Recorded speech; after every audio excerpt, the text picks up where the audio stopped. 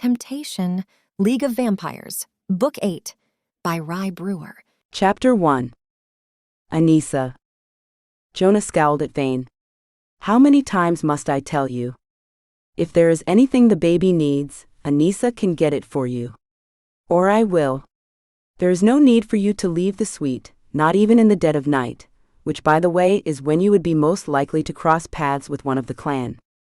I watched with a bemused smile, as Jonah and his father went through the same argument they'd played out a dozen times, since Fane and Seren had taken up semi-permanent residence in the set of rooms a floor below the penthouse.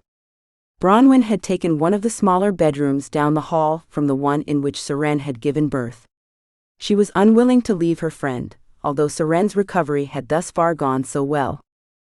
Fane's jaw worked in agitation.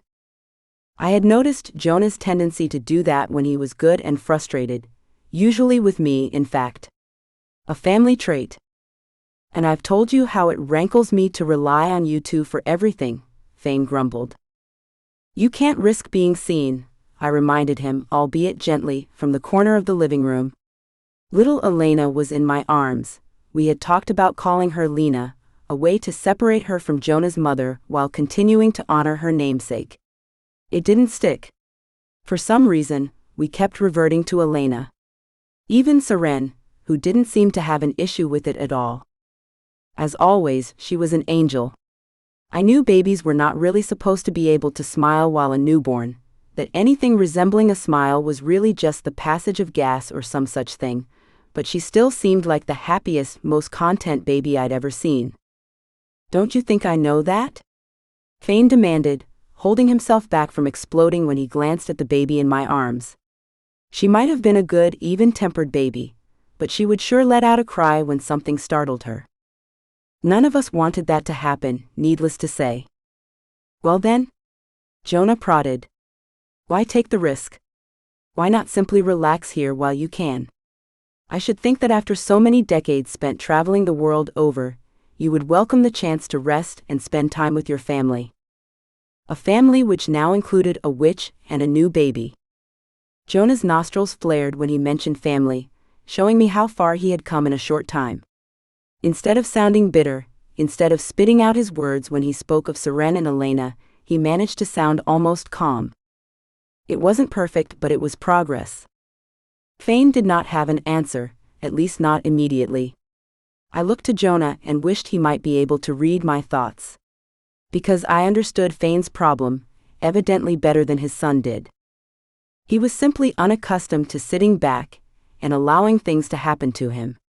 To be done for him. He wasn't tired of the endless go-go-go. On the contrary, it had become part of him. With nothing to do, he was little more than a caged animal. There was only one way to frame the dilemma that he would understand, and it wasn't by berating him as Jonah was so skilled at doing. It's for her sake. I nodded to the baby in my arms. She was sleeping, completely unaware of everything going on around her. I wondered sometimes what she dreamed about, or if she dreamed at all. What happened to babies while they slept? These were questions which had never occurred to me before. When Sarah was born, I was too young to care about anything but whether I would still be loved by our mother.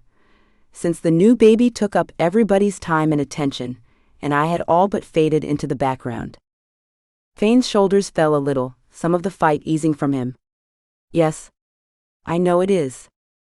Not only that, Jonah added, but what would happen if any of the clan saw you? What if they found out you're alive? I know. Fane shrugged. I simply can't stay here with nothing to do without feeling a bit uneasy. I'm not accustomed to a quiet life. Quiet. I nodded to Elena again, and the three of us chuckled as gently as we could. He went to his room then, to visit with Seren. Bronwyn was in there with her, as was usually the case it seemed. And that was another problem Jonah had been smart enough to avoid mentioning, 2 witches living in the Bourke high-rise. Nobody could know they were there, since the relationship between vampires and witches was as rancorous as ever. Just because Jonah was beginning to come around, didn't mean the rest of the clan was, or even knew there was reason to. Not 2 witches, I reminded myself as I watched Fane retreat down the hall until he blended in with the shadows. 3. He was a warlock now. Yet another reason to keep his presence a secret. What would the clan think of their leader, who was supposed to be dead, becoming a warlock? Elena stirred slightly, staying fast asleep. You keep sleeping, baby. Sometimes I wish I were in your place, where things are simpler. Jonah let out a sigh as he came to me, touching his lips to my forehead before smiling down at his baby sister. He was really coming around in all ways. I suspected it had something to do with fighting to keep her and Seren alive through the delivery. There was an attachment to her. He had a stake in her life. That didn't go well, he whispered, nodding to where Fane had disappeared down the hall. Better than it would have not long ago, I reminded him. The two of you would have been at each other's throats. He'll come around. He isn't used to being taken care of by anyone else, and he doesn't like staying in one place for very long. That may not have been the smartest thing to say. His jaw tightened, his nostrils flared. Yes. I know all too well about that. He didn't want to stay away from you. He was trying to protect you. Jonah glanced down at Elena, running a gentle hand over her dark brown with hints of red peach fuzz, the color so similar to his. I don't like to think of her growing up not knowing where her father is. She deserves to live a normal life. The affection toward her warmed my heart. What's a normal life? I asked with a soft giggle. It could be that there's no such thing. Even so. He went silent, and I let the subject drop. No sense in retreading over the same topics again and again. Elena opened her eyes, blinking slowly. Her body stretched a little, as though she was rousing herself from sleep. I couldn't help but beam down at her. She's really a little person, I marveled. Stretching and yawning, wondering what everybody's so uptight about. Lucky her for not knowing. Jonah grinned, echoing my thoughts from minutes earlier. We sat on the couch with Elena stretched out across our laps, and she looked at the two of us with her usual grave, peaceful expression. Jonah stroked her palm with a forefinger which she latched onto. Quite a grip. He smiled. I smiled too. But mine was somewhat bittersweet. I thought about my mother. It seemed like everything brought her to mind. The simplest things, the most mundane. I wondered what she would think if she saw me helping to care for a baby, and could easily imagine her giving me the eye. The when will I be a grandmother eye? Not that I would know what to answer. Not because I wouldn't want children, or because I'd be afraid to ask Jonah about it. I already knew family was important to him. Family was central to his life. It stood to reason he would want one of his own, someday. Would I be able to bear children? That was the question. I was a hybrid. There weren't exactly books on the market relating to my particular set of circumstances. A 5-vampire half-breed bearing the child of a vampire. I doubted there was much readership on that topic. Jonah would make a wonderful father if and when the time came. He would protect his children to his last breath. And he would want to be present in their lives, since Fane had been absent from his for so long. While he understood the reasons behind that absence, no matter how much it irked him, he knew Fane was only doing his best to protect his family. It still bothered him.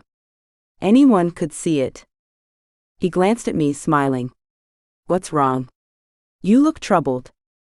I suppose I am, a little. What's the matter? This wasn't how I'd planned to broach the subject, but there would never be a better time. We needed to have it out. I've been thinking about the wedding. He frowned. You don't sound very happy about it. I wasn't, and that was unfair. I wanted to be overjoyed, to immerse myself in the planning, to anticipate it and dream of it, and finally celebrate with everyone who'd ever meant anything to me. Some things were not meant to be. I don't know if I can do a big wedding. The sort of festivities Felicity described. My heart wouldn't be all in with Mom, Tabitha, gone. Speaking her name made my chest ache. Jonah took a deep breath. Are you saying the wedding is off? No, no. I want to marry you, I want to start a life with you. I can hardly wait. Except, not the way we had originally planned. It wouldn't feel right, celebrating and living it up when we just lost my mother. The frown lines on his forehead eased considerably when I confirmed my intentions. I never thought he would assume I didn't want to get married at all. I would have rephrased my statement if I'd thought he would misunderstand me. I understand, he murmured before pulling me close, one arm around my shoulders. I'm sorry. It seems like we can never catch a break. Just one perfect moment when everything is working, everything is in place, everyone is happy and together. I know. A tear rolled down my cheek. I still couldn't believe my mother was gone, again. There were times when I thought it might have been easier if she had never come back to me at all. I wouldn't have had to mourn her for a second time. We can have our wedding however you want it to be, so long as I get to call you mine, he whispered. My wife. I do like the sound of that. And I had to focus on the positive, on the joyful aspects of my life. That was the only way I would ever be able to move forward and create something good, something real. Something Jonah and I deserved after everything we'd been through. How do you want to proceed? He asked, rubbing my shoulder. I'll follow your lead on this. And I loved him for that. He knew when to back down and allow me to do what my heart dictated. I think we first should let Gregor know the plans have changed. He was going to throw us a big bash in Avalain. That's true. He should be the first to know. I wanted to go to Avalain and check on him anyway, I added as an afterthought. This is as good a reason as any. I can only imagine how losing Mom a second time might be affecting him. Jonah winced. I can't begin to fathom losing you even once, much less twice. I'm very sorry for him. For both of them. He pressed his lips to the top of my head. For all of you. So was I. Chapter 2. Felicity. Escaping from Shade's realm and stepping through the portal into Avalain marked what was very likely one of the happiest moments of my life. While it did not remove the threat of war with the Shades, it did remove the threat of imminent death for me. And that was nearly as good. And yet the difference in the air was clear to me from the second I stepped foot inside the realm. What happened here? I whispered as we walked through the city of trees, seeking the one on which Gregor and I both lived.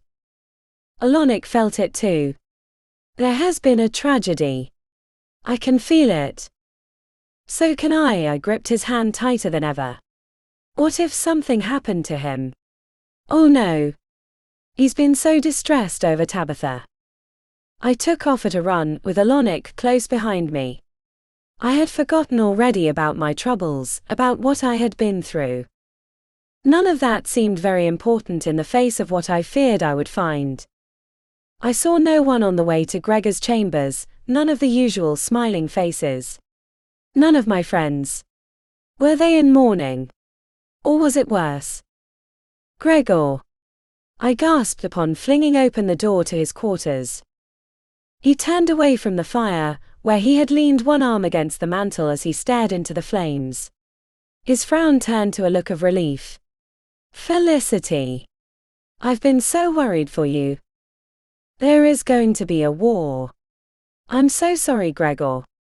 I all but collapsed into tears, with only Alonic's support keeping me upright. It's my fault. Garin took me captive after finding me in Tabitha's tower. To my surprise, Gregor did not appear surprised at this. I'm aware of what he did to you and of what he has planned. He made his plans known to me just this morning. What? Alonic shook with what seemed like rage.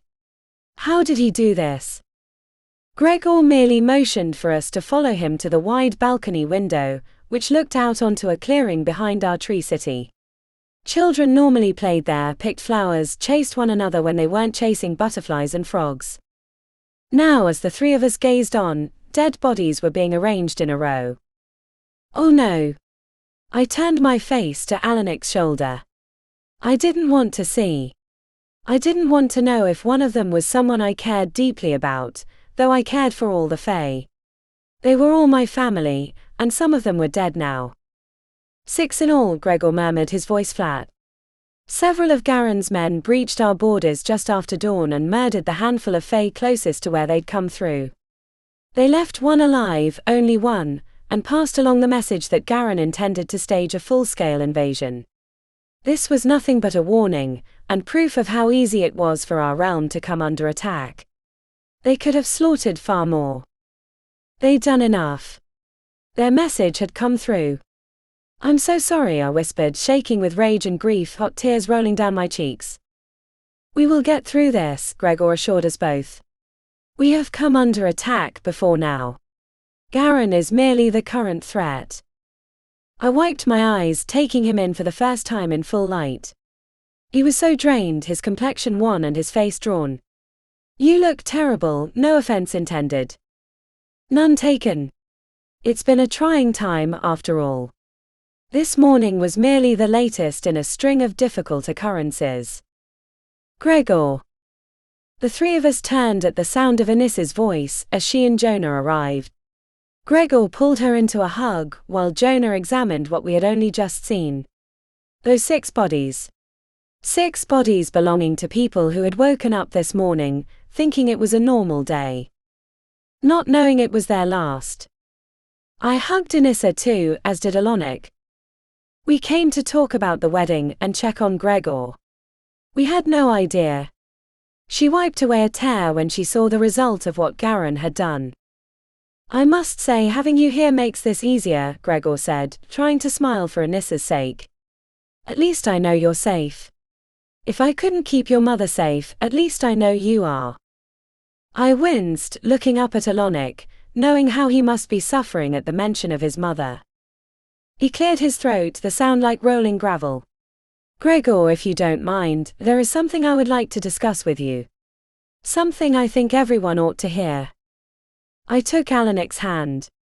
Anything to remind him that he wasn't alone. That I supported him, no matter what the outcome of his confession. I had assured him of Anissa and Gregor's forgiveness and understanding, had I not? I could only hope my assurances had not been made in vain. What is it you wish to discuss? Gregor attempted to rouse himself, to assume the dignity of a king. My heart went out to him, for I knew how he struggled. And I knew the struggle would not lessen once he heard Alonic's tale. Alonic cleared his throat, clearly struggling to begin. I must confess my role in my mother's death. Anissa's sharp gasp seemed to fill the room. I glanced at her from the corner of my eye, saw Jonah wrap a protective, comforting arm about her. She would need his support. Gregor swallowed. Your role? Yes. I had a hand in her death. I would never have wished such a thing, and I could not have foreseen what might come of my actions. He was beginning to panic already, desperate to defend himself. I touched his arm. Tell them what you told me. You could not have known how things would end. He nodded, taking a shuddering breath before continuing. Jonah, it was I who took Vance Valerius from the dungeon beneath League headquarters. You. It was Jonah's turn to react, his face going red. To what purpose? Why would you do such a thing? I wished to use Valerius's power to my own ends, he confessed. I wished to use his power to gain control of Shade's realm. I know it was a selfish, myopic course of action, and I wish for nothing more than the chance to go back and undo what I did. Go on, Gregor urged. What happened? I imprisoned him in Tabitha's tower. Oh no. Anissa closed her eyes, causing tears to overflow onto her cheeks. I did not know she would go back to Shade's realm so soon, that she would ever return to Shade's realm, he was quick to explain. I was under the impression she would make her life here, or somewhere outside Shade's realm. There was no reason for her to ever return. Or so I thought. Until Felicity informed me she had returned to gather some of her things. And Valerius took advantage, Jonah muttered. Yes. He did. Seems he convinced her that he was Vance, completely innocent. She unlocked the cage I'd left him in. And he attacked her. Pain dripped from Alanik's every word. I watched Gregor as Alanik explained. It was him I was most concerned with. Anissa was strong and she had Jonah to help her through this. But Gregor, he had no one. You thought you could use Valerius's power for yourself. Gregor was still stuck there trying to understand. Watching his struggle was nearly more than I could bear. Yes. I used a spirit walker to control him. It was a terrible, selfish act which made all the sense in the world to me at the time. Now I see it for what it was, but it cannot bring he glanced at Anissa, our mother, back. I will never be able to forgive myself. Gregor's face turned stony, his eyes narrowed into dangerous slits. I knew that look all too well, just as I recognized the puffing out of his chest and the color which rose to prominence in his cheeks. He was preparing to burst. I stepped in front of Alanik, hands extended. Gregor, please. Think before you speak. He meant no harm. Do not tell me how to react, he bellowed, his chest heaving as I had known it would. He pushed away my hands, a gesture which surprised me, and lunged for Alanik. Only Jonah's vampire-quick reflexes kept him from attacking. Gregor, he did not do this intentionally, Jonah said as he held Gregor back. And it was Valerius who killed Tabitha. Not Alanik. We cannot blame Alanik for the actions of another. I can and I will, Gregor insisted, all but shooting daggers from his eyes as he glared at Alanik. It was his selfishness, his stupidity, when his mother sacrificed everything to stay near him and ensure his safety. Please, Anissa whispered, still weeping. She went to Gregor, rested her head upon his shoulder. Please. Don't do this. I miss her too. I needed her. But it's Valerius who killed her. Not Alanik. He never would have done anything to hurt Mom. If there was one thing I had ever been able to give Gregor credit for, it was his reasoning skills. Even when he was wrong, even when he was furious, when a compelling argument was presented, he was not so bullheaded as to refuse to listen. He appeared to crumble under the weight of the truth. It was not Alanik he should wish to kill for his transgression. He fell back a step, his arms dropping down by his side. We had a second chance, he choked, his flushed cheeks draining of color. We were going to be together again. As we were meant to be. Anissa's tears soaked into his robes. I'm so sorry. She and the child she bore me are the only two truly good, pure things in my life. He bowed his head, shoulders shaking. Anissa did what she could to comfort him, the two of them leaning on each other. I looked up at Alanik, who watched his sister with what I could only describe as heartbreak all over his face, in his eyes. I'd never seen him so emotional, not even while he was confessing to me back in Shade's realm. His eyes sparkled with unshed tears. He turned away, most likely because he couldn't bear watching any longer, and sank into a chair by the fire. I went to him, wishing with all my might that I could be of help. He was careful to keep his face averted, staring into the flames rather than risk witnessing the anguish he had helped cause. Jonah approached, standing to the side, giving Alanik his space. I want you to know that Valerius is dead. What? Alanik's voice blended with mine as we simultaneously expressed our surprise. Back at our high-rise, he explained, speaking more to Alanik than to me. A necromancer and caster took him from Vance's body and returned him to his own. Then the necromancer killed him. He's gone forever now. He can't hurt anyone anymore. Alanik drew a deep breath.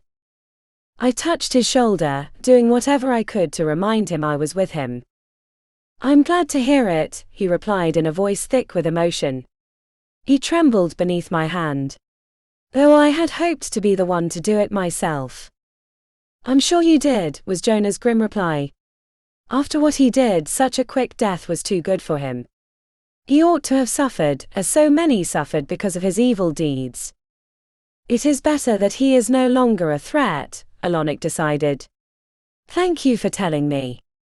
I cannot apologize enough for taking him from the dungeon. No need to punish yourself, Jonah assured him. You've suffered enough thanks to his evil. There is only so long a man can punish himself for the actions of others. He's right, I murmured. I hoped he would truly hear and listen. Perhaps he would one day soon, but it was clear to me he was still in need of time. Grief as deep as his and Gregor's and Anissa's wasn't the type of thing that could be extinguished like the flame on a candle. Would that it were. I would gladly extinguish it for them. Chapter 3. Anissa. Let's take a walk, I suggested once we had both calmed down somewhat. I had never seen my father break down, though he hadn't exactly been around for most of my life. Perhaps he'd broken down regularly in the years we'd spent apart. It might have been more the norm than the exception for him to show strong emotion. Even so, I supposed it was never easy for a daughter to see her father lose control. And he had lost control, most certainly. I would have been surprised and deeply concerned if he hadn't. Only those in deep denial did not display emotion at a time like this. Or those with something missing deep inside. I couldn't imagine Marcus Carver or Lucian expressing grief. Or Valerius. Jonah nodded, understanding. He would wait for our return. I'd never paid much mind to the energy or mood around Avalane. It had been something to take for granted, I supposed. I had never given it a moment's thought. It had been a pleasant place. The Phi had gone about their business cheerfully, purposefully, helping each other with smiles on their faces. Why not smile when the world was such a beautiful place? And it was beautiful, heartbreakingly so. Rich in resources, lush with greenery, I would be hard-pressed to imagine another realm so close to the concept of paradise. At one time, in the past, it was no matter that the Shades had retreated without doing what might be considered egregious damage. That they had stopped at a handful of deaths. They'd done at least as much damage to the hearts and minds of the Phi as they would have if they'd slaughtered 10 times as many or set fire to the city of trees. There was no longer a sparkle in the air. I hadn't noticed the sparkle either until later. I hadn't noticed so many things, and there was no telling if the past could ever be rebuilt. Something had been extinguished. Gregor felt it too, I could tell, and the pain which had already touched his face only deepened. So much loss, he murmured, shaking his head. Even the sunlight, which normally made his hair gleam platinum, seemed dimmer than usual. You will not be alone in this fight, I whispered, hoping with everything in me that I was telling the truth. He was silent for a long time as we walked along the bridges which connected the trees. The silence was heavy, but I was not in a rush to fill it. There will be a war. His voice was firm. There was no question to it. He was certain as I was. Yes. I believe there will be, I murmured. We came to a stop in the center of a bridge, one which gave us a view over much of Avalane. The Hermitage gleamed in the distance as always, a sort of beacon in the middle of endless stretches of green. He maintained focus on its jeweled dome as he spoke. When it's over, I plan to renounce my throne. The announcement, made so quietly and simply, all but knocked me over. You'll what? Why? That sounds extreme, he asked with a bit of dry humor. I was going to tell him it sounded crazy, but his guess was more likely what I should have said. Yes. Are you allowed to simply step down just because you want to? I'm king. I can do whatever I wish. Fair enough. Is it because of? I couldn't bring myself to mention Tabitha. There are many reasons why I no longer feel I'm up to the task of performing my duties as king of the Phi, but it would be a lie if I said my decision had nothing to do with recent events. Where will you live? Here in Avalane? There was truly no other option for one of the Phi, though he had managed to pass as human while he was involved with my mother. They had explored Manhattan together without having alerted anyone to their otherness. I had hoped to take refuge with the Knights at Messemer. I blinked, waiting for more. When I did not receive further information, I asked, what does that mean? Who are the Knights at Messemer? An ancient, holy order. Protectors. Historically, only called upon to serve in the direst of circumstances. When most needed. The members of the order are a secret to nearly everyone. In fact, new members are only aware of the identities of other members when they are called upon to go to battle. They might live among their brethren and never know. Even their loved ones, those closest to them, are not permitted to know their affiliation with the order. If their loved ones are kept in the dark as to their affiliation, it sounds as though they live normal lives, I interjected, trying to piece things together on the spot. Yet you say you plan to take refuge with them. How would such a thing be possible? There is a fortress where the oldest members of the order, those who long ago eschewed family and home life in favor of the vows they took, make their home, he explained. It is on an island separate, but not far from, Avalain, in a small realm which exists outside the knowledge of nearly everyone. Protected by multiple layers of protective spells performed by a mage who also lives within the fortress. It is these elder members who determine the identities of future knights, and who determine which situations are worthy of the knight's protection. It all sounds very secretive and overwhelming, I observed. Why would you take refuge within their fortress? And would they even have you, since they're such an exclusive bunch? He frowned. I've always given you credit for your intelligence, yet you seem to fall short on this. Considering I've never heard any of this before, and am only just learning of its existence now, I think I'm doing a fair job of keeping up. Then it occurred to me. You have to live there, don't you? Because you know of their existence, and they can't risk allowing you to live elsewhere. He nodded. It's hardly a jail sentence. I never said it was. No, but the tone of your voice always gives you away. I had to smile. It sounds a little grim, is all. Having no choice but to live there, because you know something that's supposed to be a secret, and oh, am I allowed to know about this?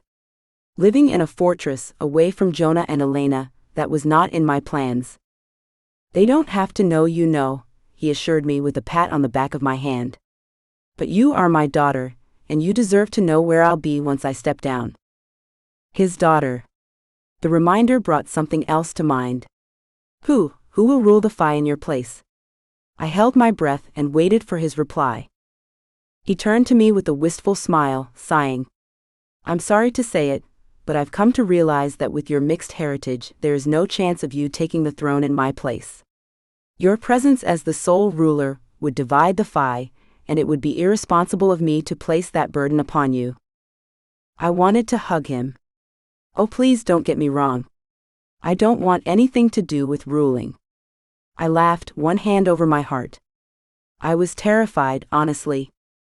He laughed with me, and the sound warmed me as nothing else could. I wondered if you would be disappointed, though I thought you'd mention not wanting it. Minds change sometimes. Believe me, I respect what you've done here. I have nothing but the utmost respect for a king who does his best in the name of his people. I just don't believe I'm suited to that level of responsibility. You are, but I understand. As it is, I don't wish to leave the kingdom of Avalain and monarchy. Frankly, I cannot think of another single individual who could take on the task and make good. He began walking back across the bridge. An assembly would better suit the needs of the Fae, and better weigh the many needs of the Fae as well. From a wide range of backgrounds, experiences. All should have a voice. I followed him over the bridge. I agree. I want you to be part of the assembly, he suddenly announced. It was not a question, not a request. He was back to behaving like the Gregor I knew. I believe you would lend a truly leveling voice to the others. Perhaps encourage equality of thought. That was worth thinking about, I supposed. Though I wasn't certain whether I'd have the time or the ability to serve. Even so, the least I could do was play along for the time being. Whatever made him happy. As long as you're sure the others would accept me as a member. Didn't you just finish telling me I couldn't rule because of my mixed blood? A seat on the assembly would be different, he replied. Yours would be one voice of several, rather than the only voice. I see. We had returned to Gregor's chambers, where everyone waited for us. Alanik seemed better than he had when we left, not his usual self, still stricken, but no longer on the verge of falling apart. Gregor pulled me aside before I went to Jonah. One more thing I wanted to discuss with you. Your wedding. Of course. Alanik's confession had distracted me from the reason I had visited to begin with. Yes. I wanted to talk with you about it too. I don't think I can go through with a big, lavish wedding right now. The relief on his face told me I'd made the right decision. He appeared about as glad as I had felt when he told me I didn't have to rule in his place. Perhaps this is for the best, he replied, nodding. After the attack. Yes, absolutely. Throwing a celebration would more than likely look like a slap in the face to all who had lost loved ones, and all who lived in fear as a result, which undoubtedly meant everyone in Avalain. You don't need to say another word. I understand. There is one favor you might do for me. And this, he said with a smile. What's that? Allow me to officiate. I need to feel as though I've given you something. I took his hands. You've already given me so much. From behind us, Jonah cleared his throat. Excuse me? I hate to interrupt, but I believe we have more to discuss. Namely, what's coming with the shades. He looked and sounded uncomfortable. I could understand why. It wasn't a pleasant subject. Then again, Gregor was king. It was his job. Yes. If there is anything you think we should discuss, I would be glad to hear your thoughts. As would I. What could Jonah possibly have to say about a war which didn't involve vampires? Jonah glanced my way before speaking again. I wanted to let you know, I have a few ideas for how I might be of service, though I need to think them through. I wouldn't want to speak out of turn, or promise something I can't follow through on. Gregor sputtered in surprise. I would never ask you to place you or your kind in jeopardy on our account. I hope you feel no obligation because of your connection to my daughter. No, it isn't that I feel I'm under obligation. It's that I believe an offer of assistance to be the right thing. The only thing to do, really. Two very proud men stared at each other, sizing the other up. Pride swelled in my chest at the thought of Jonah helping my father and his realm defend itself against the shades. Such an action would help unite the vampires and the Fae too. If the vampires agreed to it. Which was what I knew Jonah needed to settle before any promises were made. Gregor finally nodded once he knew he was outmatched. I would never let him get away with refusing. If you feel you can manage it, I would of course welcome any assistance. And I'll be sure to keep you up to date on what I find, Jonah promised, then turned to me. We would do well to get back, so I can see about putting plans into place. I won't keep you. Gregor favored us both with a confident nod, before stepping away to check with Felicity. It was good to see her comforting Alanik. He wouldn't have to go through whatever he was suffering alone. I saw the love in her eyes, plain as anything. My brother could do far worse than Felicity. I only wished I didn't feel like I was deserting my father. Jonah tugged my hand. I'm sorry. I know you want to stay, but... No, I understand. One more look at the three of them gathered by the fire, before I followed Jonah outside. There were many conflicting forces in my life, pulling me in all directions, but Jonah was always the priority. He had to be. I really didn't want to pull you away, he murmured as we hurried to the entrance, or rather, the exit which would lead to the human world. But I can't sit on this idea for long. We can't afford to wait. What are you thinking of doing? I asked, nearly jogging to keep up with his brisk pace. I'm going to call a meeting of the League. Immediately. The League? What do you intend to tell them? Truly. He snorted, shaking his head with a grim smile, as we continued cutting a path through the tall waving grass. I'm not entirely sure yet. Jonah, you can't call a meeting without knowing what you intend to propose. You don't need to tell me that. So, I stopped. Please talk to me. I don't want to be the last to know. And I would like to prepare myself for what might happen. If there was one thing I hated after everything I'd been through, it was the sense of unpreparedness. Never sure what might happen next. He finally stopped when it became clear that I wasn't joking, turning to me with a frown. I'm going to tell them about the impending war. I need to be careful while I do it, is all. Very careful. The last thing we need is a war within the species. Why would there be another war? The suggestion that we might put our strength behind the fight, opening ourselves to danger? He chuckled while spreading his hands. You've seen what league meetings are like. How fractious they can turn in the blink of an eye, how many varying personalities there are to contend with. Genevieve, Marcus and Lucian are no longer a concern.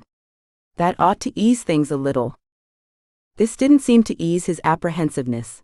The frown lines on his forehead were as deep as ever. This is bound to divide us along a very clear line, which has existed all along. Those who believe in the rules agreed upon by the humans and the League, and those who've never believed we ought to play along with what the humans demanded of us. A chill ran down my spine at the implication.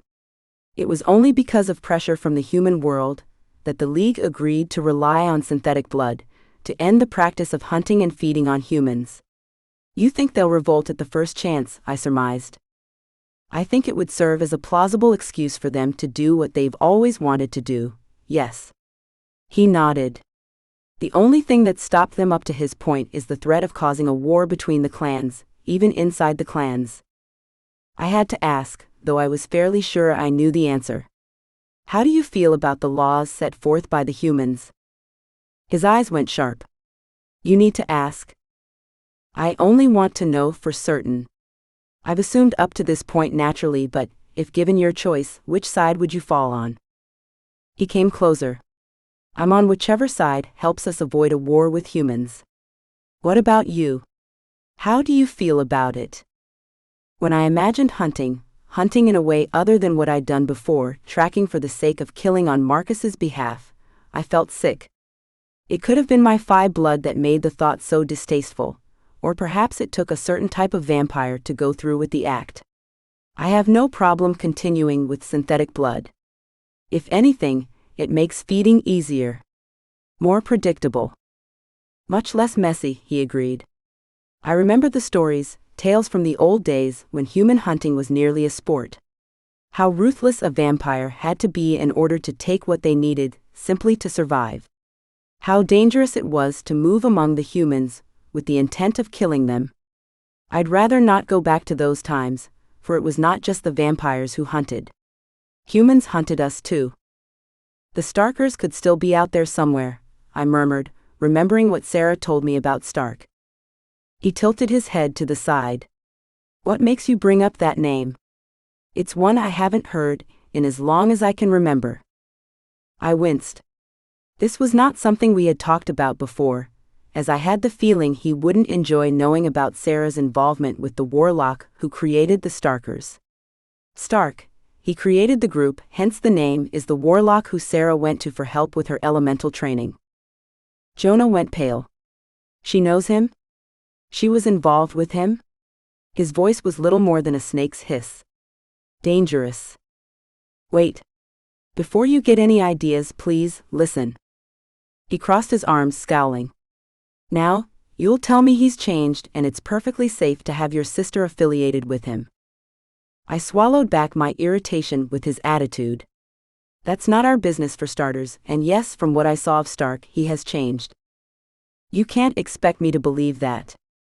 He fought on our side at Shadowsbane for one, I explained, and I do trust him with her. He scoffed, turning to continue on his way to the portal. I'm sorry if I'm not so easily convinced. You didn't meet him, I argued, following at his heels. Sarah would not accept his training if he was still the same person who created the Starkers. And would he want anything to do with her if he still carried that same hatred in his heart? Jonah replied without looking over his shoulder. He has no heart, not if he was able to get humans to do what they did to vampires. Sarah would disagree. He let out a bitter laugh. Yes, well, something tells me Sarah isn't thinking clearly. Jonah, please. I caught up to him, took his wrist and pulled him to a stop. Please, let's not fight. We need each other more than ever. And I enjoy life much better when we're not fighting. He grimaced. Life is more enjoyable when we're working together. That's true. It's disturbing to me, knowing Sarah is involved with Stark. That's all. She would break Scott's heart in favor of. I nodded, waving my free hand. I know, but we both know there's no predicting what the heart wants. Sarah is on her own path, one which Scott doesn't understand. Or approve of. Now that she's an elemental, there's no telling where she'll end up. We can't concern ourselves with that. Can we? He drew a deep breath, letting it out slowly. He seemed to deflate, to relax. Of course. Always some bigger, more critical problem to address. If that wasn't the case, what would become of us? I teased, trying to get him to smile at the very least. He managed something between a smirk and a grimace. I supposed I would have to take it and be grateful. We continued together, hand in hand this time. That was better than running to keep up, and he wasn't in nearly as much of a hurry anymore. I could almost pretend we were a normal, engaged couple on the verge of starting a new life together. Almost. Where do you want to live once we're married? I asked. He chuckled. What an abrupt change of subject. As good a subject as any. And important. No, it's definitely important. He shrugged. I hadn't given it much thought. I guess I assumed we'd be living in the high-rise. There's plenty of room there, after all. True. And? He looked down at the ground, a smile touching the corners of his mouth. He didn't want me to see, but it was evident. I would like to be near Elena. And Fane and Seren, of course, he added in a rush. Of course, I agreed, biting back a grin. I want to be there for Elena. She won't have the siblings I had, Gage, Philippa, Scott. We had each other, to work through the ins and outs of growing up.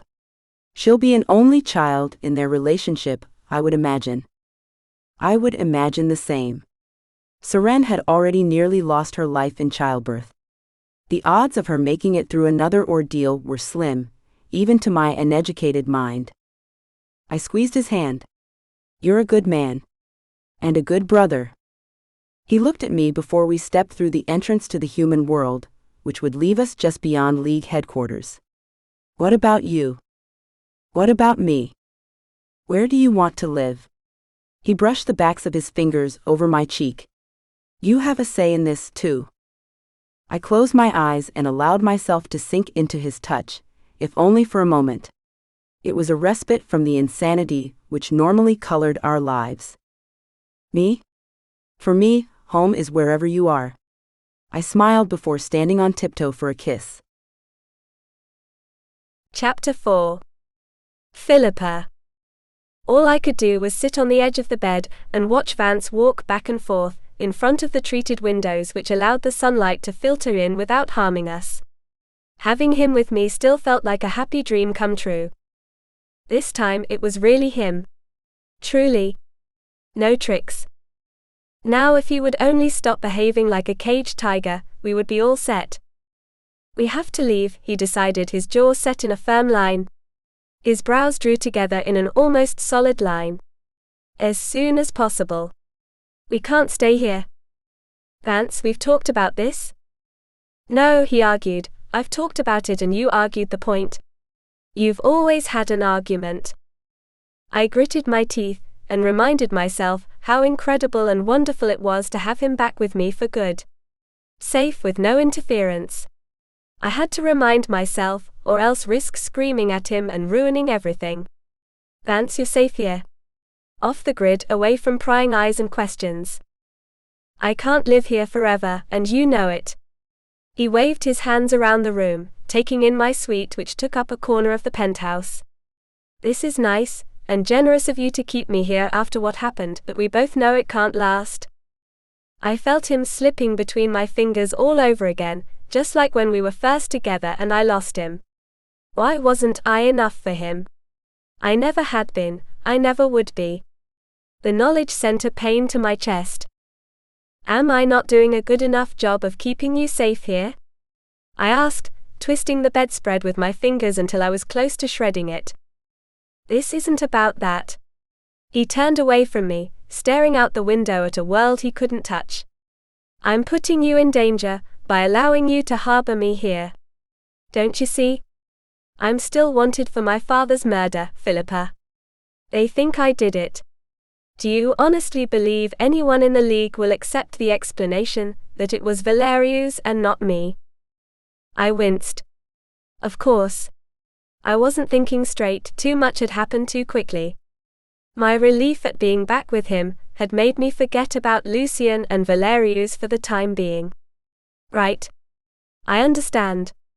But I don't hold anything against you. I mean, I don't blame you for putting me in danger or anything, and I willingly accept whatever happens as a result. You're that important to me. You know you are, don't you? I do, he murmured, turning his head to the side enough that he might look at me from the corner of his eye. You've shown me more than once. I can never repay you. You don't have to, and I would never ask you to. He faced me, coming closer, and his anger dissolved into contrition. There's another problem we haven't yet discussed. My affiliation with Special Ops. I was assigned to track Fane. Remember? The memory came back to me in a rush. Being interrogated in the coffee shop, having to play the part of the airheaded party girl who knew nothing about anything of substance. All the while, I had sweated it out, terrified of giving Vance away. Yes. I remember. I can't go back to them now, with any information about him. I certainly won't reveal him to them now, not after everything he did for me. Yet every minute I spend with you, or anywhere near other vampires, puts me in danger of being tracked down by them. Which puts your father in danger. He took my face in his hands. Do you understand? They could find out who he is, who he once was. And that you've known all this time. I'm a liability. Every moment, I'm a danger to you and those you love. I couldn't live with myself if I caused you harm. I closed my eyes and wished I could turn back time. That we could go all the way back across the decades which had separated us. The wasted time spent apart, time in which we might have been happy. When life was so much simpler for us both. That's why I have to leave town. Right away. When I opened my eyes, I found his full of sorrow. I'm sorry, he whispered, stroking my cheekbones with his thumbs. He poured over me, staring, taking me in, my hair, my nose, my mouth and chin. He leaned in, brushing his lips against my forehead. You'll never know how sorry I am. While this was nice and even romantic, I could only tense up. Why do I feel like this is goodbye? I dared to ask, and I held my breath as I waited for the answer. He pulled back with a frown. I thought I explained. I need to start a new life somewhere. Where I can blend in, where I can start over with a new name. A completely new identity. How do you plan on accomplishing this? I have money in an account in Switzerland, more than I'll ever need, I'm sure, since I'll have to live a very simple life. Off the radar, off the grid, off everything. I did my best to process this, to come to an understanding of what he meant in the middle of the storm raging in my head. I don't understand why this has to be goodbye, Vance. You're saying words and more words, but none of it adds up to our being apart. He screwed up his face, like he'd tasted the sour blood of a rodent. What part of this aren't you comprehending? You could never be you again, Philippa. You would have to adopt an entirely new persona, just like I would, because if anyone met Philippa Bourke, they would wonder about the vampire she was with. One would be one question too many. I leapt off the bed, blood boiling. Here's a novel thought, why don't you try asking me how I feel about such a possibility? Why not check in with me first? No, of course not. You would rather assume I'd prefer being here without you. Asking would be too easy. You'd rather make assumptions about me, and leave it at that. I was so angry I felt my fangs pressing to be released. I used all my self-control to regain a hold on my fury. Don't snap at me, he warned. I won't allow you to leave me behind without even telling me why. You don't want me with you at all. Isn't that it? I shoved him aside, going to my closet with one purpose in mind. That's just fine, Vance. Two can play at this game. You want to go off, gallivanting around Europe all on your own? Pretending to be someone else? I can do the same thing, because I'll be damned if I'm going to sit here and hope and wish for you to come back to me again. I'll start something for myself someplace new. What are you talking about? He demanded as he followed me. I sank to my knees and pulled a suitcase out from beneath the shoe rack and threw it open. Do you honestly think I can stay here? Alone? Without you?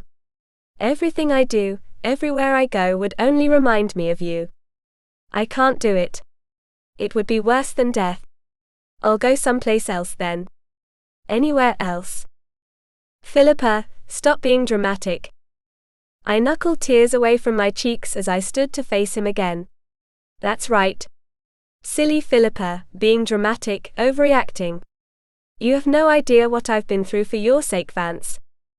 He opened his mouth to argue, but I spoke over him before he had the chance. I don't mean just since you came back to the high-rise, when Valerius pretended to be you. I mean all the days and nights I spent guarding that withered old body. Suffering because I could only imagine what you were suffering. Torturing myself over you, over the things I said to you a lifetime ago, over all the missed chances. You're not the only one who's been through something. His face seemed to crumble as he took this in. Philippa. Philippa, don't cry. How can you expect me not to cry? I went through this and I told you I love you and you said you love me too. And then you tell me you're running off without me. I want you with me. He pulled me into his arms without warning, wrapping me up tight until my cheek was against his chest and my tears soaked into his sweater. I want you always. You're all that would make running away bearable for me. So long as I had you, I could go anywhere and be happy there. Why then? I asked, my voice muffled against his bicep. Why did you say you were going alone? I didn't want to put pressure on you. It means saying goodbye to everyone here. Your entire family. I know. I don't take it lightly. But you're my family too. I don't want to live without you. I don't want to live without you either. I do love you. I meant that. I've always loved you. His arms tightened. And if you're willing to do this with me, I would never ask you to. Once again, this means leaving everything here behind. I do want you to come. I want to. I need to. And we'll start a new life and you'll be safe. We'll to go Monaco, he announced. I have an apartment there. I pulled back, looked up at him. I thought the point of this was to hide. Wouldn't living in an apartment, which is under your name, reveal your identity? It isn't under my name, it's sort of a safe house under an assumed name. When I raised an eyebrow, he smiled. There was never any telling when I would need to get away. It's always good to have an escape plan. All right. I was willing to let that go without further probing, since after all, his foresight meant we had a place to disappear. Even so, I would like to see Paris first if possible. Just for a little while. It's been forever since I last visited. I think we can arrange that. He smiled. I left the warmth of his arms in favor of packing. This time there were no tears, though I understood the importance of speed. I have to tell Jonah, of course, I said as I pulled out several dresses. I'd have to do a little shopping once we arrived in Paris, I decided. What? I glanced over my shoulder at his tone of voice. I would have to tell him. I couldn't simply disappear and expect him not to care or come looking for me. Isn't that exactly what we're hoping to avoid? Yes, he murmured, frowning. I would only tell him. Just him. And we can trust him. He leaned against the doorframe, hands in his pockets, head tipped back. It isn't that I don't feel we can trust him. I know how trustworthy he is. It's the burden of lying for us which concerns me. He would have to feign ignorance, and of course he would know the consequences of revealing us. I froze in the process of folding a sweater. Right. You're right.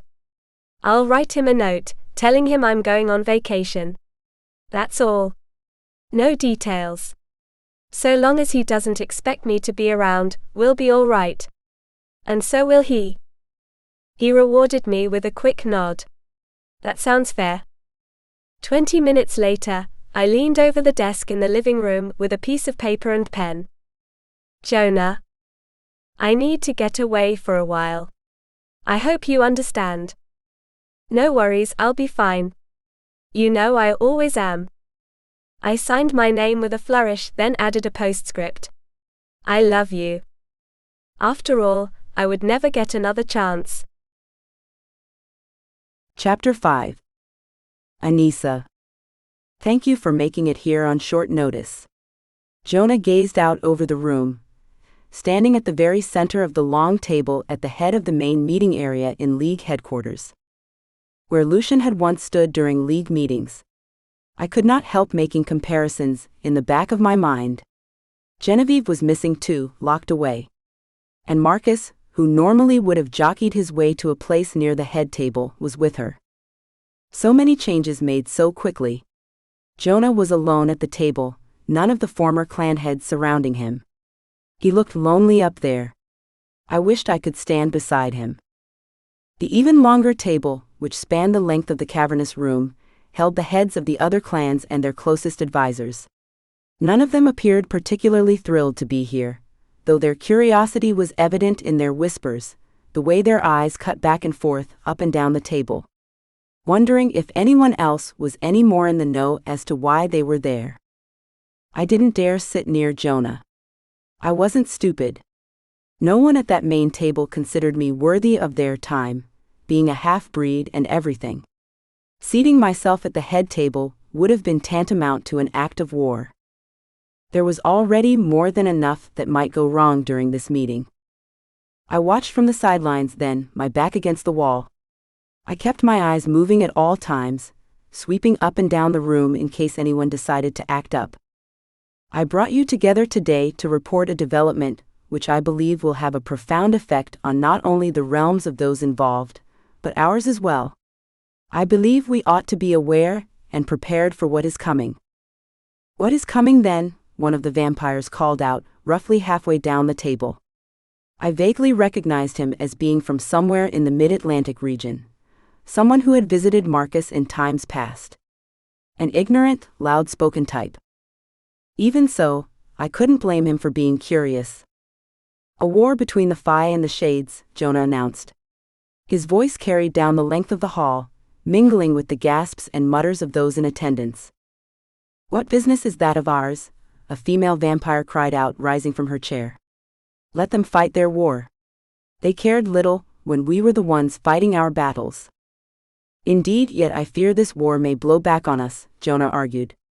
The door to Avalane is just beyond this very structure, in case any of you have forgotten. The Shades may very well use it as a way in and out of the realm, as the Fae may use it to escape during battle. They will literally be on our doorstep, and we must be prepared with a plan of action for when that time inevitably arrives. Let us not talk ourselves into believing they won't turn to us for help. The woman sat, arms folded but unwilling to be silent. You only want to protect your girlfriend. Disgust all but dripped from her voice. The mention of me made the hair on the back of my neck stand up, and I was suddenly very glad I hadn't taken a seat at the table. Few of them had noticed me, half hidden in shadow. Jonah seemed unsurprised by this. Allow me to correct you, my wife or soon-to-be. His gaze hardened as though he dared any of them to challenge him. He knew what they were thinking and didn't care. Therefore, he continued once it was clear none of them would dare respond, I move that we take the side of the Fae. More grumbling, louder this time. I snarled, though I held my tongue. It wasn't easy. Who did they think they were? What made them so superior? Had they ever even known the Fae? Had they ever seen Avalain, seen the way they lived there? How beautiful and peaceful that realm was. They are under attack by a greedy, selfish so-called leader, Jonah explained, raising his voice until it towered over the rest. He wishes to strip Avalain of its resources and slaughter its people. I've seen what has already been done, the lives which have been lost. He merely wanted an excuse to start a war, and has found one. Is there any way war might be avoided? One of the older vampires, clearly wiser than most of the others. Can Garen be reasoned with? Any of you familiar with Garen know that there is no reasoning with him, Jonah said. Only a more suitable ruler would avoid war at this point. He has no desire to be talked out of it. He wants this badly. We get rid of him then, another suggested. I looked to Jonah. This was unexpected. And we thought the biggest challenge would be convincing them to choose a side. Jonah cleared his throat, glancing at me for the briefest moment before replying. I agree that taking Garen out of power would be a positive development, and the only way to avoid war would be to replace him with someone who'd be willing to maintain the peace. But I think we can all see that the only way to remove him from the picture would be by killing him. I will not go on record at this meeting as having sanctioned his murder. After all, that would be the equivalent to declaring war on the Shades. If it is in the best interest of both ourselves and the Fae, why shouldn't we do what has to be done? Arguing broke out, and Jonah threw a despairing look my way. All right, he called, throwing his arms into the air. We're in agreement on this. I wish to avoid a war as much as any of you. But I do not wish to place our species in peril by going off half-cocked. All I ask is that I be consulted before any of you get any ideas in your heads as to how this should be done. All action must come through me first. I doubted any of them would come up with a legitimate plan, as they more than likely had no idea how to even access Shade's realm. They would huff and puff and argue amongst themselves and tire of the topic before long, as most people with loud opinions inevitably did. No, if anything were to be done, it would be up to us. Me and Jonah. As ever. He approached me afterward, once the vampires had dispersed in order to return home. He appeared tired, a little perturbed. I could understand why. At least they didn't threaten to break off from the League. I shrugged, hoping to lighten the mood a little. No. In fact, they did exactly what I expected. I raised an eyebrow. Oh yes? Is there something you're not telling me? He slid an arm around my waist as we walked the length of the main hall. An idea that occurred to me just before I brought the meeting to order. It's true we could avoid war altogether, which would inevitably save a lot of lives on both sides. But the only way to go about avoiding war would be to remove Garen from the scenario. If I went ahead with a plan to kill him but didn't consult them first, that would be their excuse to break away. I can't risk that. So, you pulled them in and let them think they came up with the idea themselves. Exactly. You ought to lead permanently, I decided as we stepped outside together. I agree. We both froze at the sound of Alanik's distinct voice. He stood at the foot of the stairs leading down from the double doors, and lowered the hood of his robe to reveal himself to us. Jonah looked around. Do you know how dangerous it is to be here right now? I only just announced the war between Shades and the Fae. I know, Alanik nodded. I was listening. How? I asked. It doesn't matter how. I am aware of what you discussed, and was careful to avoid being noticed. My sister isn't the only one skilled at evasion. I could have been wrong, but it seemed there was a gleam in his eye. The closest he had probably ever come to making a joke. Jonah walked down the stairs, hands spread. I hope you didn't take offense at the discussion. The suggestion that we would eliminate your cousin. Offense, he asked. Why would I take offense? I wish to help you. Oh, Alanik, I groaned. I want to. I need to do this. You know how much I do. He stared at me. You know. Of course, and so did Jonah. Alanic's entire plan from the beginning had centered around removing Garen from power. The abduction of Valerius had been a misfire, to put it mildly. This was a second chance. The only means of avoiding a costly, destructive war would be to remove Garen from power. This is a fact, he declared, turning to Jonah. The only way for me to begin righting what I've done is to kill Garen and take my rightful place as ruler. He and Resendin stole my reign. None of this would be happening if I'd been allowed to take my place. He glanced at me. I could only imagine what I must look like, my mouth hanging open. I will convince the Shades to back down before the war begins, he vowed. I will make this right. Chapter 6. Anissa. I was alone in the penthouse living room, staring out the windows. Another night in New York City. Once again, for maybe the 1000th time, I wondered what the people far below would think if they knew how many worlds existed outside their own. Humans had the luxury of believing they were all that mattered. Most were unaware of our existence. That we were real. The generations which had passed since the agreement was struck between humans and vampires had lessened awareness of separate races. Most humans never thought about us. We were a myth or something that had died out long ago. Or so they wanted to believe, because it helped them sleep at night. Believing we were nothing more than a childish story, a fable, a legend which had faded away in the face of logic and science and technology. Poor deluded fools. Jonah was downstairs, checking on Seren and Elena. The devoted big brother. The sort of older sibling I'd always wanted to be for Sarah. I hoped I had been, that she would remember me as such in her new life. Wherever, and whatever that happened to be. I was Alanic's older sister too.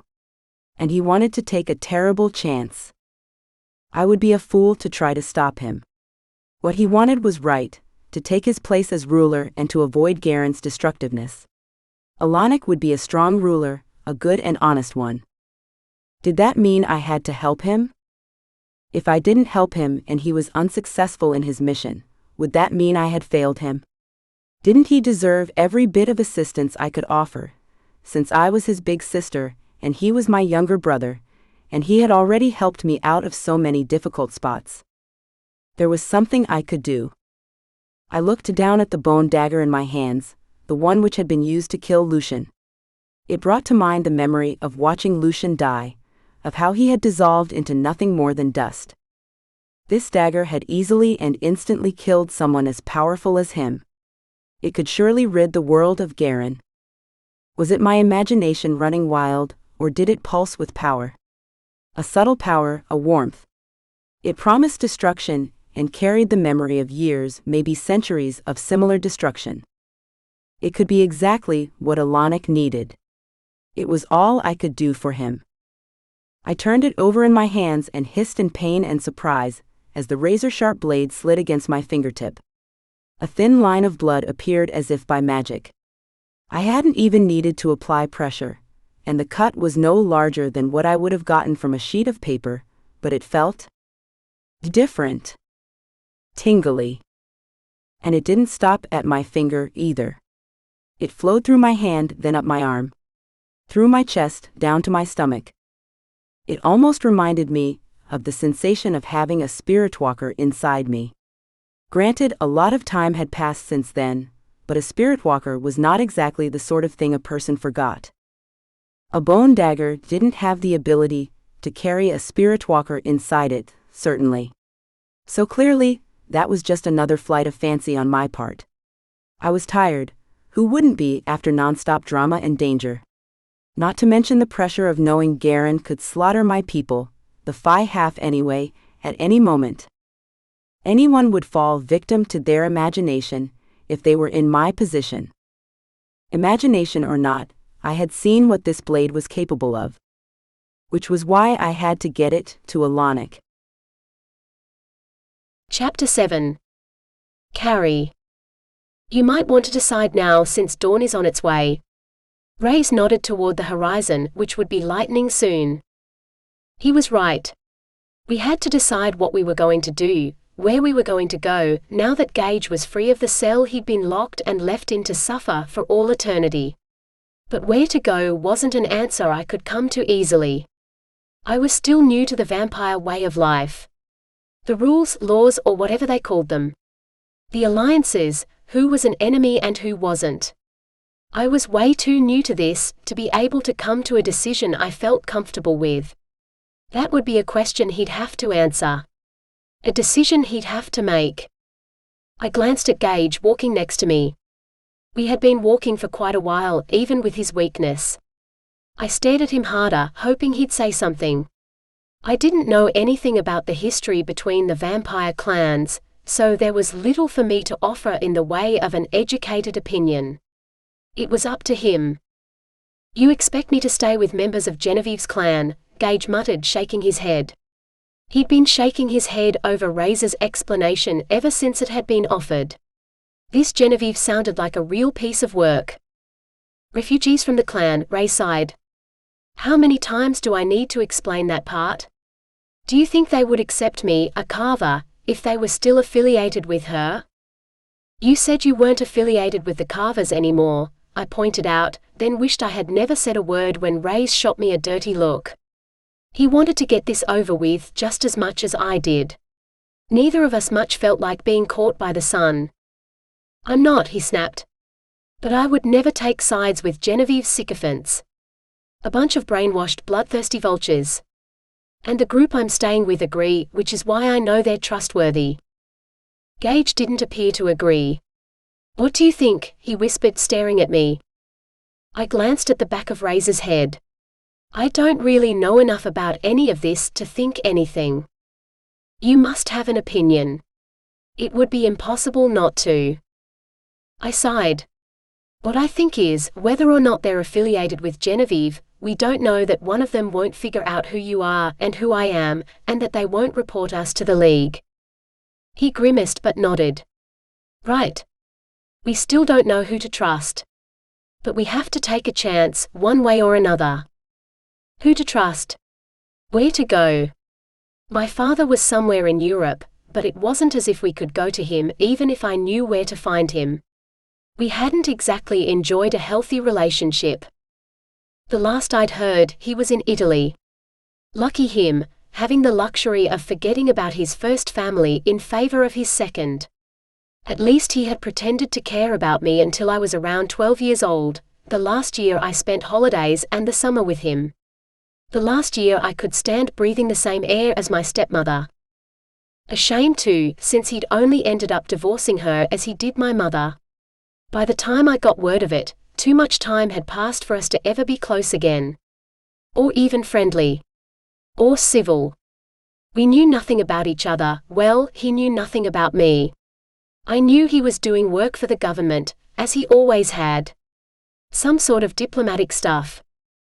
I wondered if he'd deserted my younger half-siblings the way he'd deserted me. I thought about them sometimes. At least I had before my life had flipped on its head. I used to wonder what they were into, what their favorite school subjects were. Sometimes I would actually feel sorry for not being closer with them, or with the kids my mother had with her new husband. The age gap hadn't helped matters. And I was young when I had the chance to know them.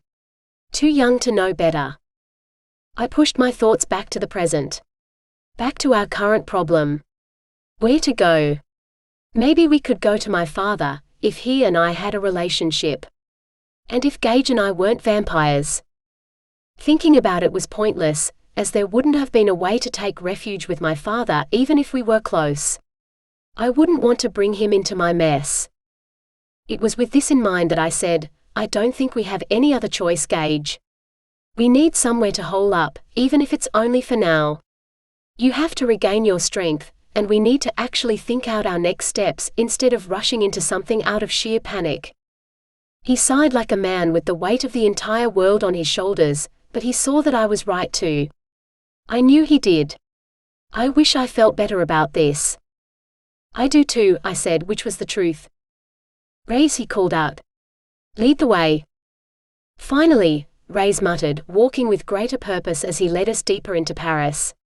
I wished we were just about anywhere else. I had far too many unhappy memories associated with the city. Though Micah was no longer a threat, there were memories around every corner. Unhappy ones. Bloody ones. How had I ever allowed Micah to convince me that his way was the only way? It isn't much farther, Ray said, quickening his pace. Good thing, because we don't have much longer before dawn. He was right, and there was no missing the little bit of irritation he threw Gage's way for holding us up. We cut through a park, and once again I couldn't help wondering if I would be hunting in the very same park if I hadn't been a part of Micah's demise. Just the thought of his name made me ill. Only a few more blocks, Ray's promised, and I was fairly certain my feet throbbed in response. It would be a relief to relax for even a single day. Which naturally was when the sound of crying met my ears. Gage heard it too. What is that? He paused, his head moving on a swivel as he looked around. We need to hurry, Ray's whispered. Don't you hear it? I tried to figure out where it was coming from and followed a fresh set of cries to an old statue, half crumbled, beneath a broken lamp. Whether the lamp was broken before or after someone had been chained under it was something I could only guess at. A broken lamp meant there would be no light shining on the weak, weeping woman, who could barely raise her head when I dashed over to her. What are you doing? Ray's called out behind me. Are you crazy? There was nothing crazy about me or what I was doing. I knew this woman. I had seen her only hours earlier. Naomi? I knelt beside her, lifting her head as gently as I could and gazing into her familiar eyes. Eyes that were dimmer than I'd ever seen them. What are you doing here? Gage asked when he reached us. She peered up at him, but the act of lifting her eyes exhausted her. She swooned a little, leaning against me. They chained me. Left me to die. Her head fell back against my shoulder, revealing her throat and the trickle of dried blood which ran down from the puncture wounds. She'd been drained. That was why she couldn't free herself, why she couldn't manage to sit up. Why her voice was little more than the crunching of leaves underfoot. Who? I hissed, torn between wanting to save her and wanting revenge on those who had left her to die. She shook her head. Micah's. That doesn't make sense, I cut her off. She was too weak to waste words anyway. They helped you. They killed him, didn't they? She let out a sigh. There were more. A few. Not all, agreed. Carrie, we have to get out of here now, Ray's urged as he crouched beside me. We need to get under cover before the sun rises. They left you here to die in the sun, I murmured. The cruelty would be unbelievable if we were talking about anybody but Micah and his minions. She nodded. They drained me so I could not escape. Her head lolled against my shoulder. I looked up at Gage. We have to help her. I would still be under Micah's thumb if it weren't for her. And you would still be. I know where I would still be, he muttered. Of course. We can't leave her here to die. We might have 20 minutes at the most, Ray's hissed. I was just about to tell him where to stick his 20 minutes when two dark figures rushed toward us from the shadows. Do not touch her, one of them shrieked. Oh woman.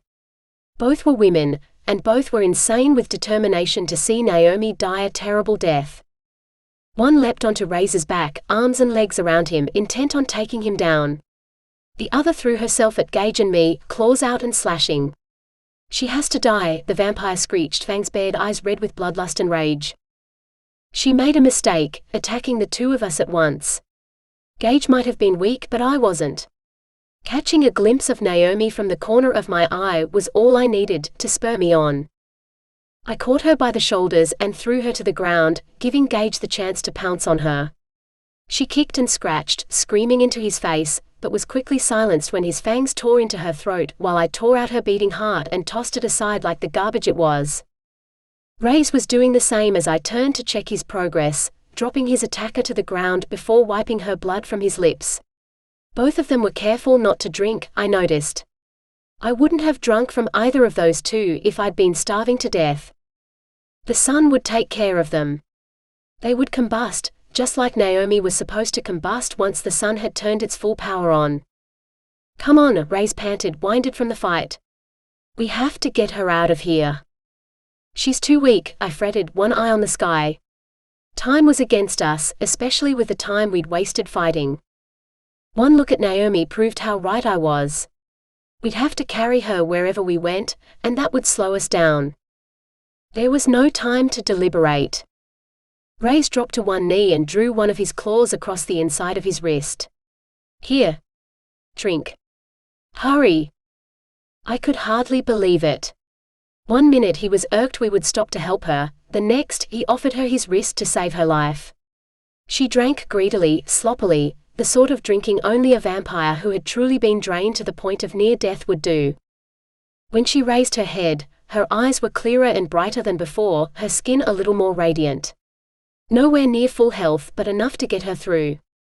Ray's got to work breaking the chains, which crumbled like the statue they were wrapped around. "All right then," he muttered, his head darting back and forth. "We need to get out of here, fast."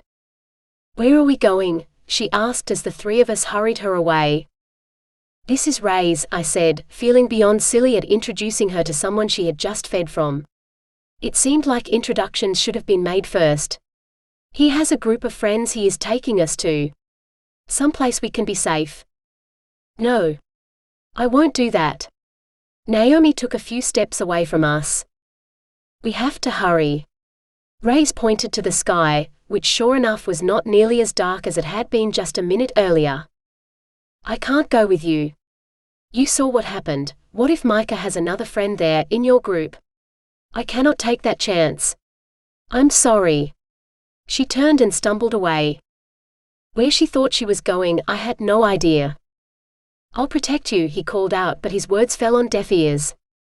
She continued to stumble weakly through the park, then across the street. "I can't leave her," I whispered to Gage before running after her. "She saved us both." Gage muttered a curse then followed me. He saw how right I was, I could tell, but that didn't mean he agreed that we should run after her instead of taking shelter with Rays. Where the three of us would find a place to stay, I had no idea. We were in a seedy part of town, full of ramshackle buildings with stained stucco and boarded windows. There might be an abandoned room we could stay in until sunset, I guessed. I hoped. "Come on then." I hadn't noticed Rays catching up and eventually overtaking me. "I have a place on the next block."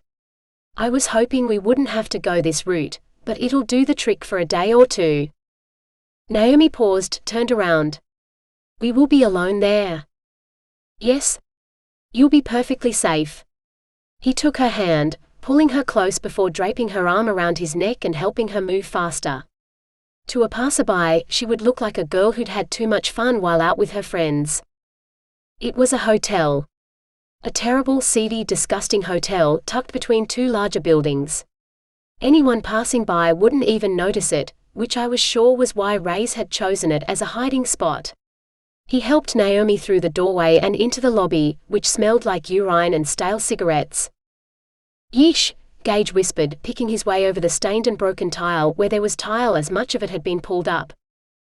The peeling wallpaper had been once bright and cheerful, I guessed. It had faded until the flowers on it were hardly visible. I turned away in disgust when I recognized a splash of dried phlegm on it.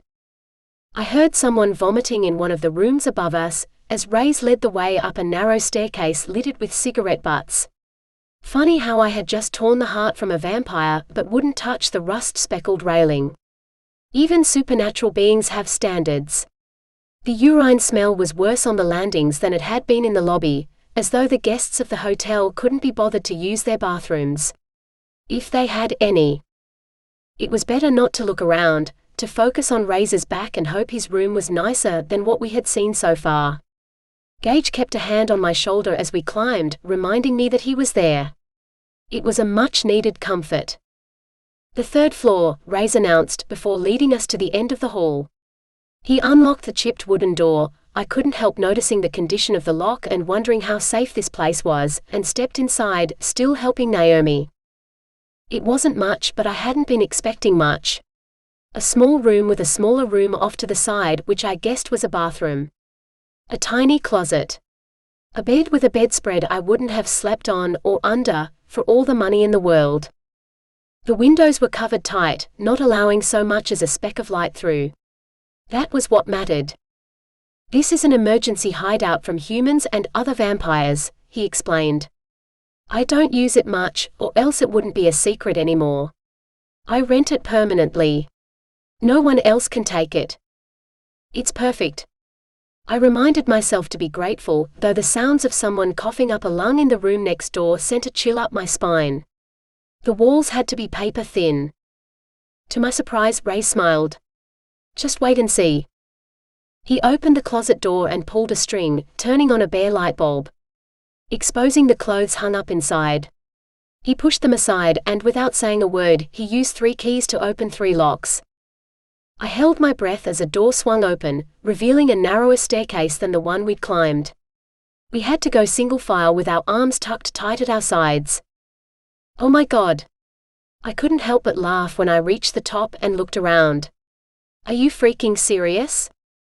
Before me was the entire 4th floor of the hotel, and we might as well have been in a different world.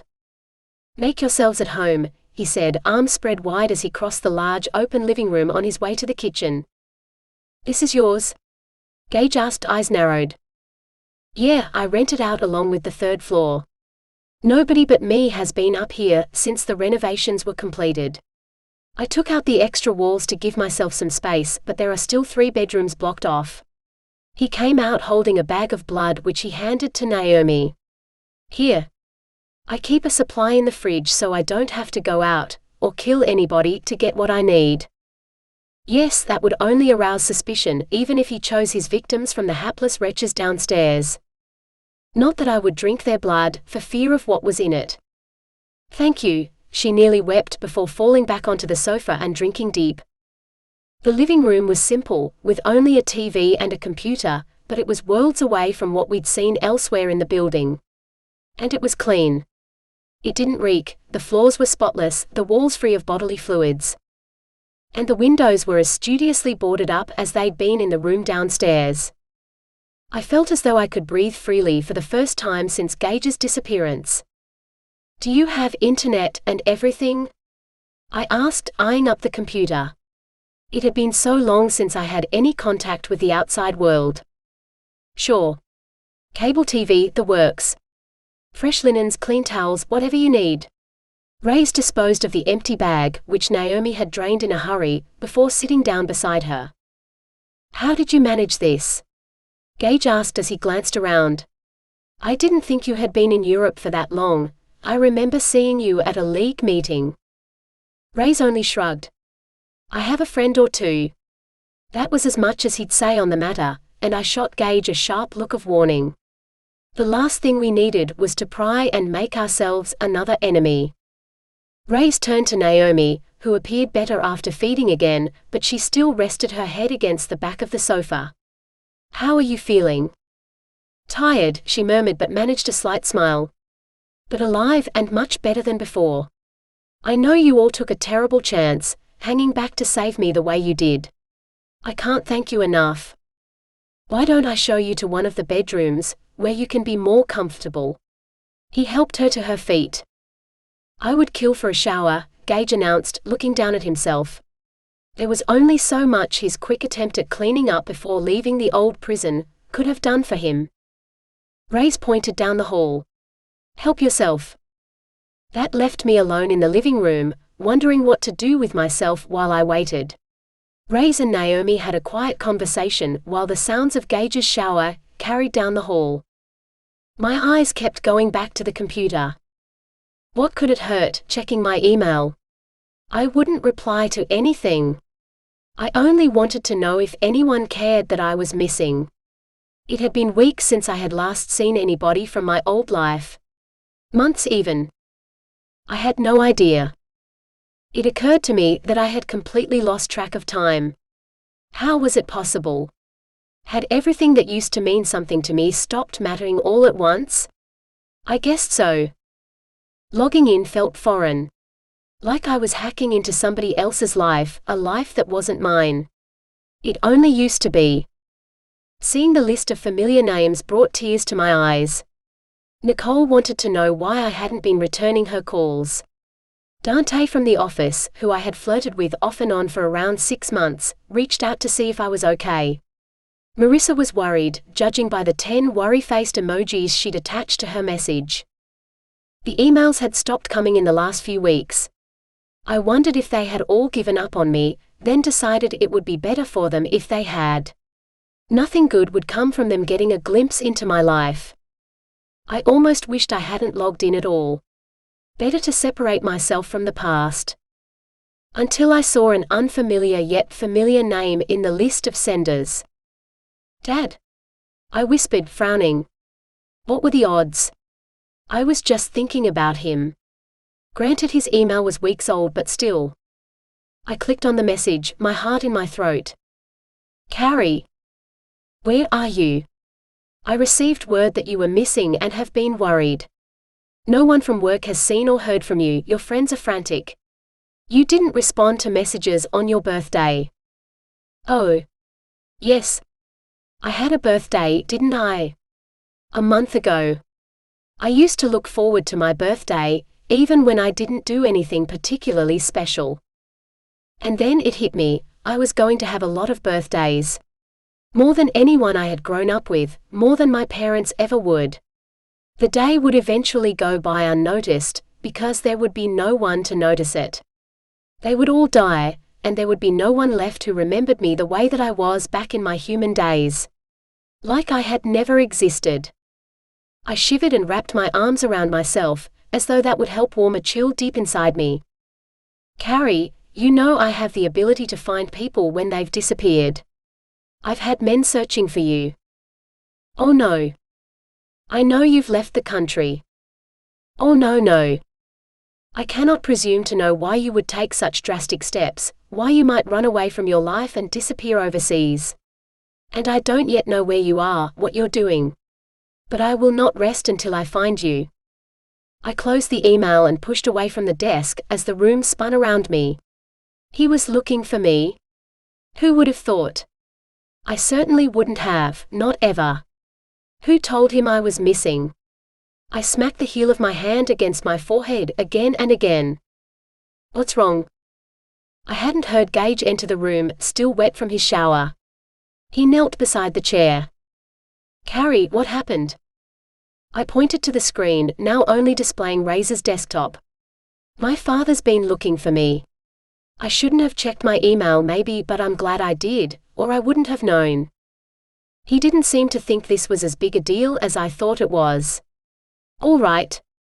Didn't you expect something like this might happen? Or did you assume everyone in your life would write you off as a lost cause? My father isn't just anybody. He has connections. Powerful ones. And he lives somewhere here in Europe. Italy, the last I heard. A whole other country. He stroked my hair before patting my back. The odds of him ever being able to find you are slim to none. He was right. I was overreacting. A few deep breaths later, I was able to think more clearly. You're right. It's just a surprise is all. You asked if I thought everybody would write me off. Well, my father basically did, a long time ago. We have no relationship whatsoever. But he still loves you, Gage whispered. Not that I blame him. I guess it goes to show that no matter how terrible we think things are with our parents, they're still our parents. You're making me feel awful right now, I whispered, but with a tiny smile. I've thought some pretty terrible things about him in the not-so-distant past. Knowing you, he deserved every last bit of it. Gage stood, bringing me with him, then wrapping me in a hug. At least you know he cared, through everything. Nonetheless, it didn't make me feel better. No, I would never write him back or call him, in spite of his phone number being at the bottom of the message. That would be the worst idea ever. But still. I couldn't let him see me like this, I whispered, burying my face in his chest. Like what? Like the way we are? I winced. I didn't mean it as an insult, I swear. I know you didn't, and I can't blame you for hesitating. He wouldn't take it well if he knew what you've become. Humans never do. It would be too risky for us anyway, I added, and I wondered why I'd felt the need to say it. Of course, it would be way too risky. It was out of the question. So, why did I keep coming back to the idea? Gage sighed as he pulled back just enough to look at me. His arms around my waist reminded me how I wasn't alone. He didn't need to say it for me to feel it. You know. Under the right circumstances, at night of course in a private place, we might be able to arrange for you to see him. If that was what you really wanted. I shook my head as tears choked me. No. I would rather him think I'm dead. It would be better for everyone involved, including you. He stroked my back as his mouth curved into a sad smile. Do you really mean that? Don't think about me right now. Only about you. Is it true you'd rather he thinks you're dead? I drew a breath and intended to say I did. I wanted my father to forget I had ever existed. Instead, I shook my head again. No. I don't want that. And he won't be around forever either. Maybe it would be good for him to have closure, and at least know I'm okay. And I guess seeing him one more time would give me a little closure, too. I leaned against him with my eyes closed, tears rolling down my cheeks. Chapter 8. Jonah. A vacation. I muttered, reading the note again. Just like my sister, Philippa. Choosing this very moment to take a vacation. Sometimes, I wondered if she existed in her own little universe. No, that wasn't fair. She had been through more than enough with Vance. If she needed a little time to herself, that was the least I could allow her. I folded her note and placed it on my bedside table, with a heavy sigh, as a knock sounded at the closed door. Come in. It could only be Fane. Anissa wouldn't knock. Scott was, wherever Scott had run off to, and Gage hadn't been around in ages. I wished I had more time to devote to thinking about him, worrying about him. Sure enough, my father stepped into the room. Or the man who used to be my father. And he was on a mission. I could see it in his eyes. Not everything about him had changed. I hope I'm not interrupting anything, he said, hands folded behind his back. I only held up the note from Philippa. Vacation. He glanced at it. I see. Well, she needs it. It isn't as if any of us would be able to stop her, if we tried. I wanted to let you know I received a message. Someone wishes to speak to me. I won't be gone long. I frowned. All right. Just remember what we talked about. It was his turn to frown. You do realize, I've been traveling under the cover of darkness for longer than you've been a vampire. He shook his head, but there was grudging humor in his eyes as he created a portal right there in my suite.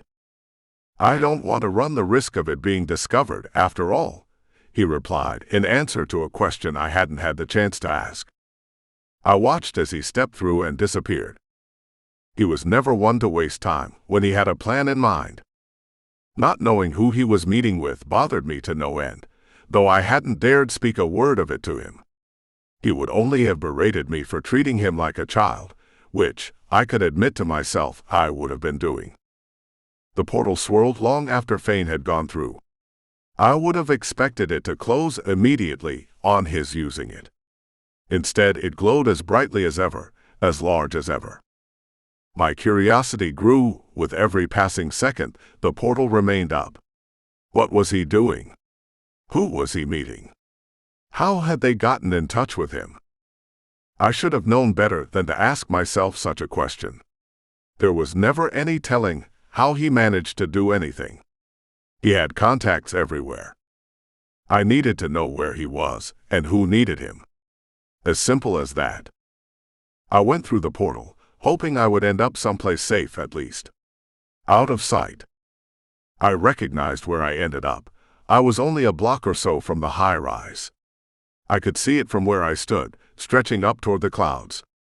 It was easier for him to emerge from an alley without notice than it was to pass through the building, I supposed.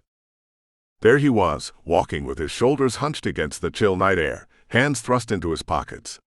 I followed at a distance, keeping close to the buildings so I might duck into a doorway or alley if he happened to look behind him. After a mile or so, he slipped into another alley, this one between two storefront takeout restaurants. I didn't have to follow him inside to hear what was happening, thanks to my heightened vampire senses. Lights from inside the restaurants illuminated the narrow passage between the buildings. Fane stopped in front of a dumpster, and a man stepped out from beside it. Their auras were similar, telling me the stranger was also of a magical type. A warlock, something of that nature. He was tall, dark-haired, appeared to be young, but there was no telling with such matters. I appeared to be young too. "I know what it means you coming out here," the stranger said. "I wouldn't have asked you do so if it wasn't important." "I know that. Which is why I'm here," Fane replied. "What is it?" "I had word from the Starkers." "The Starkers? That name again. What were the odds?" The man continued, "They're hunting a newly turned vampire.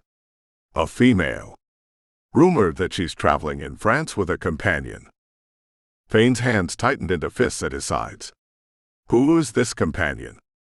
"Gage. Word has it, he is the one who turned her."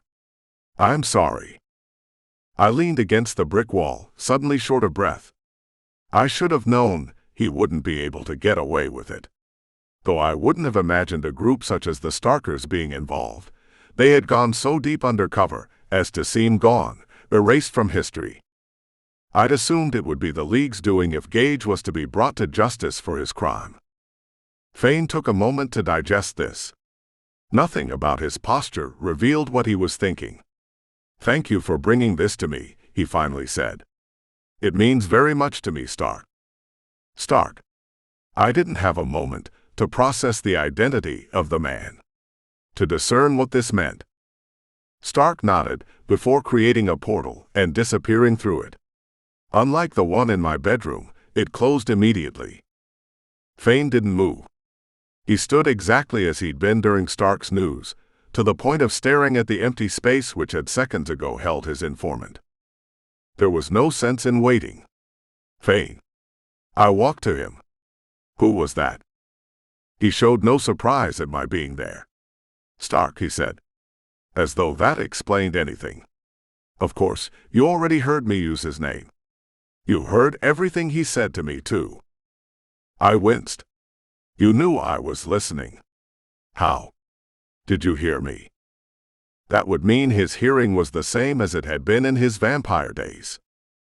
He shook his head, the first time he had moved since I approached. "No. I didn't have to.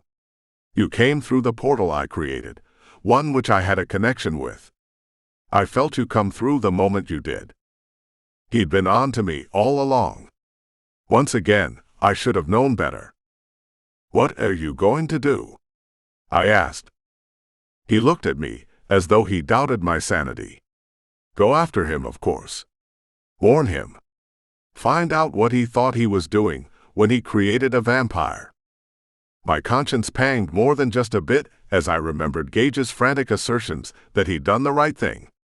That he'd had no other choice but to create a vampire. Knowing how he clearly loved the girl. How close she'd been to dying a horrible death. Knowing all along that he'd made a terrible mistake. "I'll go with you." It was a snap decision, just as the decision to follow him through the portal had been, but it was the only way I could imagine making things right for my brother. I hadn't offered him assistance when he needed me most. And he'd attracted attention as a result. "There's no chance." Fane folded his arms, planting his feet. Immovable. I would never allow that to happen. I don't recall asking whether or not you allowed anything. "I can travel during the day," he pointed out. "You cannot. You would only slow me down. And in case you hadn't already thought of this, which I doubt because it seems as though you're reacting based purely on emotion rather than on reason, the Starkers would want you too, if they found out you were traveling with me. Who would that help?" When he spoke like that, when a wall of words poured from his mouth in that strident, no-nonsense tone of his, he reminded me of the Bourke who had once presided over clan meetings. A man no one dared cross, one who was in control of himself and his clan and his reasons for taking the actions he did.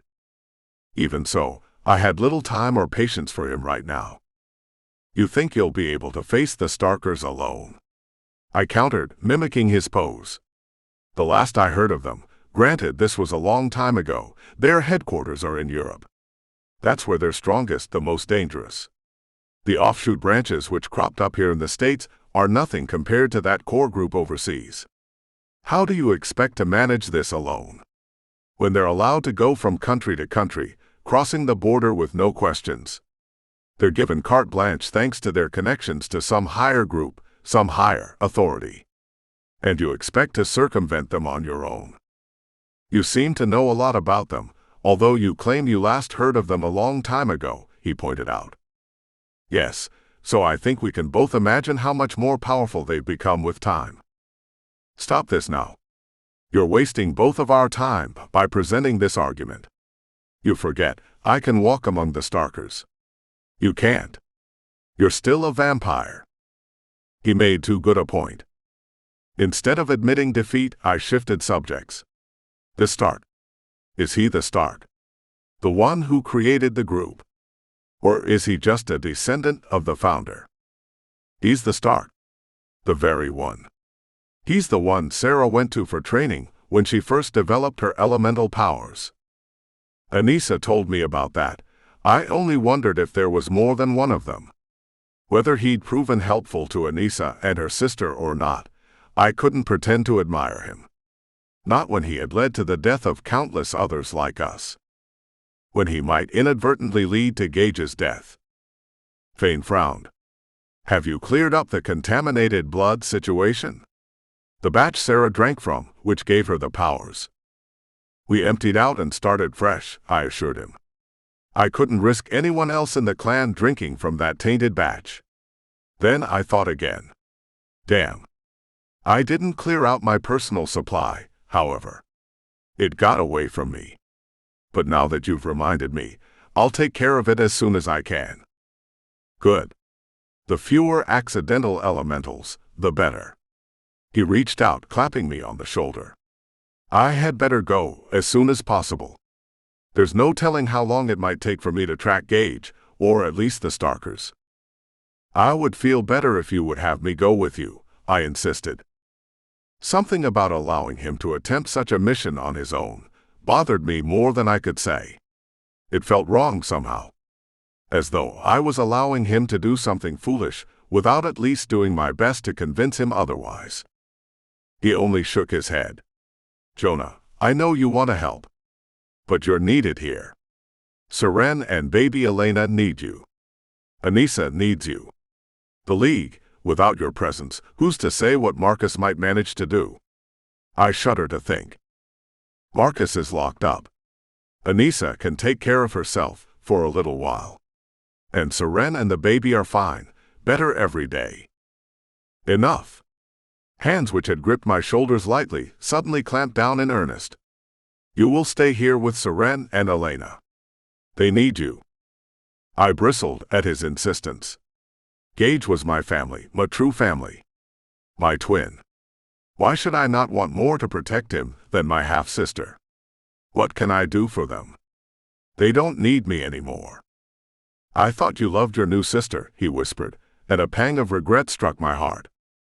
I do, I insisted. Really I do. This isn't a matter of not loving her. Then stay here and protect her and her mother. I'll be able to go about my business without fear for them, which will be an immense help to me and Gage, both. He leaned in, eyes locked on mine. Please. Do this for me. It was no use. He had me. Can you at least do one thing for me then? I asked with a resigned sigh. What's that? Get a damn cell phone at least. Stay in touch for once. Chapter 9. Anissa. The wind whipped around me, as it always did when I stood on the roof of the high-rise. How many times had I stood up there, waiting for someone or something? Meeting in secret. It seemed there had never been a time when the high-rise and the family who owned it weren't part of my life. Alanic, I called out, waiting in the darkness, hoping he would hear me in that way he had, like he'd heard me when I needed help with Sarah. He had come then. I needed him again. Within minutes, he was there, stepping out of a portal which closed behind him. What do you need? I could only shake my head in wonder. How do you hear me when I call? I've always wondered. It's a shade thing. His smile was cryptic. Is that why you called me here? To ask why I come when you call. I snickered. Hardly. First, are you still set on what we discussed outside League headquarters? Undoubtedly. His voice was flat, determined. I thought you would be. I reached into my boot to remove the bone dagger, which I had wrapped in a hand towel to ensure it didn't cut me again. Alanik watched as I unfolded the towel and held the dagger out to him. Even through the towel, the touch of the blade made my fingers tingle. I wasn't imagining it. I couldn't be. He lowered his hood, his golden eyes wide with wonder, then immediately snatched it from my hands. What are you doing with this? It is dangerous. He looked down at it, appearing to admire it. I wondered where it had gotten to. Yes, I took it after Valerius used it to kill Lucian. It was a spur-of-the-moment decision. I've had it hidden since then. He shook his head, continuing to examine the weapon. That is not what I mean. I haven't seen this since it was stolen from the Shades. I gaped at him. What do you mean? You've seen it before. Of course I have. He looked from the blade to me. It is an ancient Shade relic called Sacrosanct. It was enough to send me reeling. The thing even had a name. And I'd been hiding it all that time, completely unaware. This dagger is lethal to supernatural beings, he explained. It has a long and deadly history. No matter how powerful the being in question, the Sacrosanct will fell them if plunged through their heart. As Valerius did to Lucian, I murmured, half lost in the memory of that sudden and startling murder. He glanced at it again, then at me, and he was frowning. Did you keep it sheathed while you had it hidden? Or wrapped as it was now? No. I winced, feeling for all the world like a child knowing she was about to be chastised. You're fortunate you weren't cut. The magic in this dagger would result in tragedy if you'd ever accidentally wounded yourself with it. Tragedy? I gulped. Hair stood up on my arms, on the back of my neck. What sort of tragedy? Never mind. Then he shot me a sharp look. Why? Did you cut yourself, Anissa? No, of course not, I lied, thinking back to the tiny slice on my finger. What had I done to myself? Nothing, most likely, since any ill effects would have long since been felt. Wouldn't they? There was no time to wonder, or to drag any further information out of him before Jonah joined us. There you are. I wanted to check in with you before I leave for the meeting. Meeting? Alanik asked.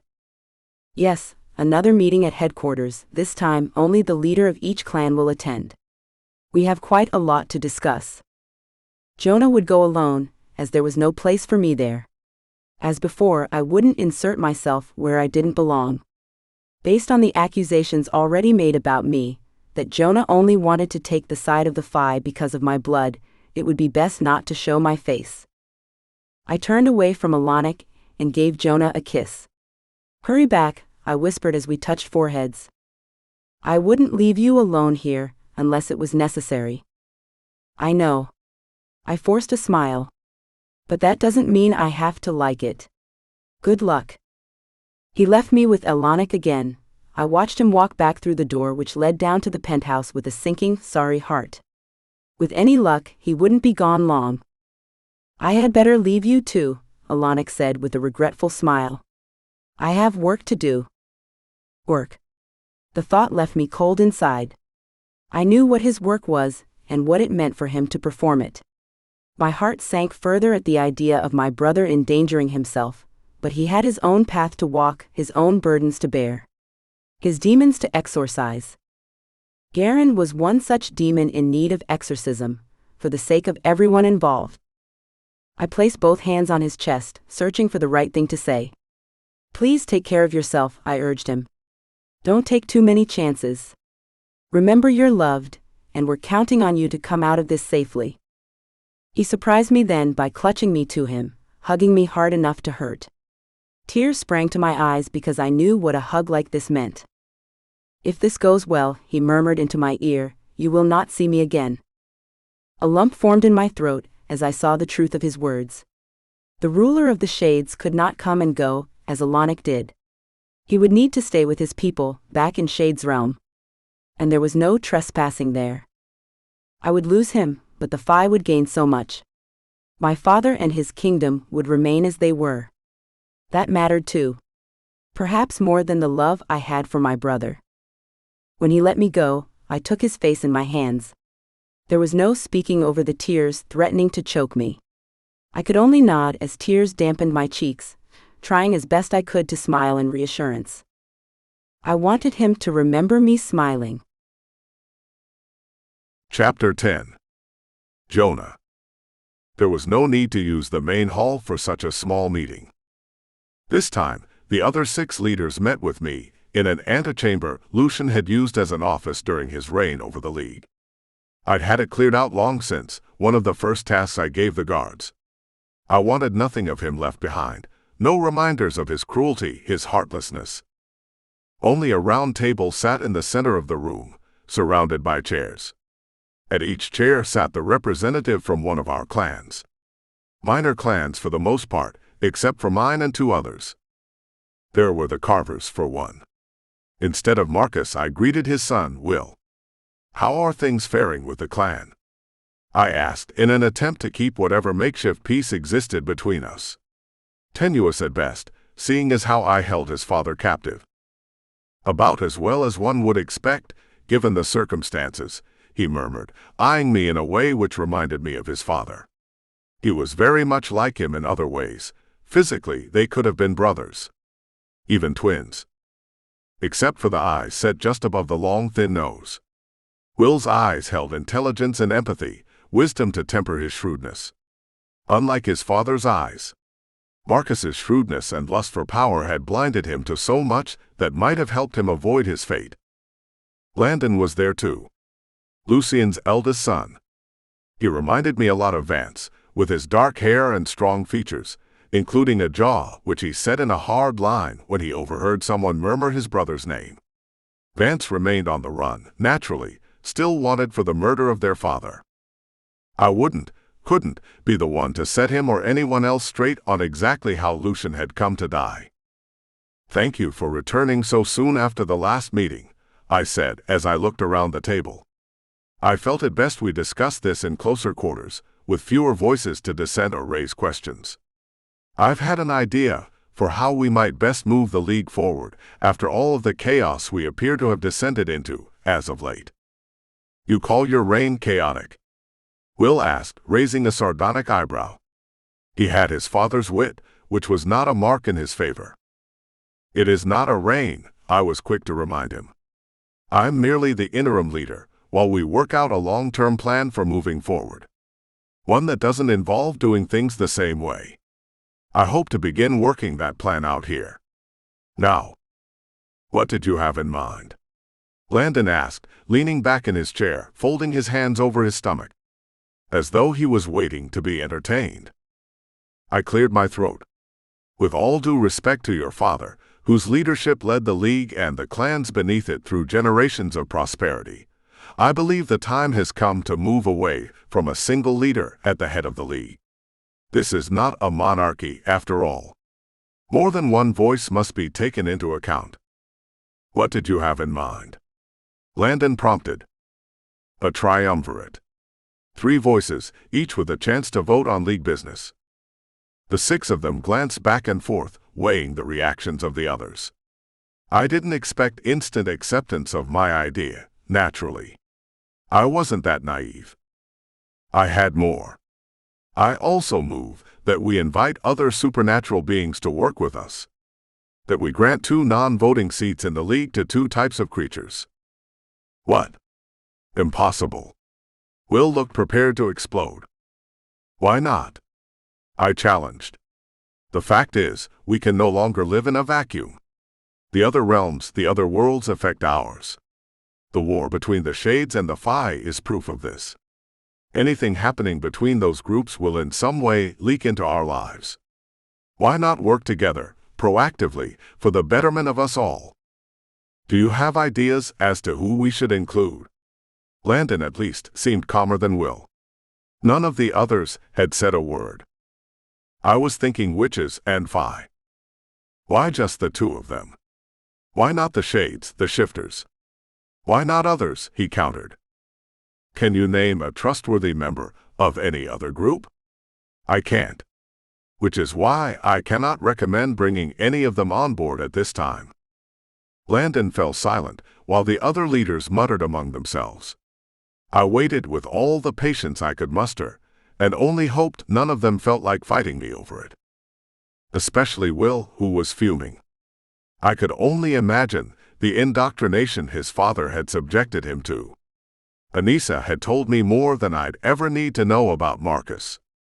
He hadn't lifted a finger in defense of her or Sarah when the clan had shunned them, and all because their mother had consorted with Gregor, a member of the Fae, and had a child by him. A half-blood. One that I was in love with. One that I planned to make my wife.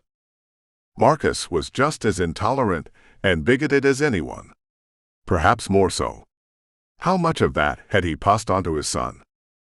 I was in no mood for fighting, and could predict things wouldn't end well. Will looked around the table. I believe we need a little time to think this through. Making such a decision on the spur of the moment is almost never the right course of action. I had expected this. Understood. I believe 48 hours would be enough time. Landon glanced around and received nods of agreement. We'll meet back here in 2 days then, I confirmed. And thank you for agreeing to take the time and think it through. That alone speaks volumes for how committed all of us are to moving the League as we go forward. And remember, inclusion can only serve us, especially if we're dragged into a war such as the one between the Shades and the Fae. Now, if they could only leave centuries of prejudice and closely guarded grudges behind them, we would be off to a good start. I didn't have high hopes. I understand there is further business which we need to discuss, I continued, knowing full well what the topic would be. Where is my father? Will asked, never one to waste time. I haven't seen or spoken to him since you had him imprisoned. I was careful to keep my voice low, measured. He is in a safe place. One of the Bourke safe houses was far more secure than the dungeons, though I at least knew how Vance had escaped. But the meeting of the clans was no time for either of my remaining prisoners to be down in the dungeons. I had feared an attempt at freeing them, hence having them moved prior to the arrival of the clans. I'd feared other things too. What about Genevieve? Landon asked. They are together, I explained. Both of them safe and as well as can be, given the circumstances. Why did you move them from the dungeons? Will looked ready to challenge me to a duel, as though we'd gone back 2 centuries. I held up my hands. I was unsure whether they would be safe in the dungeons during the big meeting. What if someone wished to retaliate for Lucien's murder? Moving them was my way of protecting them. Will scoffed. Neither of them would be locked away if you hadn't been the one to order it. They haven't been found guilty of any wrongdoing. There hasn't even been a trial. I bit back a sharp retort. It was wrong of him to reference wrongdoing as opposed to murder, since both of them had been guilty of wrongdoing for decades, if not more, and merely said, "This is not the human world where courts prevail in situations such as these.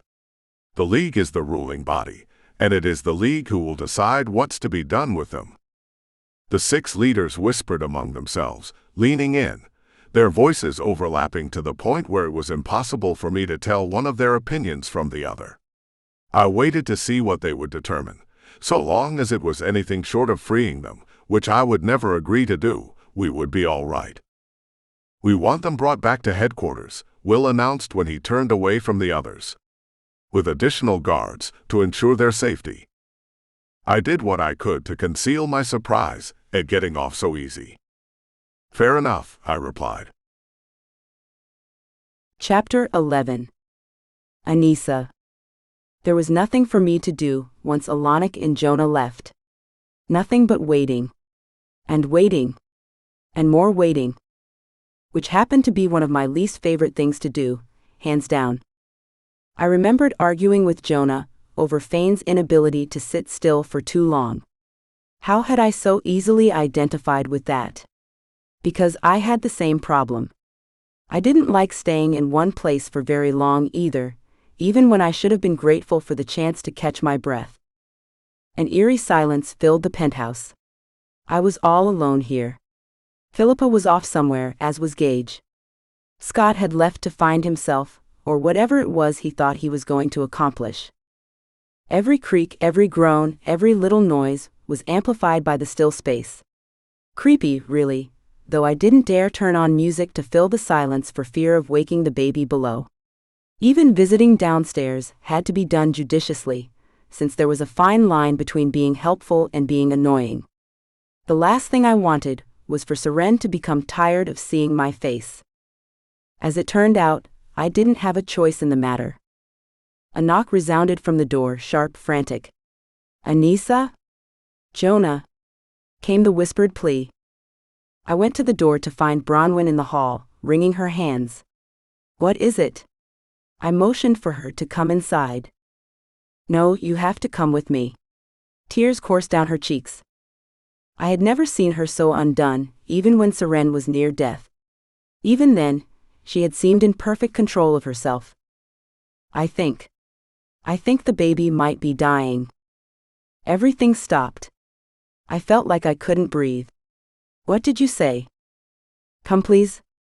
"I can't tell Seren, I don't want to upset her, but I don't know what's to be done." She took my hand, stirring me from my frozen panic. I ran behind her down the stairs and through the door to the apartment beneath the penthouse.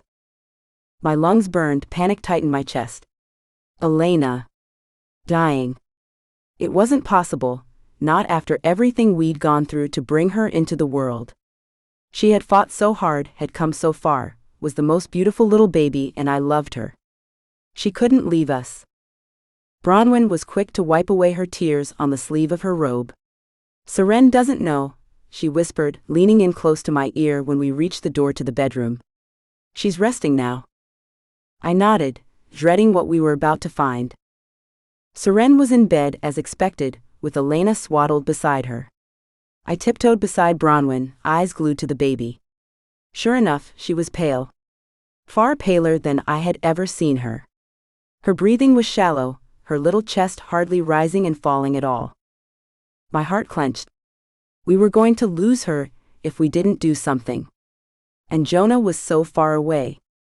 What would happen if he came back to find out I had let the baby die? Bronwyn turned to me. "What do we do?" she mouthed. Elena opened her eyes, as though she could sense our presence. They were dim somehow, with none of their usual clarity and brightness. Instead of glancing around with the curiosity she normally showed, she only stared up at me. Blinking slowly. She was dying. It was plain. I wanted to scream, to tear the room apart. What was I supposed to do to help her? Seren stirred then, smiled when she saw me. "I didn't hear you come in," she whispered before looking at Elena. "Oh, she's awake." She frowned. She normally coos when she wakes. She wasn't cooing. She was completely silent. She didn't even turn her head at the sound of her mother's voice. And Seren noticed this. "What's wrong with her?" She hovered over the baby, examining her. "I was worried," Bronwyn admitted, "and I went to fetch Anissa." "Jonah is at headquarters," I felt the need to explain. "She seems listless, doesn't she?" Bronwyn asked. "As though she's weakened somehow, but I cannot imagine why. Nothing has changed in the routine we've set for her." "I don't understand this." There was a tremble in Seren's voice. She placed a hand on Alina's little chest. "You cannot leave me. I cannot lose you." Tears blurred my vision. I knuckled them away as I leaned closer. It was clear the poor baby didn't enjoy being fussed over. She opened her mouth, ready to give a long, unhappy wail. And I gasped at what I saw. I leaned in closer, and sure enough, there they were. The tiniest little fangs I had ever seen. She was part vampire. Did that mean? I pulled Bronwyn aside, since it didn't seem as though she'd seen the fangs. She would have reacted to them. She has fangs, I murmured. Bronwyn's eyes widened. When Seren noticed, she said, "No. Don't whisper about this behind my back. What is happening?" So she hadn't seen the fangs, either. She picked up the baby, held her close, stroking her fine red hair. Bronwyn glanced at me before going to Seren. She was gentle in pulling back Alina's lips to show the tiny, pointed teeth. "Oh no," Seren whispered, shaking her head. "No. It can't be. I didn't know, what if the mix of our blood is toxic to her? What if a witch-vampire hybrid isn't meant to live? What if that's the reason why we were never supposed to mix our species? What if she's starving?" I whispered. Both Seren and Bronwyn gaped at me. "She nurses beautifully," Seren replied, shaking her head. "And you've given her bottles. She's a good eater." "Yes," Bronwyn murmured. "But is that enough? Perhaps she needs blood too. There's a small supply in the kitchen." I bent over the baby, trying to comfort both her and her mother, while Bronwyn made a ruckus down the hall, searching the refrigerator. She was back in an instant, almost throwing herself across the room in her haste to try and save Elena. The three of us leaned in over the pale, almost lifeless baby. Tears dripped from Seren's chin, as Bronwyn uncapped the bag and squeezed a drop of blood onto her fingertip. "Here, sweet one," she whispered, offering her finger to Elena. I held my breath as Elena pursed her lips to suck the blood clean. Bronwyn presented her with another drop, then another. "Her color is returning," Seren breathed, awed. "Get a bottle." It was my turn to tear through the place, running for the kitchen where the bottles I'd recently sterilized waited to be used. I uncapped it as I hurried back, allowing Bronwyn to empty the bag into it. Seren guided the nipple to the baby's mouth, and she latched on and began drinking as though she'd never fed before. "I can't believe it," I whispered, glancing from one witch to the other. "This is unexpected. To think, Jonah had been very nearly right when he'd tried to give the baby a bottle of blood. He would be so pleased to know that was the right instinct." Elena sucked down half the bottle in one go, before closing her eyes and losing interest. She looked like her old self again, rosy cheeks and all. Seren held the half-full bottle in one hand, Elena napping in the other arm. "I've never heard of anything like this," she whispered, no longer tearful. "Neither have I admitted, though I'm a hybrid myself. I wish we could. I wished we could ask someone who knew about these things. Like my mother." Seren offered a sad smile. "Even so, you were not half-witch. There is a marked difference. It is difficult to say, since such cases are so rare. Elena is still the only natural-born witch-vampire hybrid I've ever heard of who survived," Bronwyn admitted. "Do either of you know of anyone we could take this to?" I asked, even though I understood what a ridiculous question it was.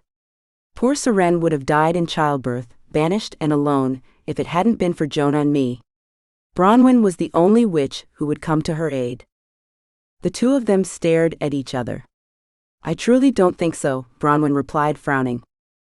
"Anyone who might have answers might also wish to see the baby." Seren's arms tightened protectively. "I couldn't allow that."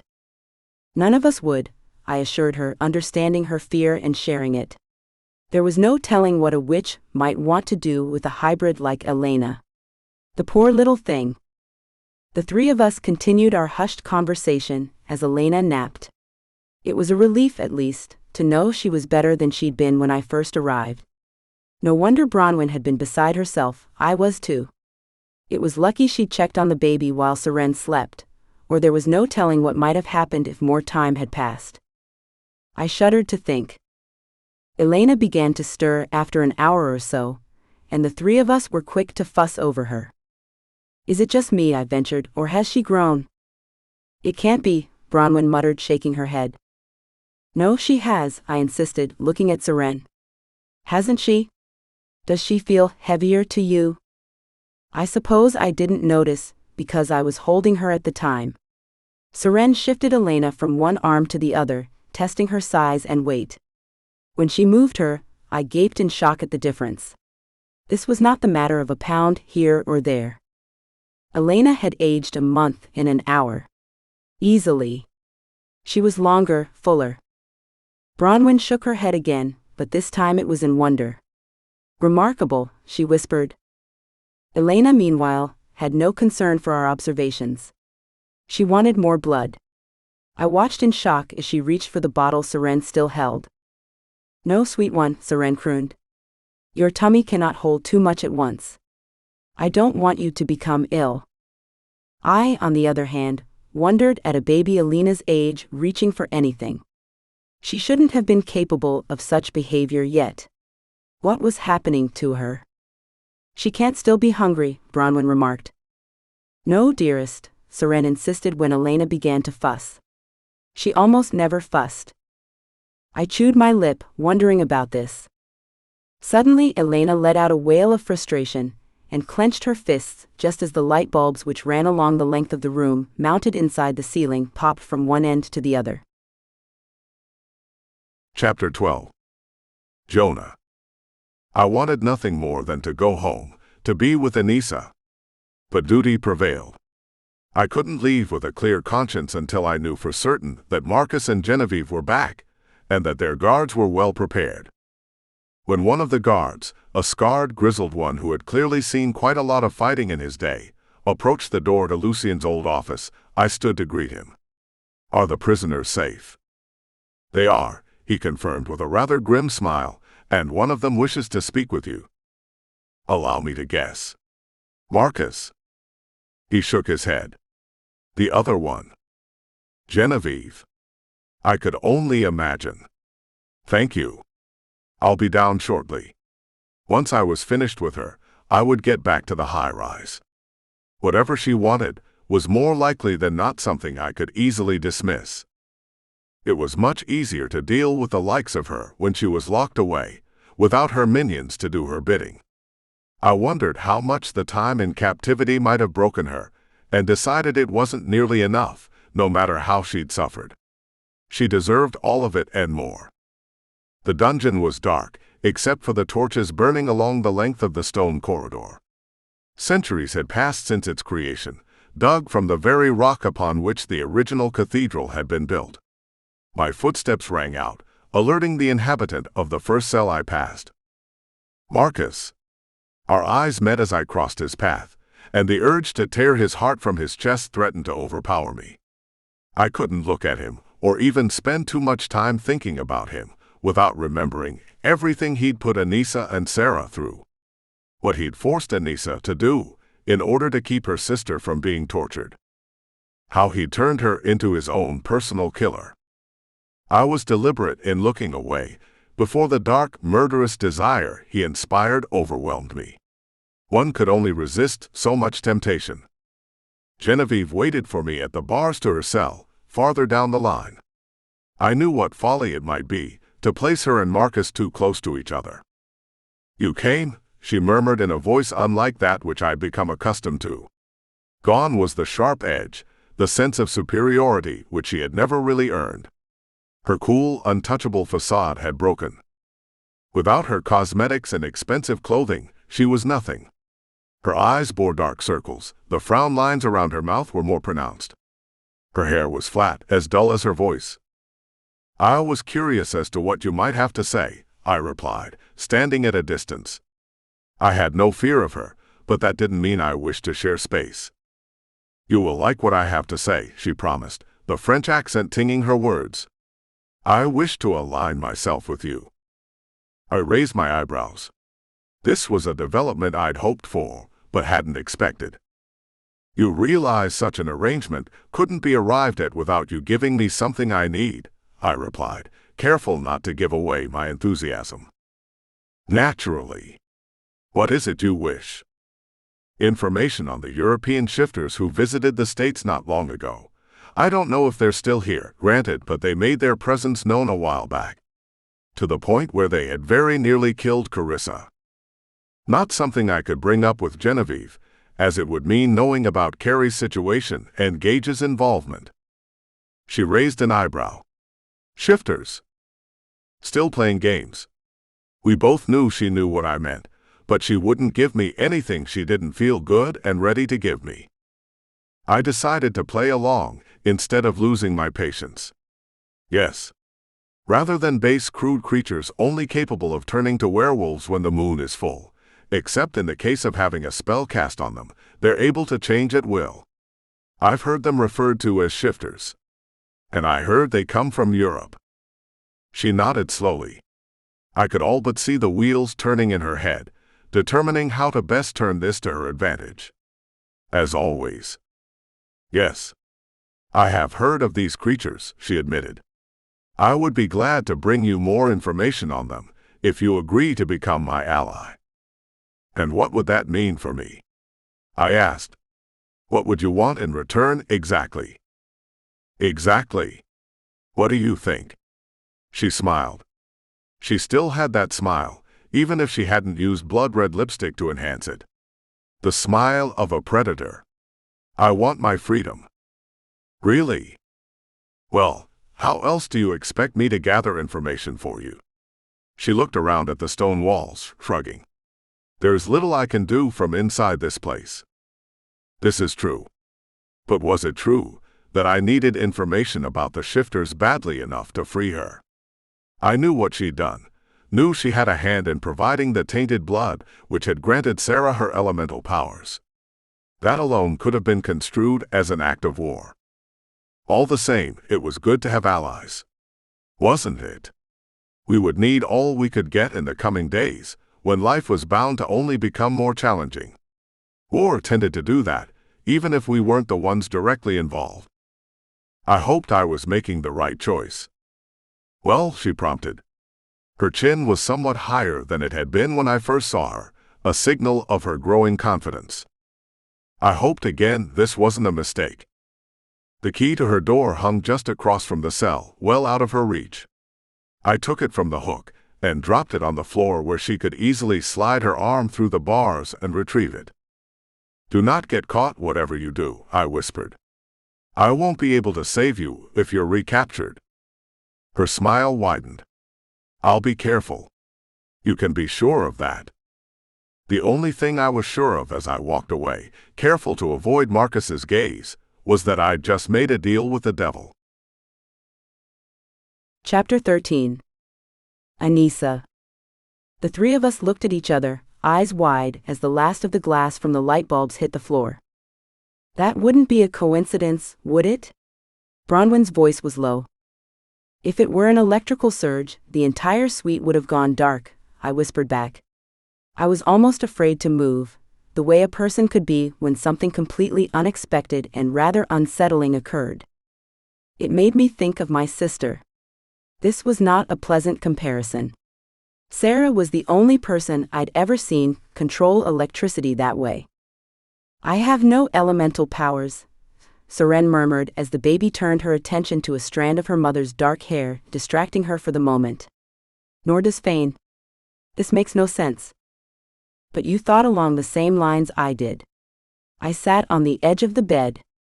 Elemental powers. Are they simply born in a witch when neither parent possesses them?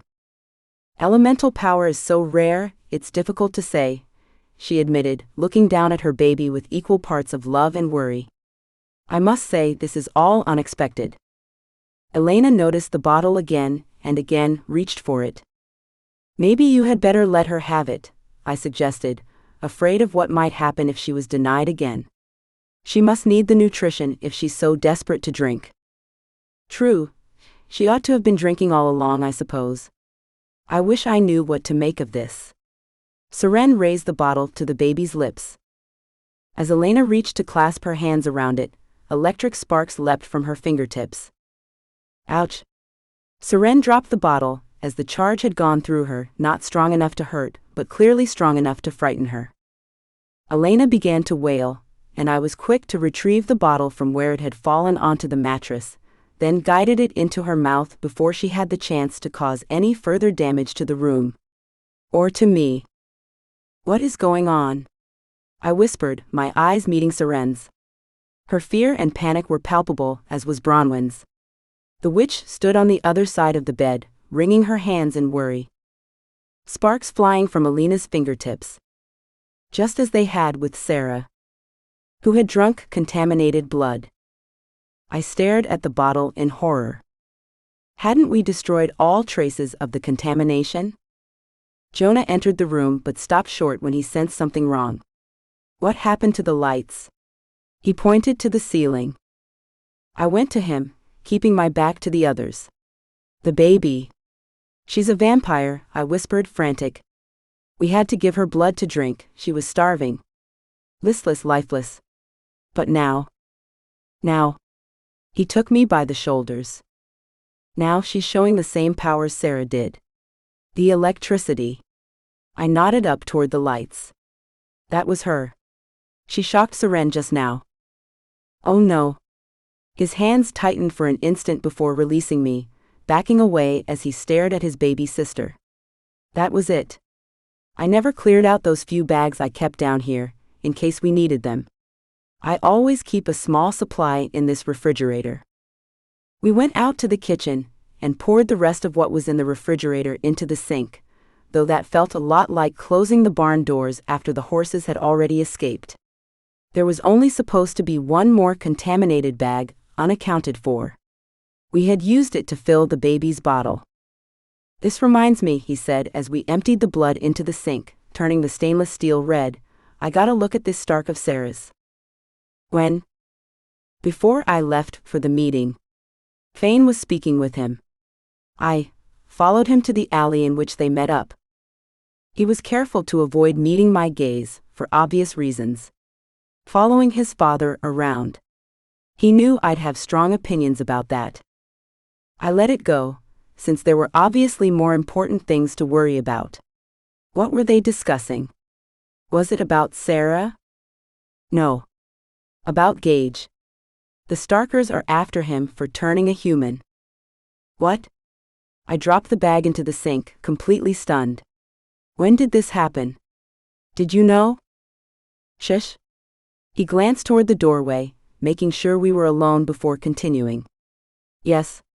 I knew. I didn't want to tell you for obvious reasons. The fewer who knew, the better for all of us, including you, who could get into just as much trouble for knowing without reporting him to the League. For once, I couldn't give him grief over keeping me out of the loop. I don't understand. Why would he do something so crazy? It's a long story. Suffice it to say, he cared deeply for the girl, and she had been attacked, brutalized, nearly to the point of death. Giving her his blood was all he could do to save her. Jonah looked down at me. Remember how I did the same for you?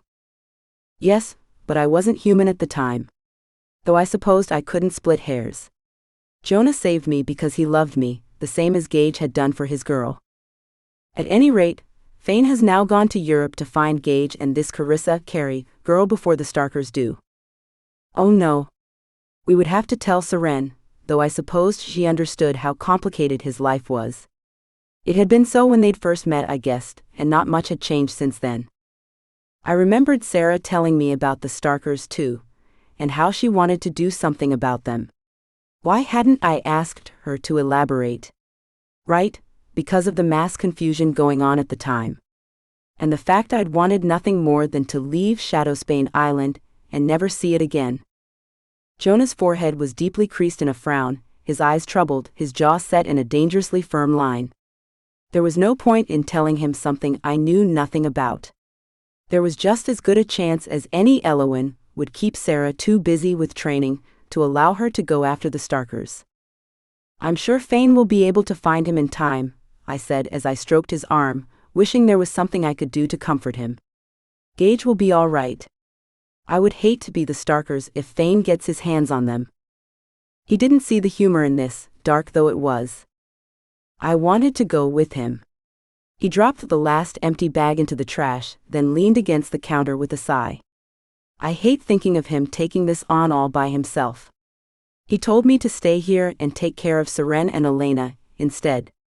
That he needed me to protect them, as I already had. I didn't know what to say to that. He let out a brief, bitter laugh. Look what a terrific job I'm doing. Chapter 14. Jonah. I had allowed my baby sister to become an elemental witch, all because I was too stupid and careless to empty the refrigerator. What kind of big brother was I? What sort of protector? Excuse me. Bronwyn stuck her head in before Anissa had the chance to comfort me, not that it wouldn't have been a waste of breath on her part. I think there's something you should see. What is it? Anissa asked. Just then, as if on cue, we heard the shattering of a light bulb. That for one, Bronwyn replied with a nervous chuckle. And the fact that she appears to have grown again. Grown? Again. I hadn't gotten a good look at Elena before Anissa had stopped me from approaching the bed. We followed Bronwyn back to the bedroom, which was considerably darker than it had been minutes earlier. I didn't need bright light to see the difference in my sister. I'm not very familiar with babies, I have to admit. I walked across the room, half expecting to hear sizzles from Elena on my approach. But it does seem she's aged. Considerably. In the last several hours since I saw her. She was older, to put it simply. Bigger.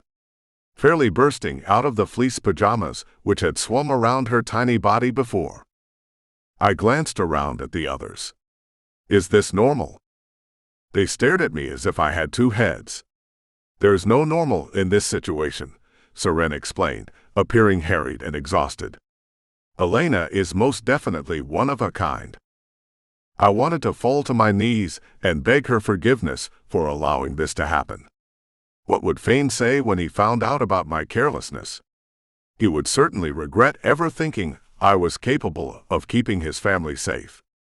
We cannot stay here, Bronwyn announced, speaking to Seren.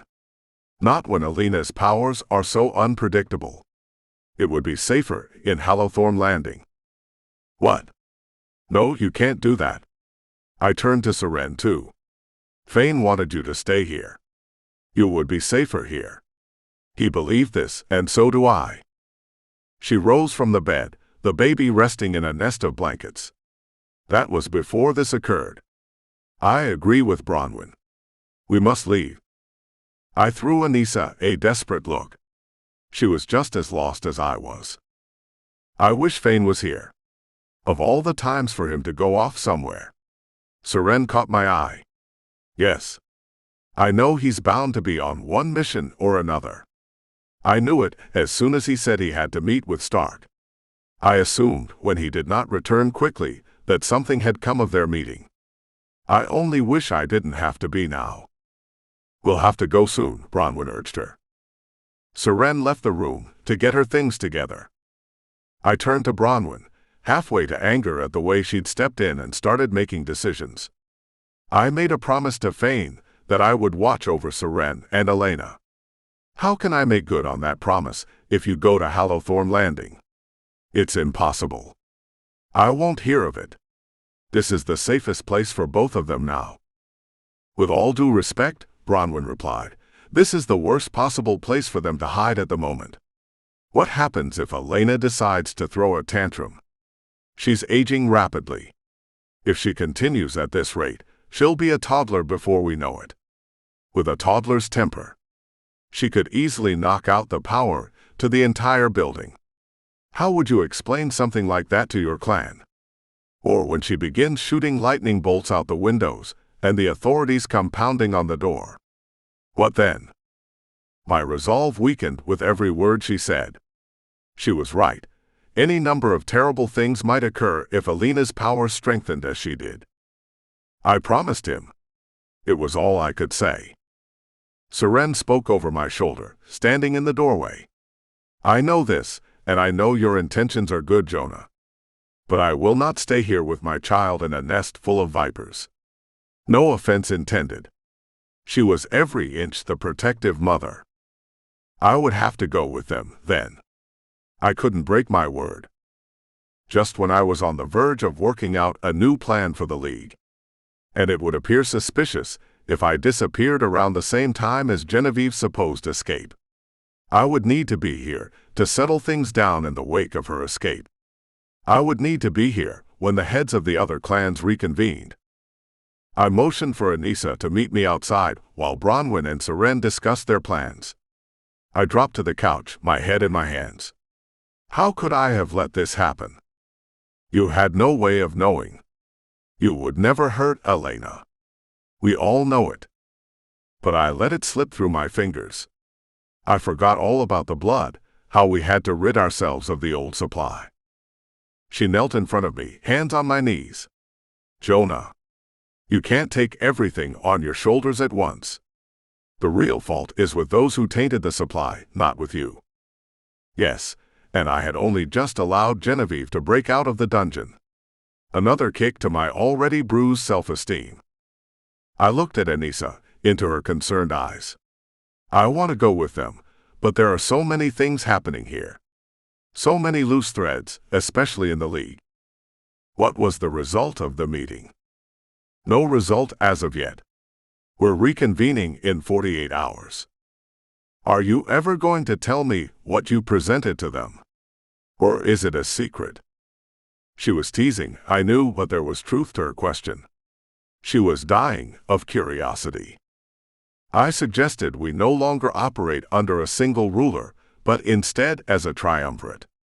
3 voting members at a time. She nodded.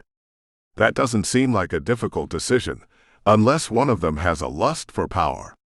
Like Lucian did. Like Marcus does. Right, but that isn't all I suggested.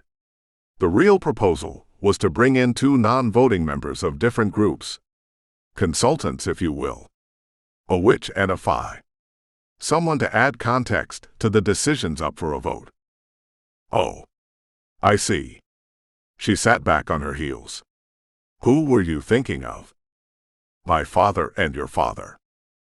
Tears welled up in her eyes. She saw how important this would be. That settles it then. You need to stay to see this through. I'll go to Hallowthorn Landing to watch over Elena and Seren. Not so fast. I took her hands. Not until I make you my wife. Her tears spilled over. There isn't time for that sort of thing. Even if we scale it down, there will still be planning involved. We'll need time to gather the people we wish to be there with us. All we need for now is us and an officiant. I stood, bringing her with me. We can do something more later, if you wish. Besides, nobody's even nearby right now. I have no idea where Philippa or Scott ran off to. Gage is in Europe, your sister is on Shadow Spain. Alanic is in Shade's Realm. I wouldn't know how to invite half of them to a wedding just now. That's so, she sighed. I wrapped my arms around her. What matters to me more than anything is that I have you as my wife. We've waited long enough.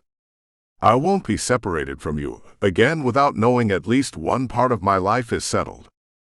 She nodded before leaning against my chest. You're right. And it will mean a lot to Gregor. And I do want to marry you. Oh, I'm honored. She smiled as she looked up at me. You know what I mean. I do. I kissed her forehead. That sounds pretty good, you know. I do. We'll be saying it soon enough. Chapter 15. Genevieve. I couldn't believe Jonah Bourke was forcing me to debase myself in such a manner. I barely stifled a groan as I stretched my arm as far as I could, telling myself to ignore the pain in my shoulder, the strain in my muscles. He wouldn't make it easy for me to reach the key, would he? I wouldn't have either, come to think of it. If I was in his out-of-fashion shoes. Come on, I whispered, my knees stinging thanks to the unforgiving stone floor beneath them. I gripped one of the bars with one hand and pulled while stretching the other arm, my fingers splayed wide, hoping upon hope to make contact. Thank heavens for long fingernails. One thing about me which hadn't changed since captivity, even though I no longer had them manicured. I let out a sigh of relief as I dragged the key toward me, the sound of it echoing down the corridor. "What are you doing?" Marcus called out. I knew he would eventually clue in to my being up to something. "Quiet," I hissed. There was no telling if one or more guards were listening. If he ruined this for me. I got to my feet, the key concealed in my closed fist in case a guard happened to appear. It was a long, slow count to 100 before I could breathe freely again, reasonably confident the threat had passed. "You still haven't learned to keep your mouth shut," I whispered as I slid my arm through the bars once again, this time holding the key. I focused all of my concentration on making contact with the lock, then sliding the key through. If I dropped it? No. Not a possibility. There was no room for error. I had to get back to Anton. Just the thought of his name caused my chest to ache, as it had throughout every long day and longer night of my imprisonment. My Anton, my love, the one with whom I was meant to be. Now and always. When Jonah had made mention of the shifters, I was nearly certain he knew of Anton and of Anton's bloodline. Of the fact that he, too, was a shifter. I'd assumed he was playing a game with me. Drawing me out, testing me to see if I would admit to a love affair with a shifter. A forbidden one against our laws. Consorting with one outside our species. As though I cared for their rules. As though either of us did. Even so, he might have used my admission against me. I might have known he was too dim-witted to have any knowledge of my Anton. I closed my eyes, envisioning the key sliding home as metal touched metal. I didn't dare breathe as I guided it inside. I opened my eyes and smiled in satisfaction. One turn and the lock released. One pull and the door swung open. "What's happening?" Marcus hissed. I rolled my eyes. He was dim-witted too. Far too much so. I'd always believed it while the two of us were involved in business matters. He was the type who regarded himself as the smartest, the cleverest, the most capable man in any room, but who really ought to have been serving drinks. Only the good fortune of being born to the right vampire had placed him in a position of power. He never could have reached clan leadership on his own merit. But he'd been easy to use to suit my purposes, so I'd kept him around longer than I would have anyone else. I ignored his question, peering out into the corridor, looking both ways. As ever, it seemed the guards were taking a break. Perhaps Jonah had advised them to do so in hopes of allowing me to escape unnoticed. I hoped so, but did not count on it. He would only have given me so many advantages, after all. Anything more would make it appear as though he wanted me to escape. "I'm getting out of here," I whispered, darting down the corridor to where he waited in his cell. "What about me?" he demanded. "What about you?" "I'm sure I don't know." I stood in front of the bars, staring into eyes only inches from mine. "What do you mean, you don't know? After all we've done together, everything we've been to each other?" He thought we were more than we were. I'd always known he'd carried this mistaken idea, though I hadn't been foolish enough to discourage him, since he did, after all, make a reasonable ally. For a time. Which was over. He hadn't yet caught on. I dropped my voice to a purr. "My connection to you is what put me in this dungeon," I teased, lightly running my fingers up and down the bars. "What will you do for me if I unlock this door for you?" "Anything," he snarled, a mad light in his eyes. I'd always suspected he was part mad, really. His time in the dungeon had merely awoken that which was already in him. "Oh. Anything? That does sound tempting." I smiled, licking my lips for show. I really shouldn't waste time this way, but it was almost fun to toy with him. And I hadn't had fun in so long. "You know I can deliver, Genevieve," he whispered, his words pouring out like water. "I'll do anything you wish, anything you want. We'll put ourselves back on top and grind Jonah Bourke and the rest of his clan under our heels. They will pay dearly for what they've done to us." I have to say, I like the way you think. I pulled out the key, which, from the looks of it, was a skeleton key capable of fitting every lock. Very old-fashioned. One would think the League would have updated its technology a bit, or at least adapted something a bit more reliable. Hurry, hurry, he begged, glancing down the corridor as I slid the key into the lock. He was panting for air, sweating with excitement. The promise of freedom. I opened the door, holding a finger to my lips. I think I heard something. He froze, eyes darting this way and that, still standing inside the cell. What? He finally breathed after we were greeted by nothing but silence. I smiled. Nothing. In an instant my claws were out, slashing across his throat, tearing it to pieces. He gasped, eyes bulging from his head, hands gripping his throat as though that would help. Blood simply poured through his fingers, drenching the front of his already stained shirt, pooling on the floor. I shoved my hand into his chest cavity and pulled his heart out. I thought of all the evil he'd done. Hard to believe you actually have a heart. Pure shock and betrayal burned on his face as I closed the door and locked it as it had just been. I would never align myself with a walking liability such as you, I whispered, watching as he fell to his knees. And I would never leave you behind, to speak of my escape. You fool. I slipped away, down the corridor, and up the stairs leading to the main level as Marcus's body hit the floor. Poor devil. Considering the pain and torture he'd caused throughout his long life, he'd gotten off easy. The hall was dark, empty, and I dashed to the door on quick, light feet, with Anton's face before me all the while. My beautiful, dark, powerful Anton. Not as powerful or well-known as his half-brother, Dietrich, but far more desirable.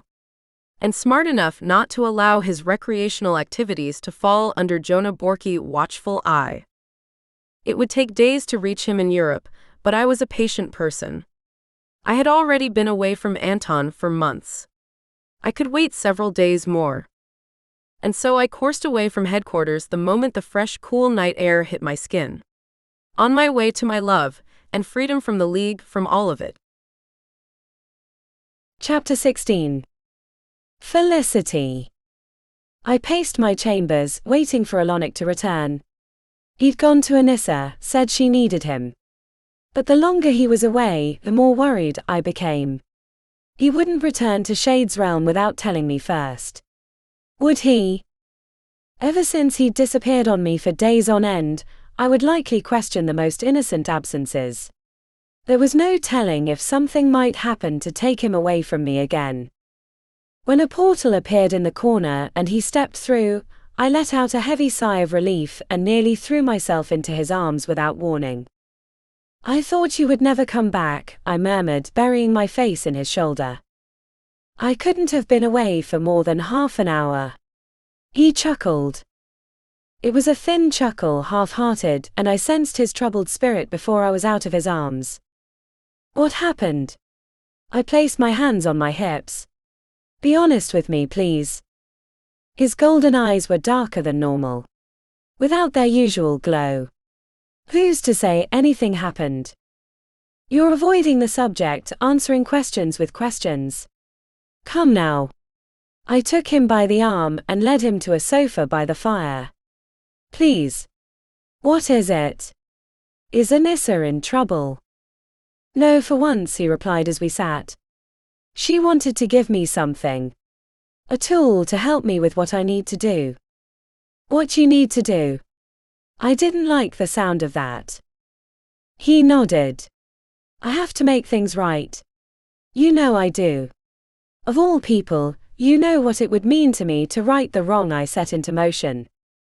Rather than arguing the point and telling him once again he was not at fault for Tabitha's murder, I merely nodded. Yes. I know what it would mean to you. His face took on a pained expression. Because of that, I must change my original plan. What plan is that? And why did my heart catch at the sound of his words? Because he delivered them with such clear dismay. He took one of my hands. I asked you to be mine, Felicity. When I did so, it was with an open heart. With the best of intentions and in all seriousness. I still wish this could be so, but it can no longer be, not if I am to put things to right. I withdrew my hand from his grasp and he let me go with nothing more than a soft groan. You can't mean this. Did I not already tell you how I love you? How nothing you've done changes that? Why would you push me away now? He shook his head. No, you misunderstand me. It isn't that I don't trust your love or believe you mean it when you pledge it to me. It isn't that I no longer love you. It's that if I am to do what must be done, you can be no part of it. While it appeared as though he was trying to comfort me, his words provided little. What does one have to do with the other? He sighed as he reached into the inner pocket of his robes. I wish you had not asked. I had hoped to avoid telling you too much. You may hope all you wish, but you don't know me at all if you think I'm going to allow you to walk away from me without a detailed explanation. I felt the color in my cheeks, the way my nostrils flared, heard my heart pounding away. He thought he could push me aside that easily. When he revealed an old, intricately carved dagger, I reached for it out of sheer curiosity.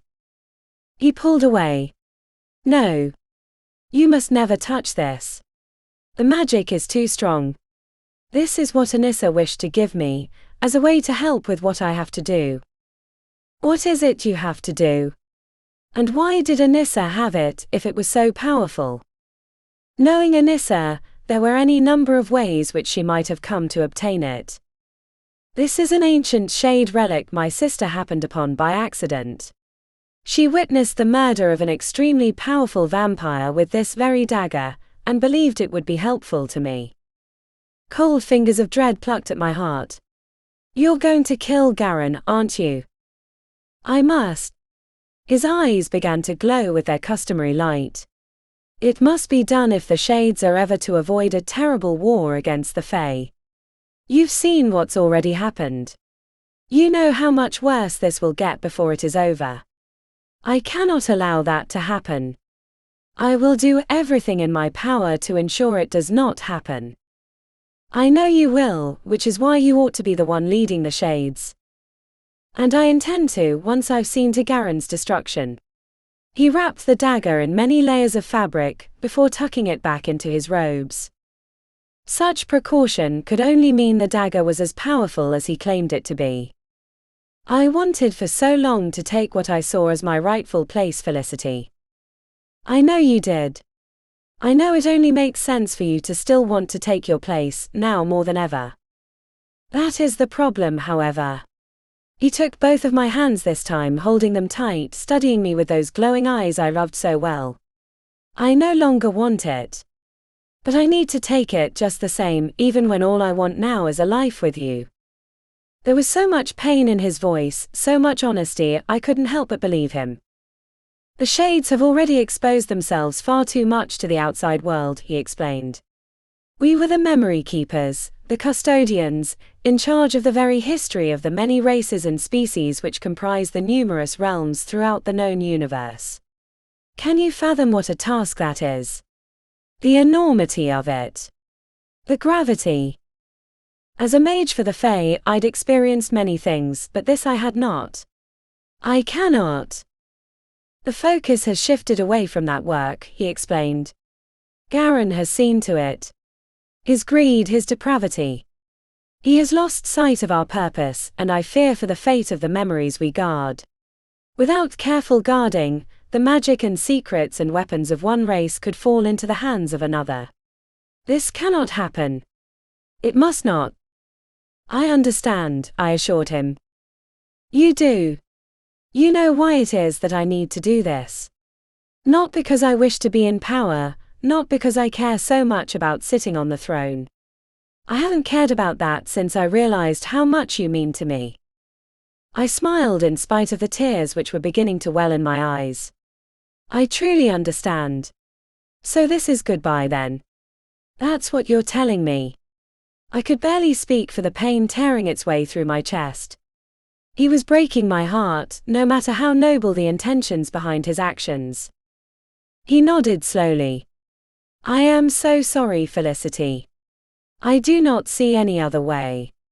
I could never ask you to spend your life in Shade's realm, unable to live outside our caves. I blinked away more tears, staring at him. Is that what you're concerned with? You think it would be unfair to ask me to make that sacrifice? He nodded slowly. Yes. Of course. And it would be unfair, and it would most certainly be a sacrifice. One which you do not know the full depth and breadth of. That was it. That was the entire basis of his breaking off our relationship. I laughed both out of joy and disbelief. Ilonic. Don't you know that I would live in Hades, so long as it meant being able to live with you?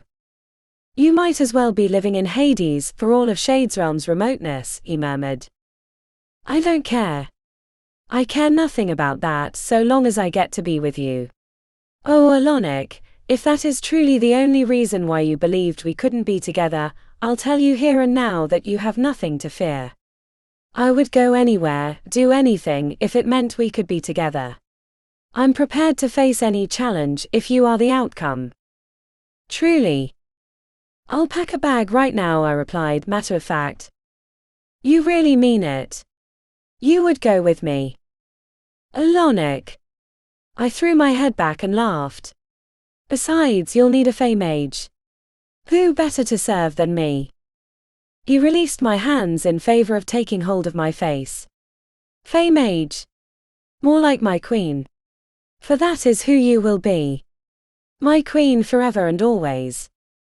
Always, I agreed with a smile and a deep, sweet kiss that seemed to go on forever. Just as my love for him would go on. And to think I had almost lost him. When I pulled away, however, it was with a frown. I suppose we ought to tell Gregor. Oh. Yes. He frowned too. I do feel sorry taking you away from him at a time like this. As do I admitted. But life must go on. Indeed. We both stood up and left my chambers together, intent on finding Gregor and sharing what I fervently hoped he would regard as good news. Chapter 17. Carrie. I haven't admired the city from this height in a long time, Naomi admitted as we sat together on the balcony. Too many years spent living underground. I forgot how lovely it all is. Even this section looks more appealing from 4 floors up, I agreed with a smile. In the moonlight, with Paris shimmering before us, it seemed anything was possible. We could both afford to smile, to be happy for a little while. She was recovering well, and Gage had regained his strength after his ordeal. All was well for the time being. Have I thanked you yet? She asked, seemingly out of the blue. You don't have to.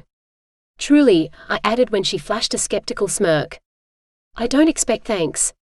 I did what needed to be done, especially after you saw to it that I was able to free Gage. I evened the score, if anything. There was never a score to make even. You know what I mean. Just the same, you took a great chance, she murmured, looking out at the city once again. You might have been caught in the sun or killed by my captors. But I wasn't. I knew well what I was doing, and so did Gage. We both owed you that much at the very least. But Ray's didn't. She turned her head, glancing through the open doors leading inside. Gage was in there with Ray's, the two of them catching up on clan business. It seemed their clans did not get along. It was a blessing the two of them managed to get along in spite of everything. No, he didn't. I guess he's just a decent guy then. I suppose he is.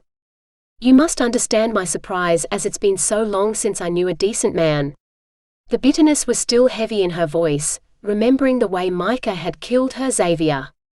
I couldn't imagine that sort of pain, though it would have become a very real thing for me had Naomi not spoken up and helped me find Gage. You'll never have to worry about him again. I'm only glad we found each other in the middle of all of that. I agree, she smiled, resting her head against the back of her chair. Would it sound too ridiculous if I told you you're like the sister I never had? Ridiculous? I asked as my heart swelled with pride. Hardly. I'm honored that you feel that way. You were an only child? She nodded. It was only me. Not that it much matters anyway. My family would be long gone by now. That's true, I whispered. The same will be true for me one day too. I've been thinking of my family, especially today. Why today? I made the mistake of checking my email on Razor's computer. And there was one from my father. I explained the twisted history with him, how little I had seen him since I was 12, how I had resented his second family, especially his wife. How he had pretty much written me off. How surprised I was that he would reach out at all. I didn't know until I read that email that I missed him, I admitted. And I feel bad when I think about him believing I'm dead. Because he'll have to, eventually. Right? Eventually, that will be the only conclusion he can come to. And I guess it will hurt him. I guess it will. He is your father, after all. He reached out, he has men looking for you. I glanced at her from the corner of my eye. Were you born of human parents? Of course. It is rare for vampires to bear children. As far as I know, there is only one line of vampires even capable of it. My heart sank a bit. I would never have children. I guessed I had already known that, though. Who are they? One of these clans Gage and Rays keep talking about? No, not a clan, she explained. A bloodline, which is not quite the same thing. The line was set a long time ago, and its descendants might belong to any number of clans, or no clan at all in fact. They pass the trait down. Bloodlines can either be those born with it, or those turned by someone of that bloodline. It's recessive though. And they don't know they're capable until they suddenly find out they're with child, I suppose. It's not exactly something which is discussed, but I understand it is very rare. I see. I needed to get off the subject, as it was somewhat more painful than I had imagined. Did you want to see your family after you were turned? Of course. I missed my parents terribly, especially at first when everything was so different. The entire world had changed, as I know you know. Yes, and it wasn't very long ago. I smiled. What about you? Are your parents still alive? Oh no, she whispered. I was turned more than 2 centuries ago. They are long since deceased. She sighed, a bit wistful. I'm sorry. There is no need to be, though I appreciate your concern. Many decades have passed since then. The pain is nothing more than a faint memory. An itch I can never quite scratch, which no longer bothers me much.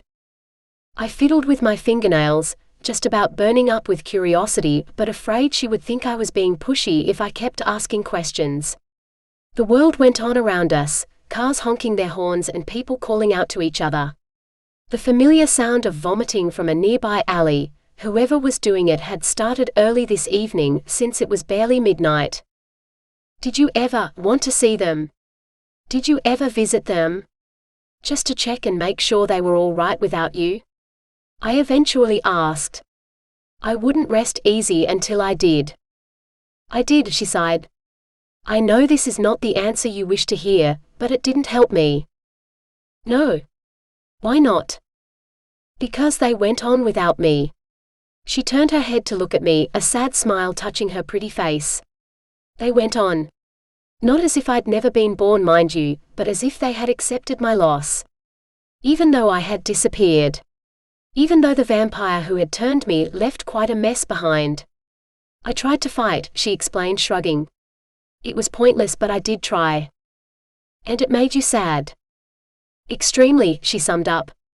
Back then, there was no way for me to let them know I was still alive, at least in the most general sense.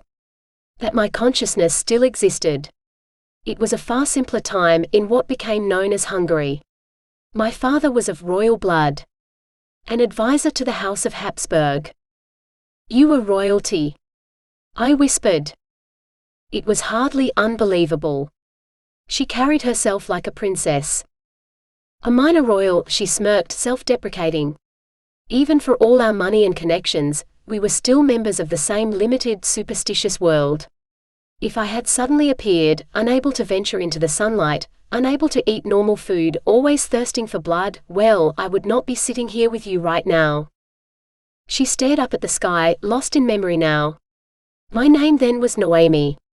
I used to love running free in the woods, wishing I had been born a boy so I might be allowed to do as I pleased, rather than having to sneak out when the governess's or tutor's back was turned. I would strip off my shoes and run barefoot. I never could convince any of the other little girls in the palace to join me. You lived in a palace? I marveled. Yes, the king wanted to keep my father close, so that he might be able to call on his wisdom day or night. And he did too. My mother would fume whenever a guard knocked at their chamber doors in the middle of the night. More than once did she make a snide remark about it being no wonder they'd never been able to conceive another child, since he was always leaving her. She laughed. I didn't understand it back then, naturally. I laughed with her. It wasn't until 2 months after I'd been turned that I could no longer stay away, she murmured, and she wasn't laughing anymore. It happened to be the night of a ball at the palace, one for which I had been preparing for many months prior. It was to be my coming out, you could say, along with the princess, my best friend. The seamstresses were in the process of creating my gown for the occasion when I was turned. I started feeling sorry for bringing it up. The memory was clearly painful for her. But she was already deep in it, too deep to stop until she'd told the entire story. I remember how cold it was that night. How clear the air was, the sky. So many stars. I lingered beyond the balcony outside the grand ballroom, watching as so many people I recognized danced and laughed and committed scandalous acts together. Court intrigue, you know. Of course I didn't know. But I was so very entranced by her story. She chuckled dryly. To think I once considered all of that important. I watched and oh, my heart ached. I resented the monster who'd changed me, who had hunted me in the woods when I was out alone moments after sunset. He had taken all of this away from me, an evening which was supposed to be mine. The possibility of finding my husband, having a family, dancing at a ball. I put my hand on hers, hoping it would somehow keep her grounded in the idea that things were better now. They were, weren't they? A single tear rolled down her cheek. And then, my mother came outside. She looked beautiful, was always the most beautiful woman at court, by far, more so than the queen. I wanted so much to call out to her, I had to clamp my hands over my mouth to keep from doing so. My father joined her soon after. I almost imagined revealing myself to them, their happiness at my being alive. I wanted to tell them how I loved them, how I hadn't wished to leave them. She fell silent for a long time. I waited, almost dreading finding out how the story ended. Father murmured something in Mother's ear. And she laughed. Naomi wiped away another tear. She laughed. And he laughed with her. And one of their friends, some duke or other, joined them and they shared the joke with him, and he laughed too. One would never know the evening had originally been intended in part for their daughter. Only 2 weeks I'd been gone. A fortnight. And they were able to dance at a ball and laugh with friends. I'm so sorry, I whispered, crying for her. I never saw them again. I left Hungary altogether. She wiped away her tears for the last time, straightened up in her chair. I hope I did not depress you too thoroughly with my pathetic tale. It wasn't depressing or pathetic, I told her, patting her hand. I asked after all. I shouldn't have. No, it was only fair that you did. Only right. You're curious. You are still finding your way in a new life. And you want to see your father again, thanks to the message he sent. She was right, of course. I wanted to, more and more every time I thought about it. Ray's and Gage joined us, and they couldn't have come at a better time. Gage's hand on my shoulder provided the comfort I needed just then. Are you all right out here? He smiled down at me. Better now that you're here. I smiled back. Lovebirds. Naomi chuckled. I suppose it is nice to see real love, to remember that it's possible. Ray's meanwhile hadn't taken his eyes off her since joining us. He had barely taken his eyes off her at all, ever since we found her in the park. He'd been so quick to offer her his blood, to help her to his safe room. I wondered if he knew he was catching feelings for her. I grinned, turning my face away so he wouldn't see. What were you two talking about in there? I nodded toward the living room inside. Gage leaned against the railing and shrugged. You know. Comparing notes on some history. It's always interesting to hear old stories through another person's perspective. Our clans were rather at odds for a very long time. The way I heard you hated each other, I teased. Something like that. Race chuckled. Water under the bridge. What about you two? What were you talking about? He looked at Naomi. I was talking about my father, and how I've been thinking about wanting to see him. Saying it out loud was freeing. I didn't have to pretend not to care. It was normal to want to check on the people who had meant something to me in my former life. Ray's nodded, eyes narrowed. See? Or visit. I knew what he meant. See? For now. I wouldn't want to take the chance of a visit. Though I did eventually want him to know that I was alive, or rather, not dead. The distinction was important, I supposed, since for some, vampires weren't considered to be alive.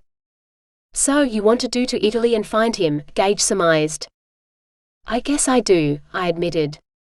I can't help it. I'm not trying to put anybody in danger, that's the last thing I want. But yes. I would like to at least see him before he, before he died. Not that I expected that to happen anytime soon, though if my experience had taught me anything, it was the impermanence of human life. How quickly things could turn and how completely. He nodded slowly. All right. I'm in. I was stunned. Beyond stunned. You are. You'll go.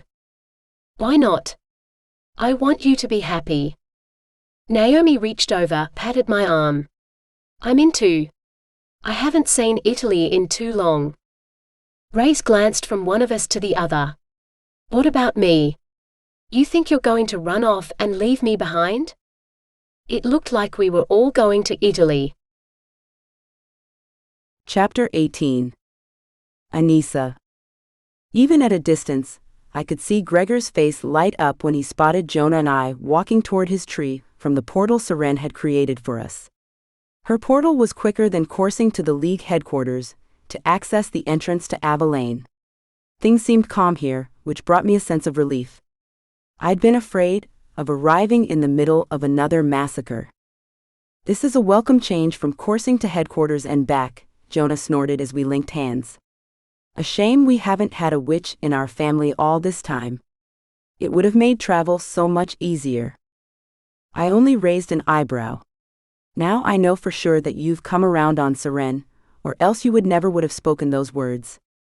You would never even think them. I happen to enjoy the convenience, he smirked. I knew he was teasing, and wouldn't admit it under the threat of imminent death, but he cared a great deal about Seren. Whether or not that caring was only the result of his promise to Fane, I couldn't say. But I didn't think it was. I didn't expect to see the two of you so soon. My father smiled when we reached his chambers. Jonah squeezed my hand, signaling me. He was right, this was my question to ask. I swallowed over the lump of emotion which had suddenly clogged my throat. We want to be married. Right away. Gregor's eyes widened. Now. Yes. Please. My father chuckled. You know, in my day, there was such a term in the human world as a shotgun wedding, where the father pushed the groom to the altar by way of sticking a shotgun in his back. Normally took place when the bride was already in the family way. I can't help but be reminded of that now. Jonah laughed as my cheeks burned with embarrassment. This isn't coming out right, he explained. Anissa plans to take a trip, and I can't imagine saying goodbye to her for even a little while without knowing she's my wife. We've waited long enough. I can't wait any longer. Gregor smiled, clapping him on the back. Now that's the sort of thing a father wants to hear. I would be delighted to perform a ceremony right away. His eyes looked a little watery when they met mine. This was happening. We were minutes from being husband and wife. If only Mom was here. Sarah. Alanik. I reminded myself of what truly mattered, marrying the man I loved. Gregor? Felicity burst into the room, with Alanik behind her. My heart almost burst with relief. I hadn't expected to see my brother again. Knowing that he could be here for my wedding made things as close to perfect as could be, given the circumstances. You two can be witnesses. They stopped short. What? Felicity asked. We've come to be married immediately, Jonah explained with a grin. We're both excited, in case it isn't evident. You've come to be married? Right now? Alanik asked, a smile making an appearance. I know you have other things on your mind at the moment, I murmured, not wanting to come out and share his business with the others. What if Felicity didn't know what he planned to do? What would Gregor think if he found out? My brother shook his head. This is important, he reminded me, as if I needed reminding. I suppose we ought to get to it then. Gregor ran a distracted hand through his hair, shaking his head. I had so many plans, too. So long as we can all be here together, that's all I need. I touched his arm, hoping to calm and convince him. The long look we exchanged seemed to do the trick. The grove. Felicity rubbed her hands together. Come on. It will make the perfect spot. And it did. A small grove of young trees, blooming with white and pink flowers, petals fluttering gently to the ground whenever a breeze stirred. Gregor waited between the two tallest trees, their branches weaving together over his head to form a natural arch. Jonah stood at his left, watching as Alanik walked me to them with his arm through mine. Tears threatened to spill over, as I looked at Jonah and remembered how far we had come from where we started. I was supposed to be his killer. We were never supposed to fall in love. Yet here we were, about to be married by the father I was unaware of when Jonah and I first met. Felicity's eyes shone with tears as she watched us, though I thought they might have been more for Alanik than for me. The fact she kept staring at him with a sort of wistful expression told me so. Alanik stepped aside when we reached the makeshift altar beneath the flowering branches, and allowed Jonah to take my hand. We were dressed in jeans, and there were weapons tucked into the insides of my boots as always. We wouldn't get a honeymoon. I wasn't sure when we would see each other again once I left for Hallowthorne Landing. Even so, I couldn't have been happier. Gregor's smile stretched from ear to ear. It isn't often a father has the honor of performing his daughter's wedding ritual, he murmured. And it isn't often a father has the pleasure of knowing his daughter has chosen someone worthy of her. Someone honorable, decent, responsible. Someone I believe will do everything in his power for the rest of his life to create something real and lasting. No matter where life takes the two of you, my dearest hope is that you work together to build a safe, soft space in which your love can thrive in spite of anything the world sends your way. I wiped away the tears threatening to spill onto my cheeks. Felicity sniffled from where she stood on my left, holding a handful of fresh wildflowers which looked a lot like the bouquet she'd hastily put together for me. Jonah, do you pledge your life to Anissa? Gregor asked. He held a hand out to Felicity, who withdrew a long strip of white silk from one of the pockets in her robes. I do, Jonah smiled, wiping one last tear away from my cheek with his thumb after sliding a thin platinum band on my ring finger. I pledge my life, my fidelity, and my love for as long as I live. Anissa? Do you pledge your life to Jonah? I nodded at first, since emotion threatened to choke me. I pledge all of me, every day. All of my love, all of my energy toward whatever makes you happy. You're the reason I'm alive, and you're the reason my life is worth living. I owe you everything. Gregor motioned for us to join hands. I watched intently as he bound us together with the silk strip, wrapping it around our hands and down to our wrists. Let this serve as a symbol of the devotion you share, now and always. No matter how far life takes you from one another, remember this binding cloth and how it holds you together. Gregor rested his hands on our bound wrists.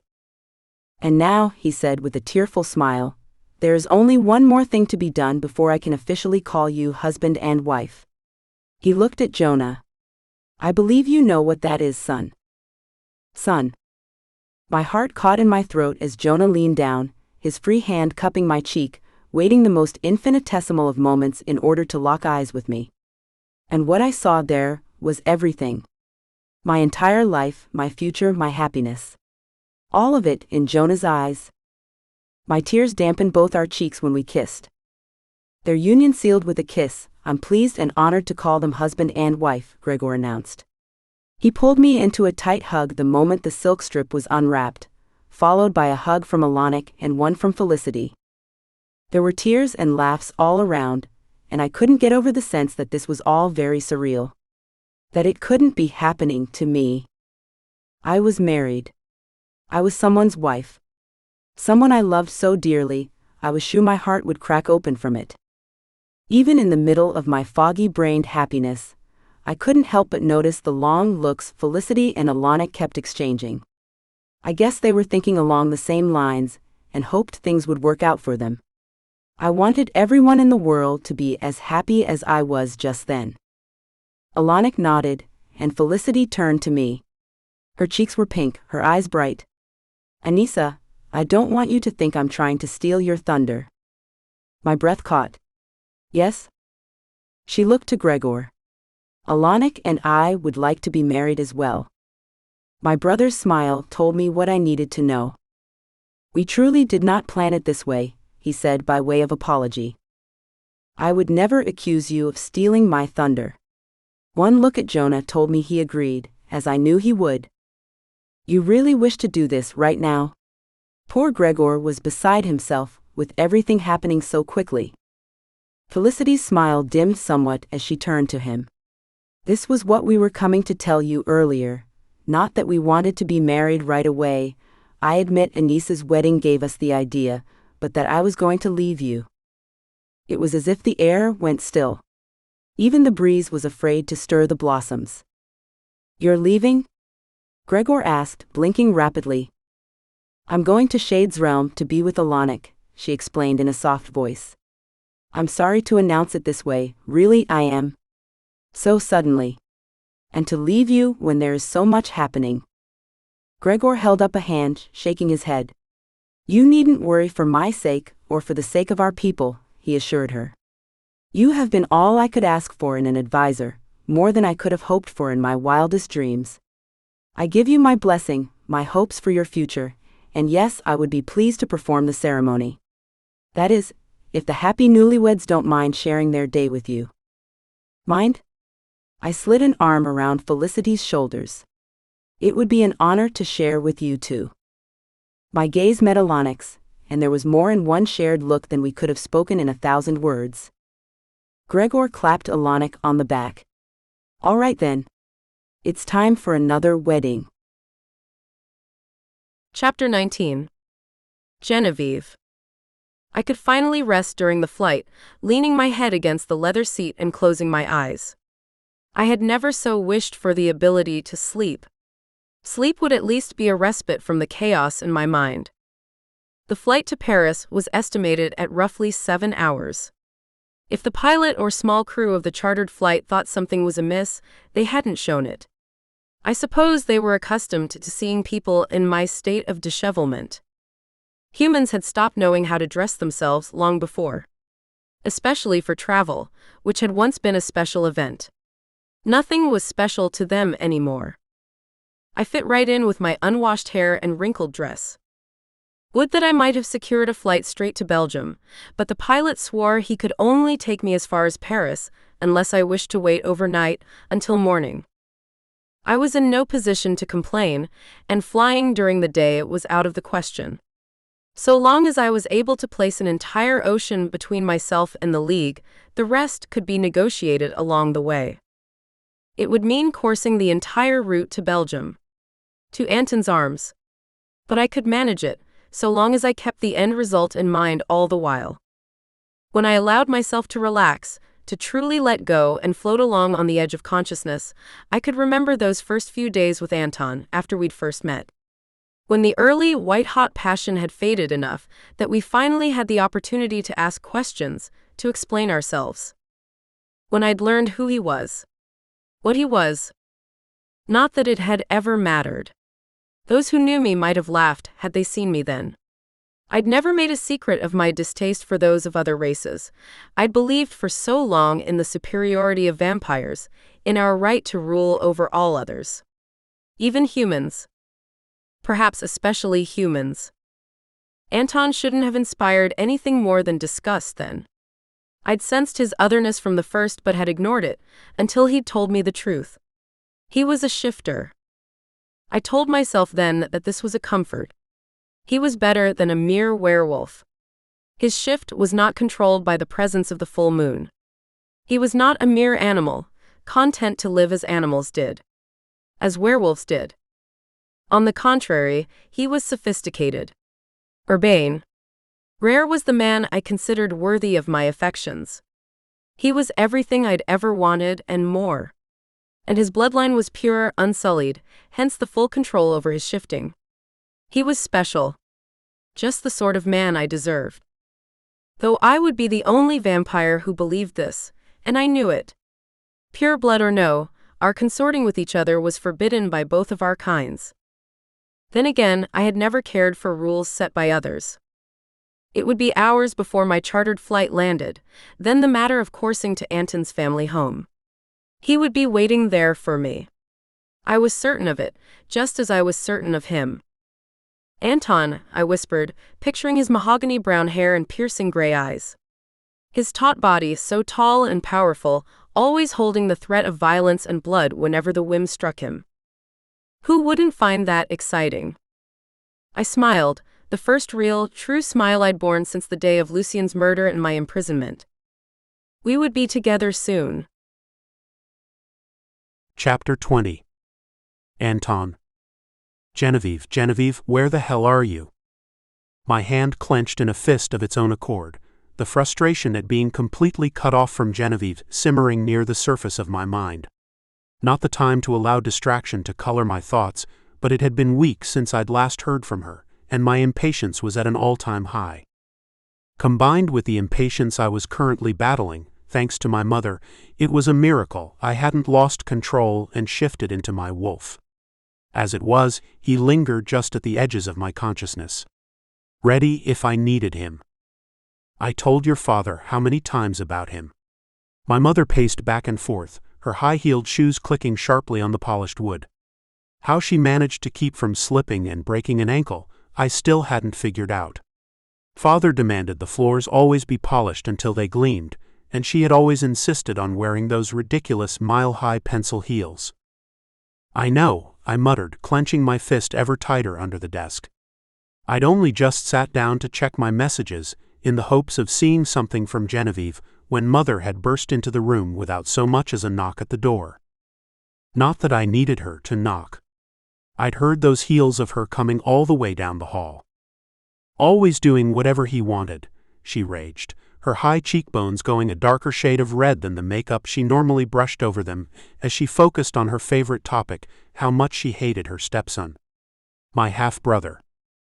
My late half-brother, Dietrich. She had never made a secret of her distaste for him. No, perhaps distaste would be the wrong word. She'd hated him from the first. Not only was he the child of another woman, a reminder that she had not been my father's only wife, but he was wild.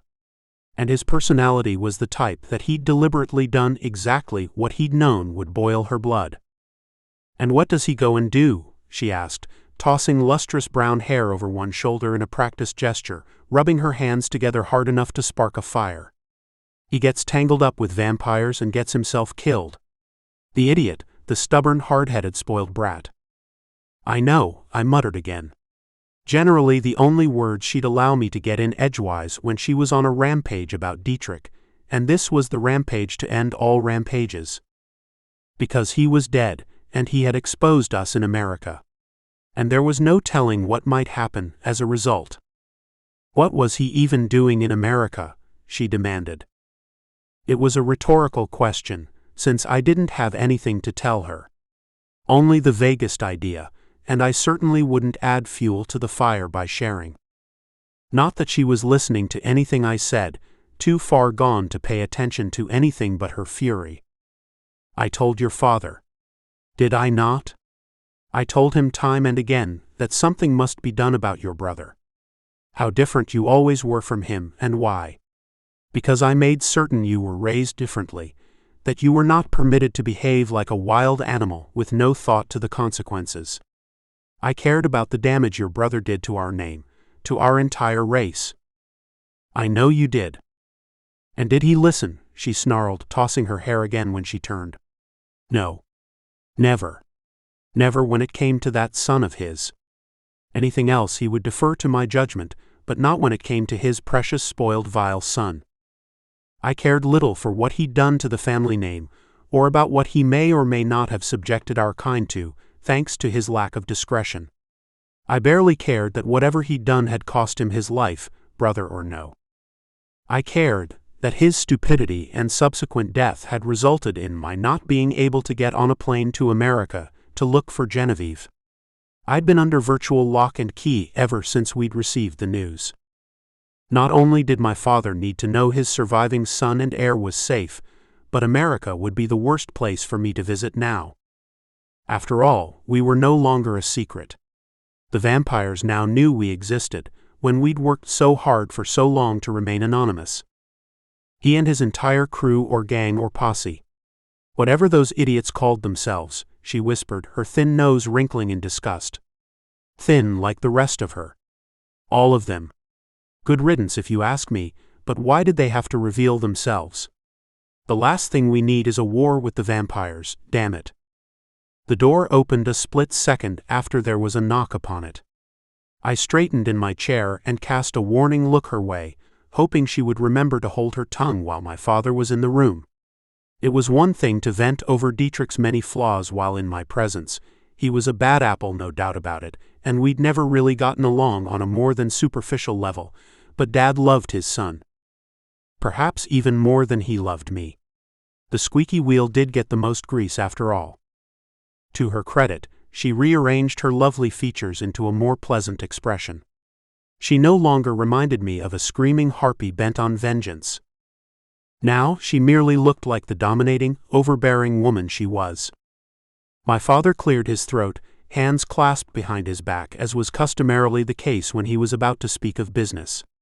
He raised his chin, the light from the window at my back catching the golden glints in his eyes and in the stubble which covered his cheeks. He was normally so well groomed too. The turmoil of the days since we'd gotten word of Dietrich's murder had taken its toll. Anton, now that the customary period of mourning for your brother has passed, it is time to discuss what your ascension to his place in the family line means, he informed me, his tone clipped and almost formal. While we'd never exactly enjoyed a warm relationship, he did not normally speak to me this way, unless under a great strain. I asked myself who was behind this meeting, him or my mother, but there was no sense in inquiring. I knew the answer. She had pushed him into this sooner than he'd been ready to acquiesce.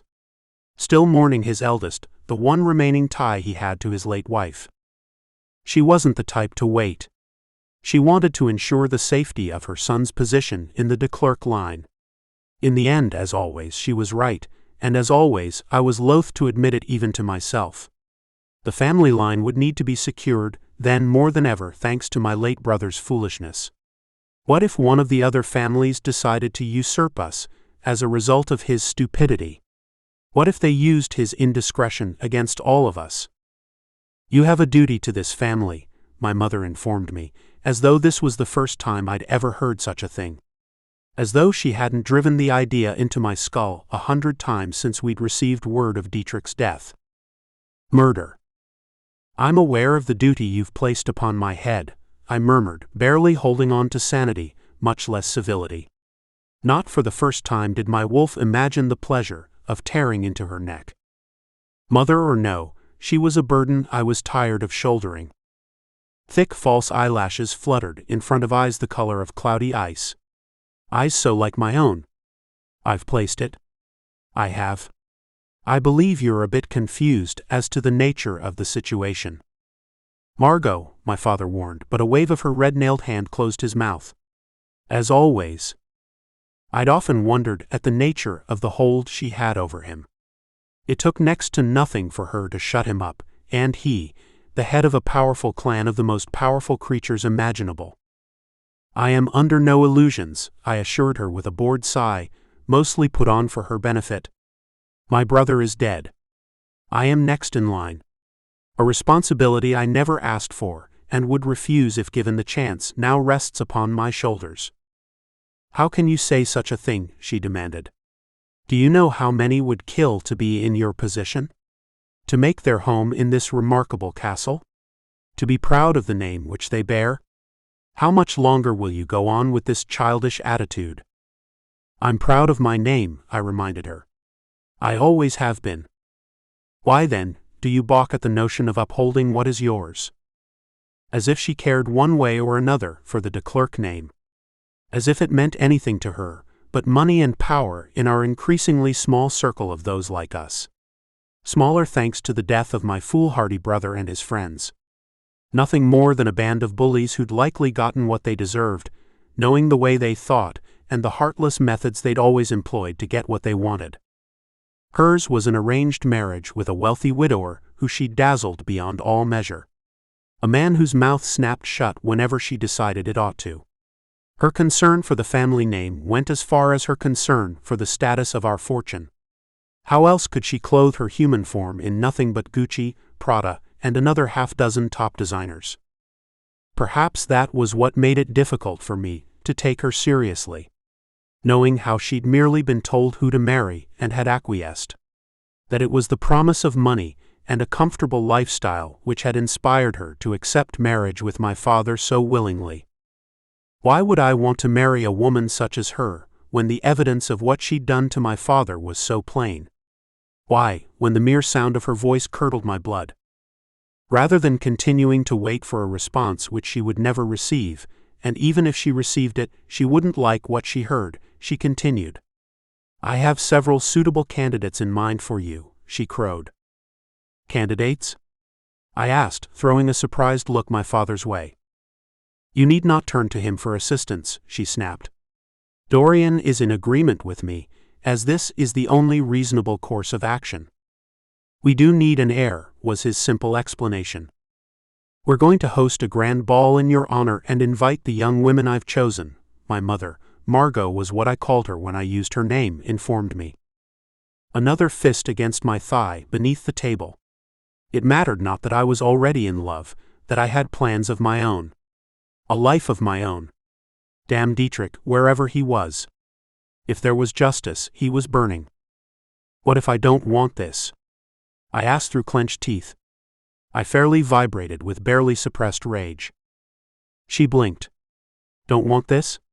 You have no choice, so stop wasting both my time and yours asking silly questions. This is the way things are done, my father said with little more than the vaguest shrug of his broad shoulders. I typically called him Dorian. I wasn't one for the mother and father titles. Our marriage was arranged so as to be advantageous for both families, she reminded me, linking her arm through his. He hardly flinched. It will be the same for you, and you and your wife will provide heirs to the de Klerk name. As you are meant to do. How fortunate for me. It meant nothing that I had no time or patience for the old-fashioned ways of my parents and theirs. It meant nothing that I had only been the official heir for a matter of weeks, once the confirmation of Dietrich's death reached us. I was merely next in line. A buzzing in my pocket snapped me out of the dark rage I was rapidly descending into as I watched my parents, stoic Dorian, smug Margot, glower down at me from in front of my desk. I retrieved the phone without looking, only glancing down to see who had sent a message. An unknown number. It's me. I had to get a burner phone. Long story. I've returned, meet me at our place. G. It took all of my considerable self-control not to jump up from the desk and run through the castle. As it was, I struggled to contain my relief and joy, knowing it would be tantamount to suicide if my mother knew I'd gotten word from the woman I loved. This meeting is over, I declared, standing. The look of surprise on her face was almost cartoonish. Who do you think you are, telling your parents when a meeting is over? I'm the heir to the family name, I reminded her in the mildest tone I could manage. and I have matters to tend to. If you will excuse me." She opened her ruby lips as if to offer additional argument, but it was Dorian's turn to silence her. "He is a man of importance. He has business to attend to." "Yes. A man of importance." I waited until the two of them were good and gone, before locking the door from the inside and slipping through one, concealed behind a mahogany bookcase. I sometimes wondered if my father remembered the presence of that door, of the narrow passage which existed behind it.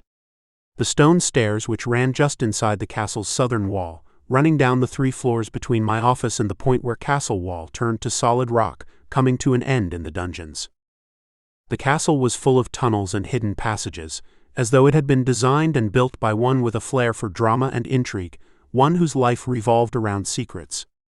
I had no doubt such a thing was true, as the breathtaking old palace had been in our family since the day the final stone was laid, and we did indeed boast a checkered and exciting history.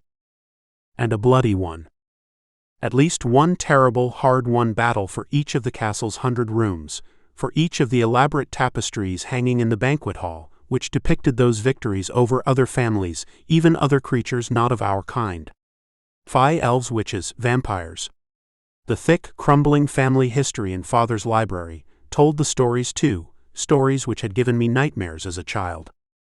The dungeons were never used anymore, making them an ideal method for getting from the inside of the castle itself to the outer walls without notice. I knew Dietrich had often used them and the many passages and stairways to which they connected to sneak his friends in and out, mostly women, many paid for the pleasure of their company. I'd used them to reach the cottages and various outbuildings throughout our vast estate, always more discreet than my older brother. Why hold a gathering or rendezvous inside castle walls, where one could easily be overheard? Why be a fool about it? Stagnant water dripped here and there as I darted through dark, unused corridors between cells separated by rusted iron bars. In more fanciful moments, I'd sometimes imagined the howls of pain and desolation which must have poured from those cells in days gone by, when the least sane of my long-dead ancestors had imprisoned men, women, and even children for slights both real and imagined. Each step put me closer to my Genevieve. Why did she have to be a vampire? Not that I cared one bit, but the rest of the world felt differently. The rest of my world, especially. Then again, I might have loved her less if she hadn't been a vampire. Perhaps that was what attracted me to her the most. Her sophistication, her refined tastes, her cleverness, all of them chalked up to a long lifetime spent amongst the crème de la crème of Europe. Her pale skin, shimmering eyes. As though she had been frozen at the height of her beauty, just for me. And her wickedness. The way her mind worked, so different from anyone I'd ever known. Besides my own, of course. For while my brother and I had often thought along the same self-interested lines, I was much better skilled at keeping my wants, and the deeds which led to the fulfillment of those, to myself. Just as Genevieve so artfully managed. And she was back. We'd be together soon enough, the way we were meant to be. Chapter 21. Genevieve. By the time I reached the cottage which sat at the outer southern edge of the de Klerk estate, it was nearly dawn, and I'd coursed straight there from the runway in Paris. And I was near complete exhaustion. Had I been much farther away from the cottage, I might have collapsed and succumbed to the approaching sun. As it was, I barely made it through the old wooden door with its squeaking, rusted hinges before sunlight began touching the tops of the castle's many peaked roofs and spires, still off in the distance. The Gothic castle was a monstrosity, the product of an older age. I loved it and wanted more than I could say to call it my home. Genevieve. Anton caught me in his strong arms before I hit the dirt floor. Gods above, what has happened to you? I could only shake my head, my eyes closing after basking in his beauty for just long enough to confirm that yes, it was truly him. Truly my Anton. The same icy eyes now warm with concern. The same cut-glass jaw tensed and tightened when he took in my condition. His hands both gentle and supportive as he cradled me. So weak. I breathed, unable to say much more than that without taking a rest. It had been at least 2 days since I'd fed, perhaps 3. I'd lost track during the last days of my imprisonment. "You'll need blood," he whispered, holding my limp body close to him. His warmth flowed through me, bolstering me, reminding me of what it meant to be loved. I'd missed him so. "Yes. Blood." I opened my eyes a crack to find him still frowning, his broad forehead creased with worry. "I wish I had known you were on your way. I would have stocked up for you. As it is, I have nothing to share, though I'd be happy to let you have some of mine," he was quick to add, "but we have to get to safety first. We cannot do it here. Where have you been all this time?" As though he couldn't help but ask, though where I'd been had nothing to do with the dire situation I was in. I didn't have the strength to answer, and certainly didn't have the strength to explain everything which had happened to me in the time since I'd left. Not until I had the blood I so desperately needed. My eyes slid shut. "Damn it all," he muttered. I heard the squeaking of hinges once again, but this was not the plaintive squeal of the front door. This was the more muted sound of the concealed door in the floor, the door which led both to the castle and farther away from it. All of the cottages which dotted the outer edges of the estate featured such doors, Anton had once explained, all of them linked together through a veritable maze of underground tunnels, which crisscrossed the entire breadth of the lands belonging to the de Klerks. He carried me down the stone stairs leading to the tunnel, making sure to close the door behind us before continuing down the narrow passage with its rough, craggy walls and a ceiling low enough that he had to bend his head slightly for clearance.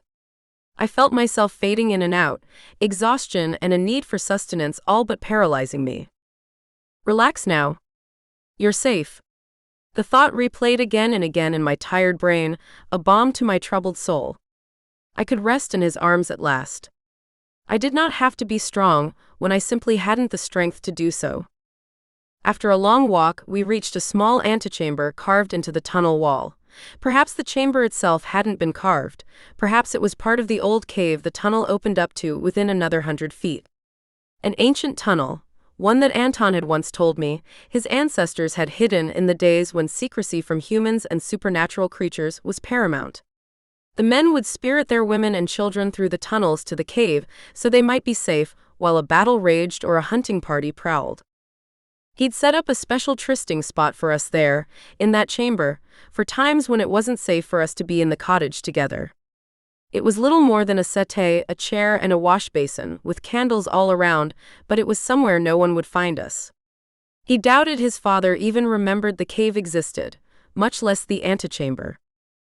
Anton lowered me to the settee before lighting a few candles, which provided a soothing glow.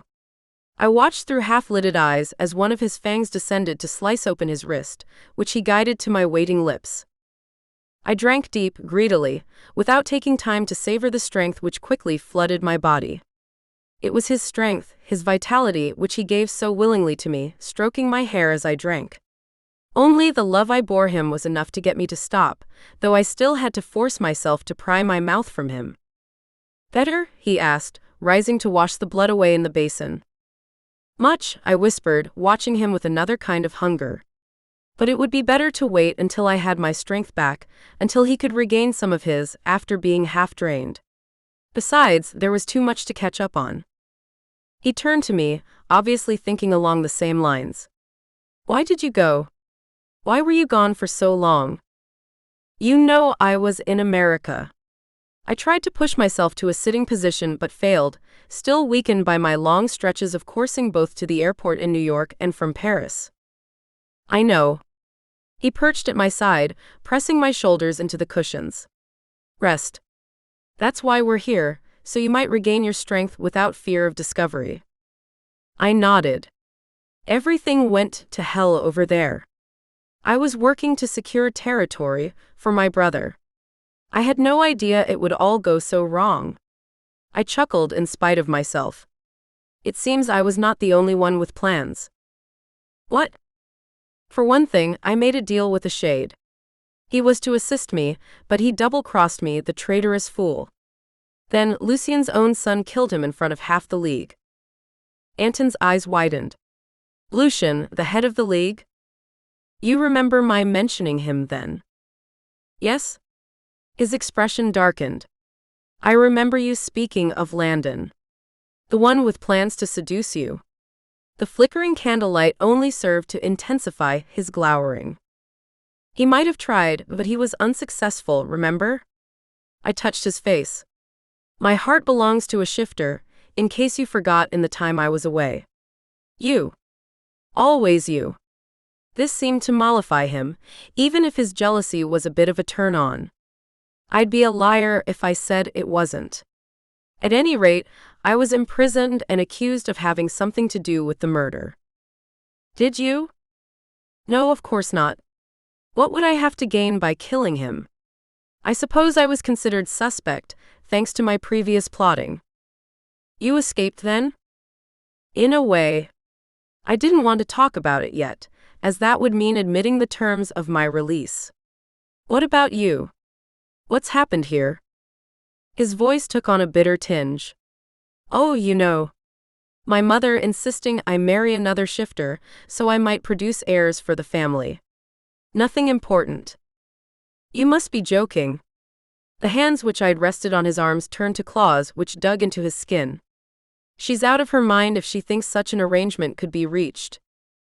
Do you believe you have to tell me that? He spat. I know it. I have no desire to marry a shifter or any other woman. Save one. My blood fairly boiled at the thought of my love being sold off into marriage with some pathetic little nothing. There was no chance of such a thing happening, was there? I had no doubt as to his love for me, and knew he cared next to nothing for archaic practices such as arranged marriage. Even so, of course, he continued with a sigh, there wouldn't be a question of my producing heirs if it hadn't been for that stupid brother of mine. How could he be so careless? Getting himself killed as he did, and by vampires no less. Understanding took root and began to bloom. It all came together. Your brother exposed himself to vampires in North America and was killed. Along with his entire group, yes, Anton muttered, shaking his head. How could he be so stupid? He was working on something out there, something he didn't dare tell me much about, though I had the impression it related to humans. Testing, perhaps. I'm unsure. Why would vampires kill him then, if he was working with humans? I tell you, I don't know.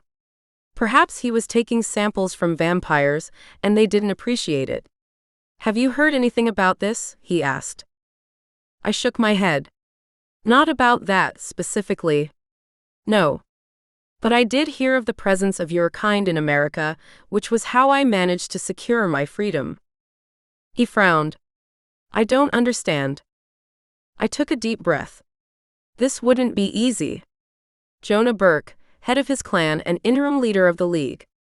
I made a deal with him in order to escape. He demanded information on the European shifters in exchange for helping me. He stood, breathing heavy. You did what? Please, Anton. I was able to stand and face him, strong enough to support myself. Do you believe I have any intention of revealing you to him or anyone else? Do you think me mad? But what else was I to do? I had to get out of there, out of that dungeon. I rubbed my hands on my arms, remembering the desolation. The loneliness. I had to get back to you. He grunted his understanding before pulling me into his warm, strong arms. I know. Whatever it took, I'm glad you did it if it meant being back here with me. But we're going to have to do something about this. We cannot allow it to go on. I rested my head against his expansive chest, nodding in agreement. I know. I only need a little time to work something out in my mind. Chapter 22. Naomi. I glanced over my shoulder to double-check that no one read the contents of the message other than me. It wouldn't do for them to know the identity of my friend and informant. I typed out a quick reply after memorizing the information he'd sent me. Thank you, Anastasio. I owe you as always. I deleted the message as soon as my reply went through, then closed the browser. No sense in leaving incriminating messages lying around. My old friend was not supposed to be in contact with me or anyone else. It was only when I managed to slip away one night while Micah and the others were hunting that I'd set up an account for myself on a computer at the public library. It was then I'd first used the address Anastasio had given me years earlier, the last time he'd come through Paris. It had been a long shot, and I'd known it at the time. What if he no longer used that address? What if he was no longer alive? But he did, and he was, and he had just illuminated me on more than one topic. As was his specialty. Carrie was with Gage and Reyes, all three of them leaning over a map which Reyes had spread out over the kitchen counter. Plotting the best course to Italy. It was a bit like shooting an arrow into the air at random, however, and all of us knew it. After all, Italy was a big country. There was no indication of exactly where Carrie's father lived. Well, as far as they were concerned, I knew something they didn't. I slid between Gage and Reyes, scanned the map, then jabbed at it with my index finger. Here. This is where we're going. How do you know? Reyes chuckled. Suddenly psychic? Something you haven't shared with us. I shot him a withering look, hissed and bared my fangs teasingly, all in fun. No. I just received word from a friend of mine. He tells me Gil Riviera lives right there, in a villa on a hillside in San Polo dei Cavalieri. Just far enough from metropolitan Rome, for the sake of maintaining privacy, but close enough that a person might still take advantage of the city's proximity. Who's this friend? Reyes asked, no longer teasing. Was it my imagination, or was he slightly jealous? Just a friend of mine who lives and works in the area, I sidestepped. What would he think if he knew I was close with an excommunicated shade who worked in Vatican City? I doubted Anastasio would appreciate my revealing his identity to a stranger, no matter how I trusted my new friend, Reyes. He lives there? Carrie whispered, touching the place where my finger had just made contact. I wonder why. You said he was involved with the government, didn't you? Gage slid an arm around Carrie's shoulders. It makes sense that he would be in a big city such as Rome. Perhaps he's an ambassador now. Yes, but why would it be such a secret? Why was it so difficult for us to find him? It's all such a mystery. She glanced up at me, chewing her lip. Your friend is sure? He's sure. I made certain to give him the correct name, and it hardly took him any time at all to get back to me with the information.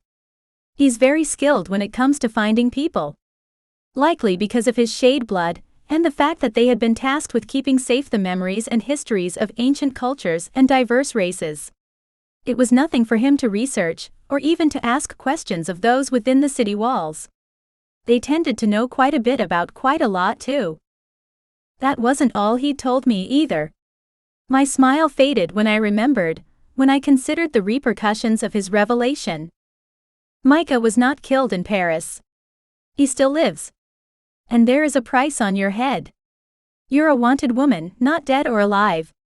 Simply dead. A chill ran through me. I shouldn't have been surprised to find out Micah had survived. It had all been such a blur, between setting my sights on killing him for all the evil he'd created, and the sudden appearance of his acolytes. The vampires who'd spirited me away to another park, who'd chained me to a statue after draining me of my blood. I hadn't seen him fall, hadn't seen his final moments, and therefore, hadn't taken for granted that he was gone forever. Now, I knew it for certain. He was alive, and he wanted me dead. Yes, it was high time to get out of Paris. I have to go to my father now. Carrie gazed up at Gage, eyes wide, searching his face for signs of understanding. My heart went out to the poor girl. She'd been ripped away from everything that had made her life her own so suddenly, she hadn't the chance to adjust. I related all too well. Now that I know where he is, I can't possibly stay away, she murmured, looking to Gage for understanding. Gage ran a gentle hand over her blonde hair. How could I refuse you? I understand what this means, how important it is. We'll see to it that you lay eyes on him, at the very least. We said we'd go, didn't we? Reyes asked as he folded the map. Now that we know where we're going, there's less reason than ever to second-guess ourselves.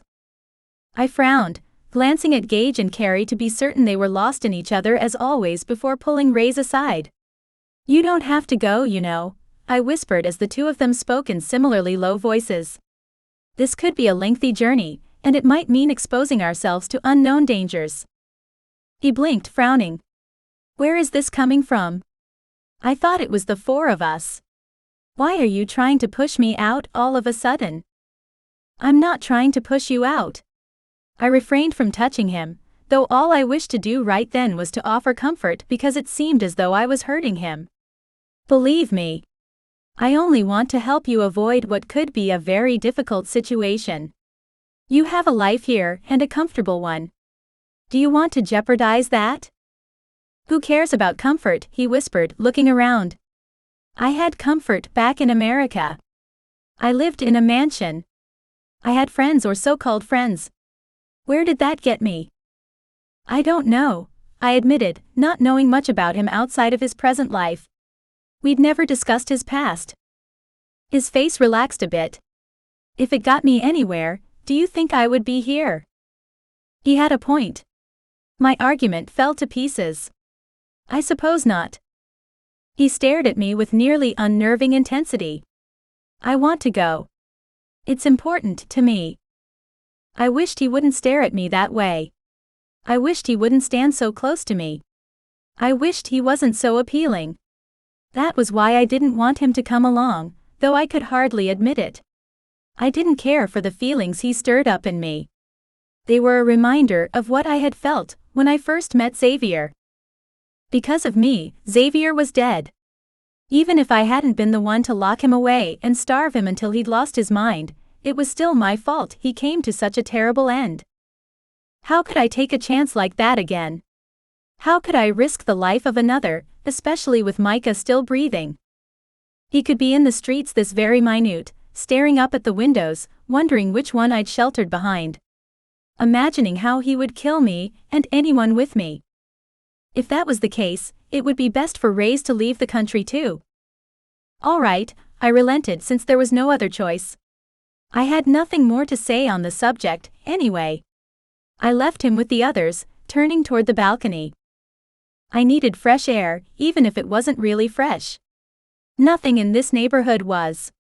Nonetheless, it was better than being inside, with my thoughts bumping against each other and Reyes looking at me in that intense way he had. It was both unnerving and welcome. Which frightened me terribly. But what did I know? I took a deep breath as I asked myself the question, leaning against the wrought iron railing and surveying the scene below. A typical evening in Paris, especially in this area. Drunks staggering about, young men wearing sweatshirts with the hoods pulled over their heads trying to blend in as they went about their dark deeds. And beyond, the glittering lights of the Eiffel Tower. It still dazzled me after so many years. Just as Micah had dazzled me, which was why I had to question my feelings. I'd thought I loved him, turning to him after losing Xavier. The way he'd lied and pretended to have nothing to do with my love's disappearance. It made me sick with rage.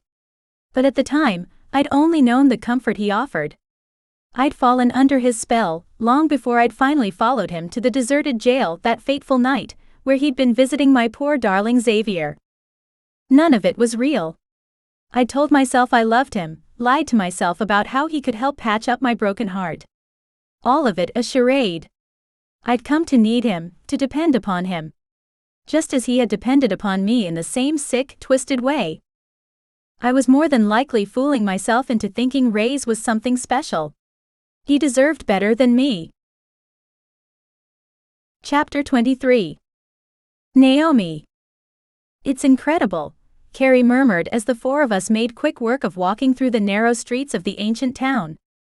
What is? Gage asked. The two of them, holding hands as always, walked in front of Reyes and me. She motioned around us with her other hand. All of it. To think the oldest architecture in America dates back to what? 600 or 700 years later than any of this was built. Perhaps even more than that, I offered. The first official record of the town dates back to 1081, but it might be much older by far.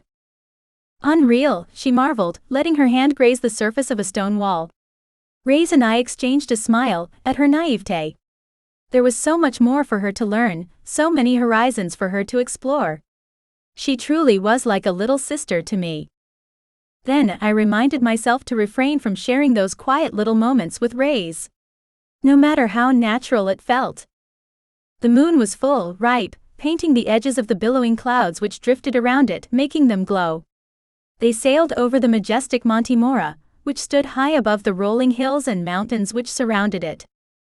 We were outside the town itself by the time we approached Gil Riviera's villa. It gleamed like a jewel nestled into the hillside, the windows which lined its walls allowing the light from inside shine to forth. It was a beacon, an oasis in the middle of old, crumbling, albeit charming structures around it. A winding trail led down from the entrance to the road carved into the very hill. A wall of mortared stone separated the estate from the road, while another such wall separated the road from the drop-off just beyond.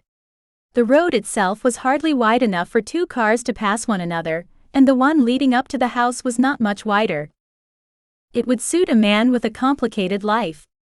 Living behind a wall, high up on the hill, with only a narrow road leading to where he made his home.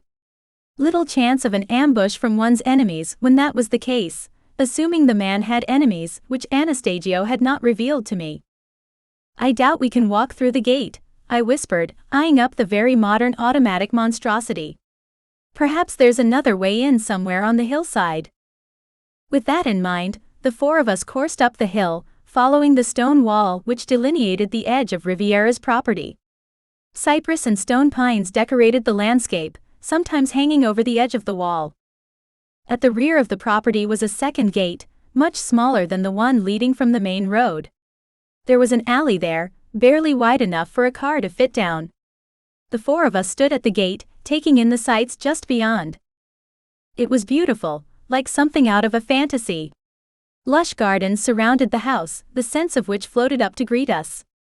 The paths around and through it were paved in gray stone, which turned almost pearlescent in the moonlight. The house itself was majestic, all 3 floors and 3 wings of it, though it wasn't imposing. Someone had taken the time to give it a warm, homey feeling, if such a place could be considered homey. Tan stucco and terracotta tiles on the roof, large open seating areas under pergolas just dripping with juicy grapes and large fragrant blossoms. Whoever lived there was fortunate indeed. I glanced at Carrie, whose eyes filled with tears she tried to conceal. I thought I might know what made her cry. She'd scraped by for so long virtually on her own, while her father's second family had lived in luxury. How many happy afternoons had been spent poolside, dipping into the clear water before lunching on the patio, all of it under the Italian sun. "Come on," she whispered, now determined. "What do you expect to do?" Gage asked. "Scale the wall, of course," she nearly snarled. "Wait." I threw an arm in front of her because, once I'd finished admiring the scenery, I'd taken note of another aspect to the villa: armed guards. "Why does he need them?" Rays muttered. "Wouldn't you want to remain safe if you lived in a place like this?" Gage asked. "Guards at the front gate, guards around the house. I wouldn't take any chances with my safety, or that of my family." "Yes, but why does he need to be so concerned for his safety?" Rays countered, and I couldn't help but agree. What indeed did Gil Riviera do with his time? We were about to find out. "Oh my God," Carrie whispered, then clamped her hands over her mouth. The four of us watched a handsome middle-aged man with gray-streaked blonde hair striding from side of the villa closest to us. He wore what, even at a distance, was clearly an expensive suit, and a large watch glittered on his wrist. Even his shoes shone as he walked toward us. Toward the rear of the property, away from the main road. Away from the cars parked in front of the house. "That's him," she confirmed. There was so much pain and wonder and sadness in her voice. "What's he doing?" Gage wondered aloud, as Gil seemed to sneak away from his home. There were no guards following where he walked, which was a clue, along with the way he kept casting looks over his shoulder. Whatever he did, he didn't want his men to know about it. The four of us watched until we could no longer risk revealing ourselves, then pressed ourselves against the stone wall several paces from the gate, deep in shadow. A series of high-pitched beeps told me Gil entered a code on his side of the gate before stepping through. He went straight to a sleek, low-slung sports car parked in the narrow alley, and drove away without so much as a glance around him. It was time to course again, it seemed, since none of us would be satisfied with simply letting him go about his business. Perhaps if he hadn't been so secretive about it. We arrived at a flashy, upscale restaurant not 10 minutes later, stopping several doors down when we noticed his car coming to a stop. A valet took care of it, while he walked with that same confident gait up to and through the restaurant's doors. "Come on." Carrie ran ahead, the three of us rushing to catch up to her. We watched through the plate glass windows as Gil was led through a quiet, tasteful dining room, to a private room in the back. Someone waited in that room. I could just make out the shape of a person sitting at a table before the door closed. "I guess it's safe to assume they wouldn't let us in without a reservation, huh?" Carrie whispered, sounding wistful. "I guess there's nothing to do now but wait," I said, watching her closely. There was no telling what she was going through. Chapter 24. Carrie. I used to be Daddy's girl. One look at him and it all came flooding back. All the good times, long before things went south. When it would never have occurred to me that my daddy was anything but a good, kind, handsome, wonderful man. My hero. Afternoons spent on his shoulders as we trekked through the amusement park or the zoo. Trips to Disney World, weeks at the beach or in the mountains. He taught me how to ride a bike, how to tie my shoes. How to read, endless hours spent at my bedside every night while we went through my bedtime stories until I could read them to him rather than the other way around. I could do no wrong in his eyes. Not back then anyway. I knew about the second divorce, so it was no surprise that my wicked stepmother wasn't with him, though it was surprising that a man still so handsome and clearly well off would dine alone. Then again, he wasn't alone, was he? Where were the kids? I barely remembered their names, and I hated myself for it. Lisa. Gregory. Max. I certainly couldn't remember how old any of them were. They were my brothers and sister, for God's sake, even if he had never seen it that way. I could have tried harder. I should have tried harder. Regret gripped my heart until it hurt. It had been my fault too. Not only theirs, though neither of my parents were completely innocent. Mum had been fine with my deciding to live with her, just as she'd later been fine with my moving out when she got remarried too. All I'd had left at that point was Dad's Aunt Dolores. I'd lived with her and been happy all through high school, until she died 2 weeks before graduation. A heart attack in her sleep. I had found the pearl necklace she had bought for a graduation present weeks later, while I was cleaning out her bedroom. I'd cried the whole afternoon, never more alone than at that moment. When all the dust settled, I decided to go out on my own. Forget my absentee parents, forget everything. Aunt Dolores had left me a little money, enough for an apartment and to support myself until I found a job. I had even been taking online college courses when I'd crossed paths with Gage. All of that was so far away, far enough that I would never get any of it back. And my father was in a restaurant across from where I waited for him to exit, but he might as well have been a million miles away. After all, there was no chance of revealing myself to him. No way. We didn't say much to each other, any of us, as we waited. I was too busy brooding, reliving the past with all its mistakes. Wondering if Dad ever regretted letting me slip away from him. And I got the feeling that my friends were afraid to speak to me, like I might crack if handled too carelessly. "There he is," Gage whispered, nudging me. 2 hours had passed, more or less, 2 hours of chic, beautiful people walking back and forth, going about their fabulous evening in fabulous Rome. I hated them. We watched my father leave the restaurant. He looked perturbed. I recognized the way his forehead wrinkled when he frowned, the way his thick eyebrows drew together. No sign of the person he was dining with, Naomi observed. Damn it. What would it matter if we saw them? Ray's asked, and it was a sensible question. I wouldn't know how to identify anyone my father might be involved with, and whatever he was involved with was probably none of my concern. I only wanted to know he was all right, which of course meant I wondered what was so special about this person he'd dined with that he didn't want anybody else to know about them. So maybe it was slightly my concern. We followed him back to the villa, reaching the little side gate long before he arrived. Just like before, we waited in the shadows, this time under the branches of an umbrella pine which overhung the wall. Dad was at the gate. "Watch this." Before any of us could ask what we were supposed to watch, Ray's coursed away to where Dad entered the code into the panel in the wall next to the gate. He was so fast about it I couldn't see him, except the way the breeze he created ruffled my father's hair. Dad slipped through the gate, and Ray's was back with us in a moment. "How did you do that?" Gage asked with his mouth hanging open. "You were so fast I couldn't even make you out." Our vampire vision made it possible for us to see each other when we coursed, but even Gage's vision had failed. Ray shrugged, grinning. "Just something I've been working on. No big deal. And it got us the code if we want to use it." I could have kissed him. "Yes. I want to go in. I'll die of curiosity otherwise." I wanted to know who he lived with, whether he was happy. Whether the people with him were happy. Who were the guards and why did he need them? If we coursed around and hid in the shadows, we could avoid notice. "You're not going in there alone, you know," Gage informed me, though he didn't sound like he thought going in at all was a good idea. I wasn't surprised by that, he might even have been right. "I'll go too," Naomi whispered. Ray's nodded his eager agreement. "All right, lead the way." I stepped aside for Ray's since he knew the code. He entered 5 digits into the keypad and the gate swung open. Easy as that.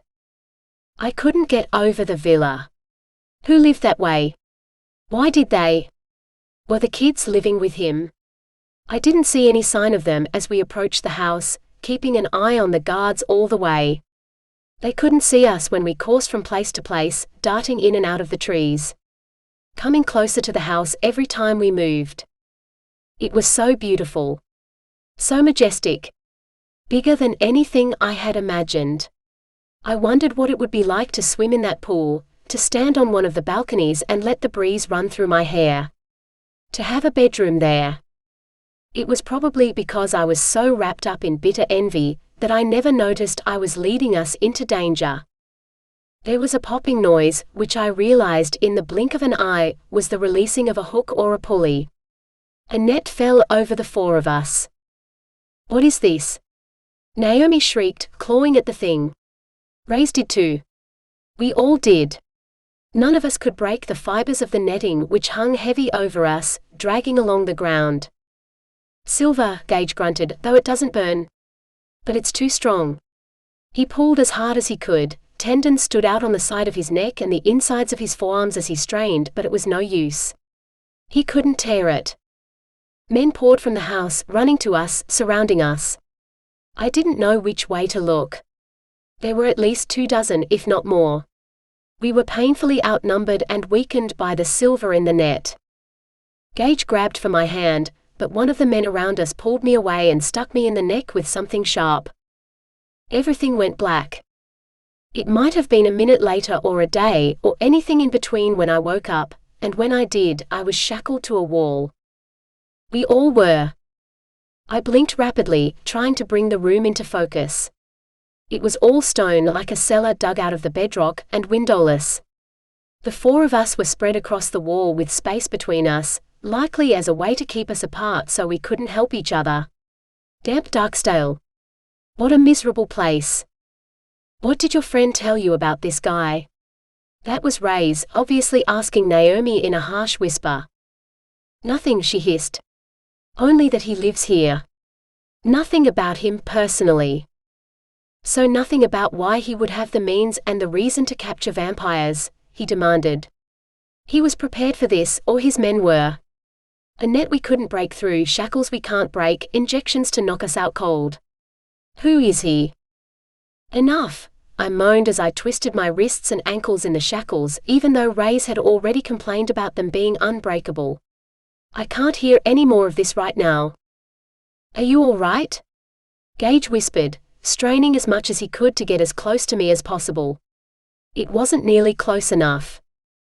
As all right as I could be in this situation, I guess.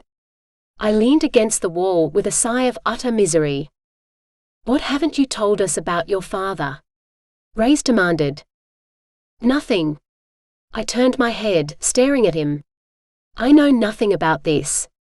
I told you everything I know, and I bet he didn't even have anything to do with this. Oh, come on, he snarled. He couldn't have. Why would he do something like this? What could he possibly have against us? I looked to Gage, hoping he would back me up, but he didn't say a word. My heart sank.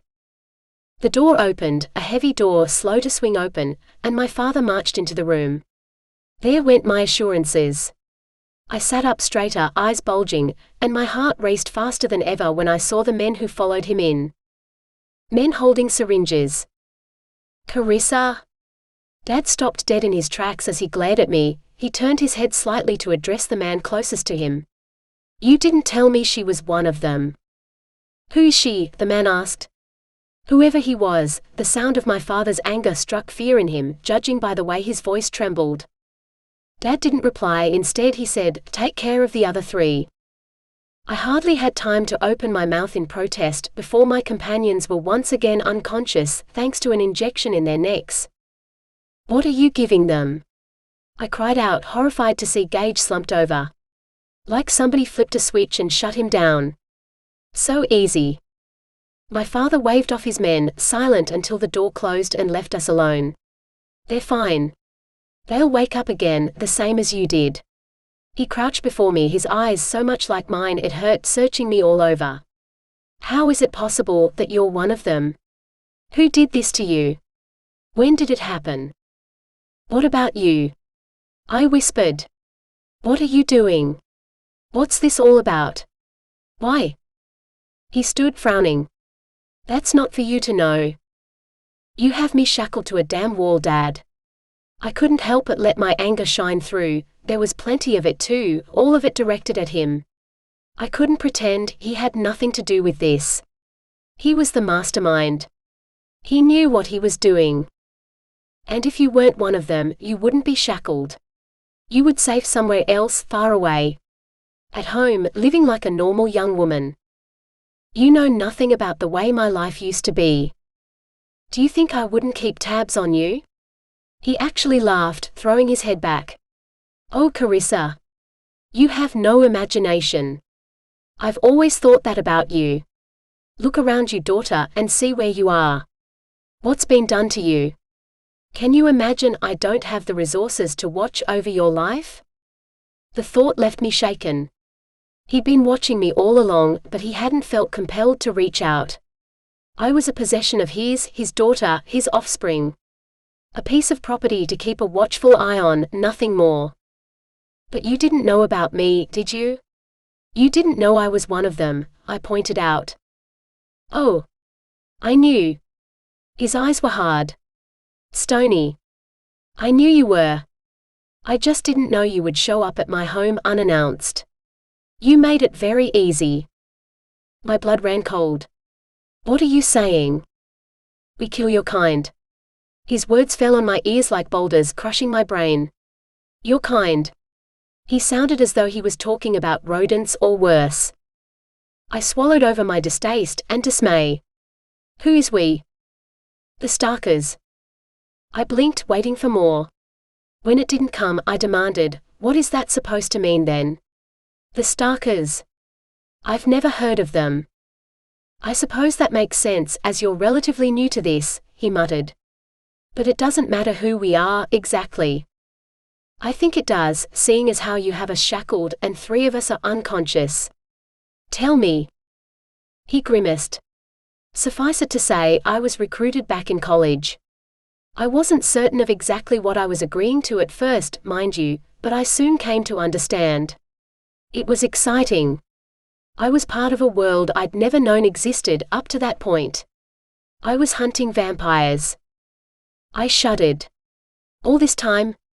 All these years since then? You've been a vampire hunter? He nodded. But you always told me you were a diplomat. A cover, he sneered, waving a hand.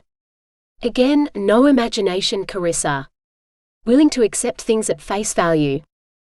When they're delivered by someone I once trusted? Yes, I guess I'm a little gullible. He winced. You make a point. That was cruel of me. You were intended to believe it, or else what's the point of a cover story? At any rate, now you know. But who are they? How big is this group? Where are they located? My mind spun with the possibilities, the implications of this. You've already heard more than enough, he decided, standing in front of me with his feet planted at shoulder width.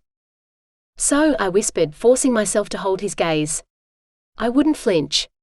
I wouldn't cry. I wouldn't give him the satisfaction. Here we are, after all this time. Are you going to kill me? Is this how we're ending things between us? To his credit, he winced. No. I've thought about it quite a bit. I'm glad to hear you had to think about it. I muttered. He ignored this. I don't want to kill you, Carrie. I want to help you. I want to create a cure for this terrible curse. This got my attention. A cure. You're a scientist now? He snarled but held back his temper. Barely. I have scientists at my disposal. Who do you think concocted a sedative strong enough to knock out a vampire? Who created the silver alloy which served as filament for the netting we used to capture you? They work for me, and I intend to turn their attention to creating a cure. He knelt at my side, and his eyes were full of love.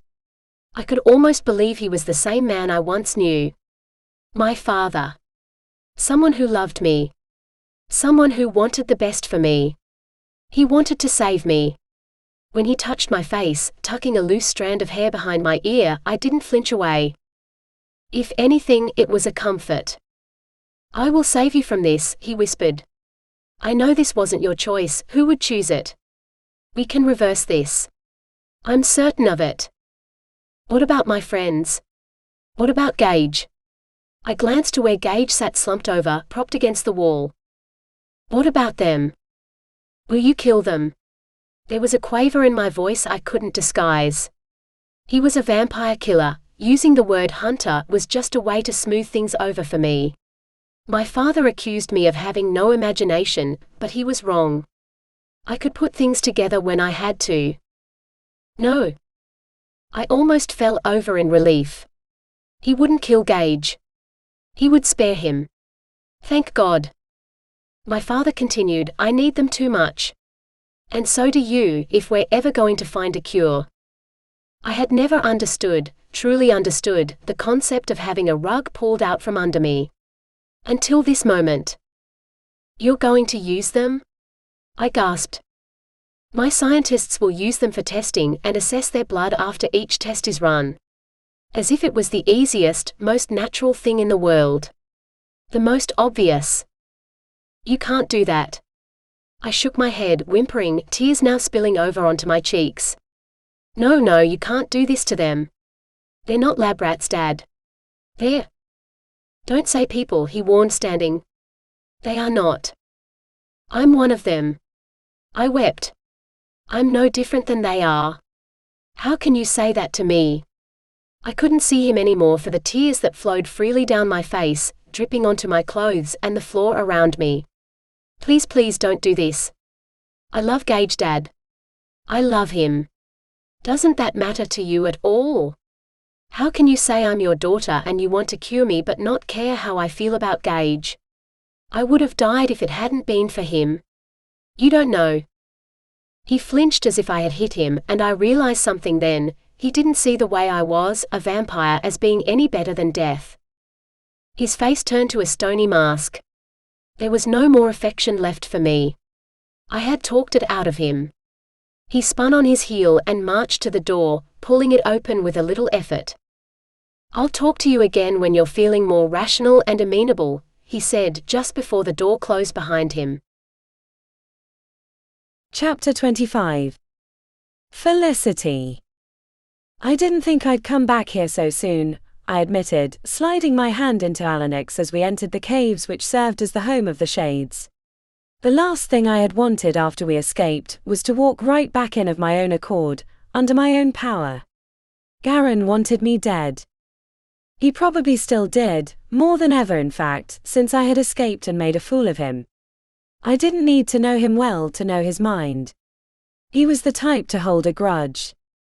In Alanik's other hand was the dagger, concealed under the sleeve of his robe, ready to be used at a moment's notice. What happens if someone else takes hold of us? I whispered. What if they take it from you? I will kill anyone who dares put a hand on me or on you. That was his simple, brutally honest reply. He was that determined to see this through. We both knew there would be no second chances. It was a matter of getting it done or never stopping Garen's reign.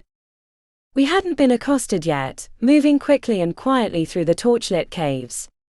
So many of them, so many offshoots running in all directions. It was a wonder to me that he knew where to go. Everything looked the same to my unpracticed eye. But he made rights and lefts with confidence, as though he had the entire system mapped out in his mind. Perhaps he did. The Shades were expert at protecting memories and information, weren't they? I love you, I whispered at one point. Some instinct told me it was better to say it while I had the chance. I love you. He smiled, wide and genuine, reminding me of the smile he'd beamed when Gregor had declared us husband and wife. My husband. He was my husband. It was too large a mental hurdle to overcome all at once. I hoped I'd have plenty of time to become accustomed to the idea. I hoped we both would together. There has to be a reason why they're not coming for us, he murmured, and his smile disappeared. Do you think Garen knows we're coming? I do not doubt it, he glowered. I suppose he wants to give us a warm welcome, his version of one at any rate. He looked down at me, concerned. Perhaps I ought not to have brought you here now. Perhaps I should have waited until this was over. It was more than a bit late to consider that. If they knew he was here, they had to know I was with him. So soon after my escape too. Only a fool would return. I guessed I was a fool then. I loved him. Love required a measure of foolishness, I'd found. I shook my head, gripping his hand tighter than ever. If you think you could get away with keeping this from me, letting me worry and wonder, you have another think coming. He snorted but didn't reply. We reached the room in which Garen had questioned me. I recognized it right away. I had seen it many times in my dreams. The throne room, Alanik whispered, peering in through the open door. It was empty.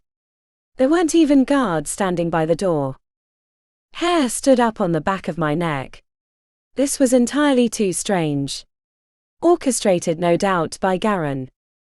We hadn't gotten more than another several steps down the tunnel before he stepped out from inside another room. What took you two so long? Garen asked, waving us on. Come. We have things to discuss. I must admit, I hadn't considered you foolish enough to bring her with you, cousin. Alanik stiffened but didn't say a word. I noticed from the corner of my eye the way he slid the dagger into an inside pocket of his robes, the moment his cousin's back was turned. A wise idea, no doubt. Garen might be on his guard, or might have friends waiting for us. We followed Garen into what must have been his living quarters. A lavish set of rooms, entirely unlike everything I'd seen up to this point. The Shades lived a rather monastic lifestyle, very simple and plain, at least Alanik had always described it that way. This was like something out of a palace, complete with silk upholstery in deep rich colors, cushions stacked deep in front of a roaring fire, iron chandeliers inlaid with jewels which sparkled in the candlelight. I found it distasteful rather than welcoming.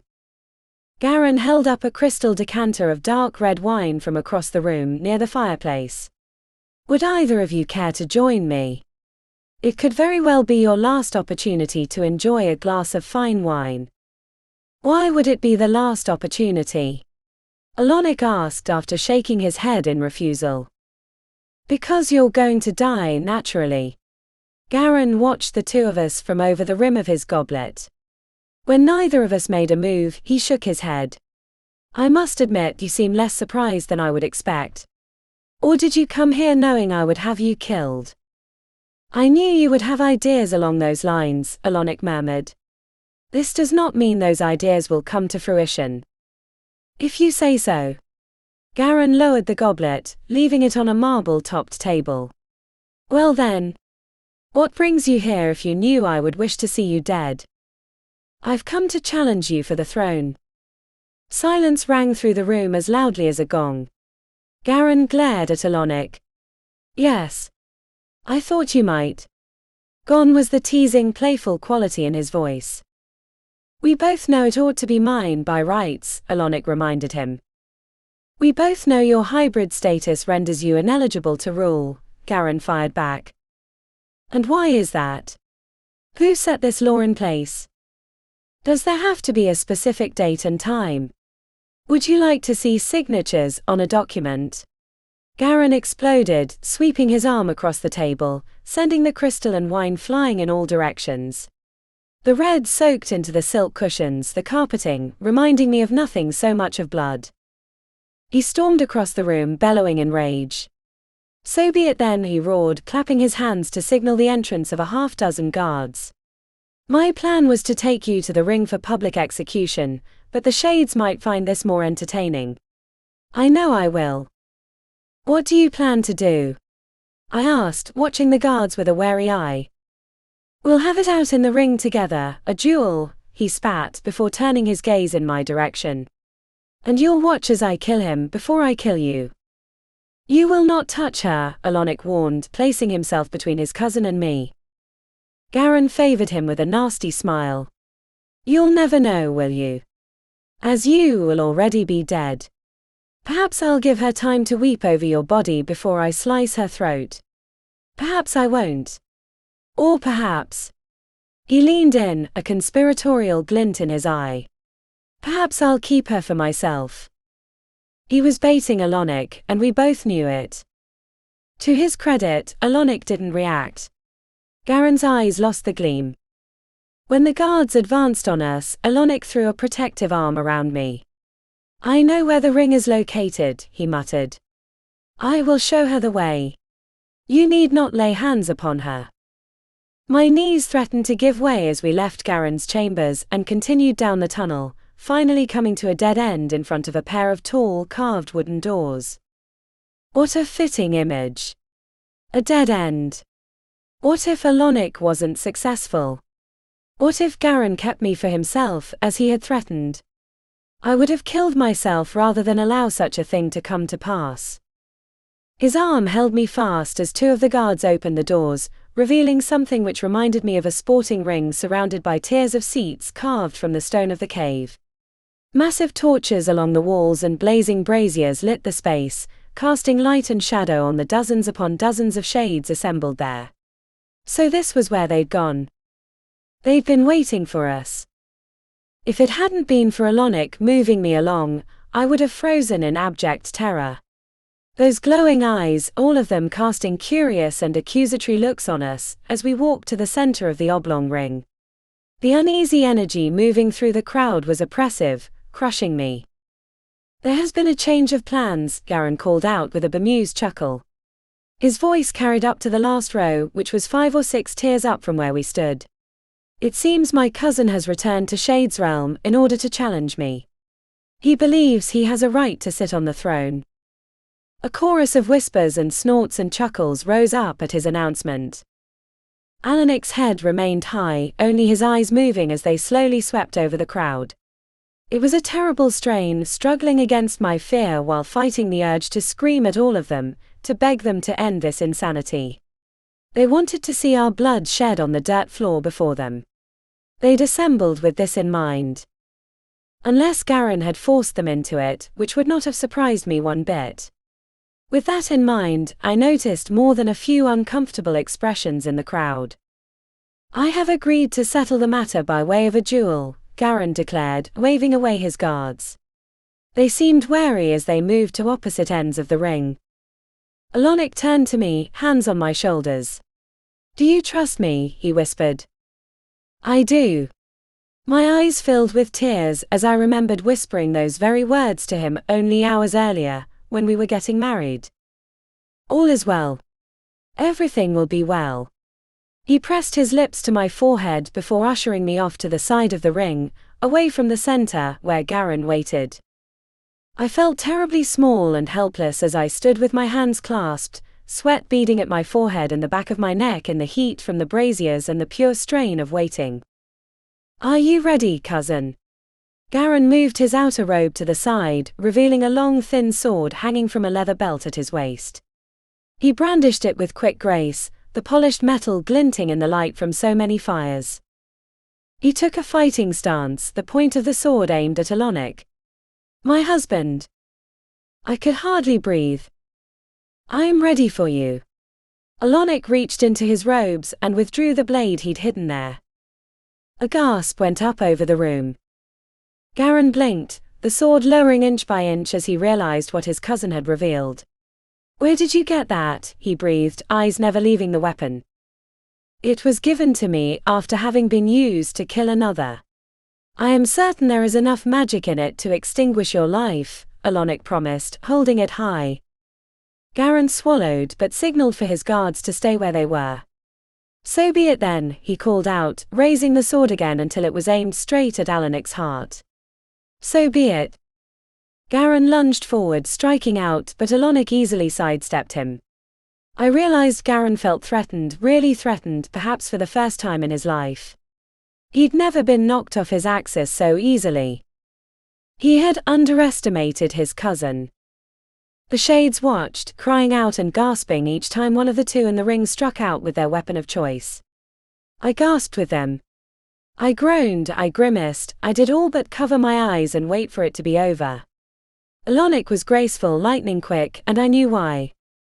The vampire blood, which had always been a curse to him, at least as far as the Shades were concerned, was making it impossible for Garin to keep up with his rapid movements. Finally, Garin released an ear-splitting cry of frustration, making a sloppy move as he tried to slash at Alonik. He was successful in tearing Alonik's robe, but the sword went no farther than that. The Shades leapt to their feet, crying out, a few of them shouting. I breathed a shaky sigh of relief but knew that was far too close. Alonik thought so too, judging by what he did next. He took advantage of Garin's lack of balance after missing his mark by taking hold of his arm and pulling him close. Where in one sharp, deft move he slammed the bone dagger into Garin's chest. There was no reaction from Garin when he died, for he turned to dust the instant the dagger's blade slid home. The sword clattered to the floor, his robes falling into a pile at Alonik's feet. Just like that, it was over. Screams and shouts of surprise filled the air as reality sank in. Garin was dead. Alonik was the victor. He turned in a slow circle, staring at each and every one of the Shades in turn, as if he dared them to challenge his ascension to the throne. None of them did. Most of them seemed too shocked to muster much more than an expression of shock. "Let this be the beginning of a new age for us, one in which we return to the old ways," he said, his voice ringing out loud and clear. "Let us return to a time of peace, as we've lived in for the duration of our existence." I glanced around, afraid to move much more than my eyes, judging the reaction of the Shades. They didn't seem to be against him. He turned to me, holding out his free hand. "As your new leader, my first public declaration is to name this woman as my queen." He looked around, as if daring any of them to argue the point. I heard more than a few grumbles, but there was no overt challenge. I wondered if he would make another speech or declare something else. He did neither of those things, instead he led me from the ring and out into the tunnel. I almost had to run to keep up with him. "Where are we going?" "To our new chambers," I asked. He answered by leading me right past Garin's old living quarters and further into the tunnel. "No. Remember, I will not be the sort of ruler he was. I want nothing to do with that lifestyle. It is time we return to who the Shades were always meant to be." I decided it was best to keep my mouth shut and allow him to do things as he wanted to do them. He obviously had a plan I was unaware of. It was so good just to know he was safe, that he had won. And he finally had everything he'd ever wanted. We stopped in a narrow passage lined on both sides by doors. This is where I made my home, Alonik explained, showing me his sparse room. A bed, hooks along the wall for his robes, a basin for washing. Nothing could have been further from Garen's lavish quarters. Alonik! A voice even deeper and more rumbling than Alonik's caught my ear. I turned in time to see my husband greeting another shade, who must have followed us all the way from the ring. He nodded to me, smiling slightly. "My queen," he murmured. This made Alonik glow with pride. "Felicity, this is Steward. An old friend, one I trust above others." "How are Jonah and Anissa?" Steward asked. I wondered how he knew them. "They are well, and they send their regards," Alonik assured him, drawing his friend into the room. They looked alike, as all shades did at first glance. It had never occurred to me until then how far hair went in establishing an individual's identity, and how the lack of it could make people look so similar, but it took no time for me to note the difference in their eyes, in the shapes of their faces. I saw a lot of Tabitha in Alonik when I compared him to other shades. She helped him stand out. "Steward, because I trust you so implicitly, I would like to name you as my advisor," Alonik offered. "I am honored," Steward smiled, speaking slowly as was clearly his nature. "And my first act as your advisor would be to warn you that Garen had allies in our number. You would do well to be wary of them." And I had been so relieved too. Just like that, with one short statement, my heart clenched as it had when I watched Alonik fight. Would there ever be a time when we could just be together, with no danger in our lives? No, there wouldn't be, because Alonik was now a ruler. I knew enough from having assisted Gregor that the times in which everything ran smoothly were few and quite far between. This was our life now. "I appreciate your candor," Alonik assured him with a pat on his shoulder. "And now, if you would allow me to take a little time to rest." "Of course. I will see to it that you are undisturbed." Steward nodded to me before leaving, closing the door when he did. The moment we were alone, Alonik swept me up into his arms. I allowed him to hold me without speaking for a long time, if only for the sheer joy of being in his arms. We were married, really and truly, and finally together. And alone. "Thank you for doing this with me," he murmured, his lips close to my ear. I kissed his cheek. "I wouldn't be anywhere else in the world, my love. I'm so glad you're all right. I was terrified back there." "I told you," he straightened, smiling down at me, "all would be well." "And it is." "It is." I couldn't help but worry in my heart about the truth of that statement. Was everything truly well? With Garen's allies lurking around. I was in no mood to become a widow, not then or ever. Not when I loved Alonik more with each passing day. "Just kiss me, please," I whispered over the lump in my throat, tears filling my eyes. "Kiss you." His arms tightened, drawing me closer. "My pleasure, my queen." Chapter 26. Bronwyn. "Are you ready?" Seren asked, waiting in the doorway of my room with the baby in her arms. "Almost. I was a bit involved with ensuring the baby's things were packed," I reminded her as I packed my own small bag. She rewarded me with a sheepish smile before turning away. "Of course. I don't mean to rush you." But she did, and we both knew it. She was in a terrible rush to get away from the high-rise, and I couldn't blame her. Not only because I wasn't particularly fond of being there. Certainly it was comfortable. I had everything I could ever want. Except the freedom to come and go as I pleased, which was something I missed terribly. I folded my robes more swiftly with that in mind. It was a stroke of luck on both my part and Fane's that he'd found me while I was already traveling, at an inn in which I was staying to avoid other witches. It was in my best interest to keep a low profile. Seren had known I would be there. It was the only way he could have found me so quickly, with so little effort. I was relieved he had, of course, as I'd been able to assist my old friend in her time of desperate need.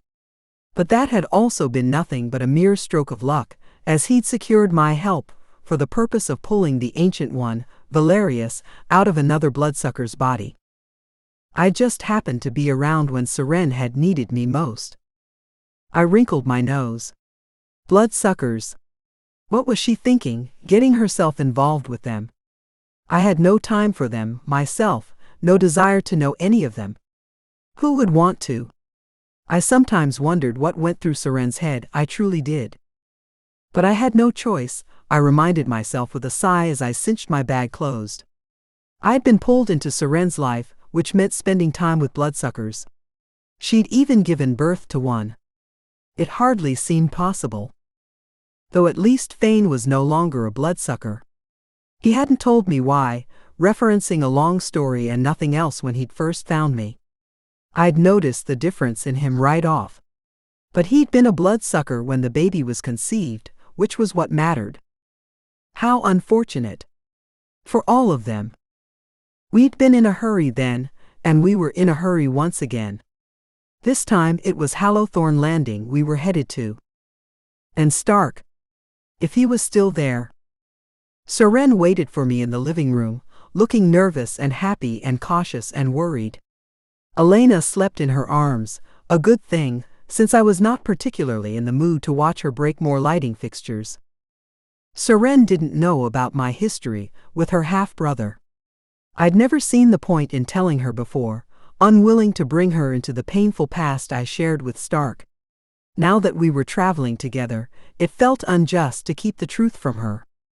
I wouldn't know where to begin. Perhaps it would be for the best if he was no longer living there. I could avoid opening old wounds which had long since healed, or at least had stopped bleeding. I didn't know if I would ever fully heal from the heartbreak he delivered me.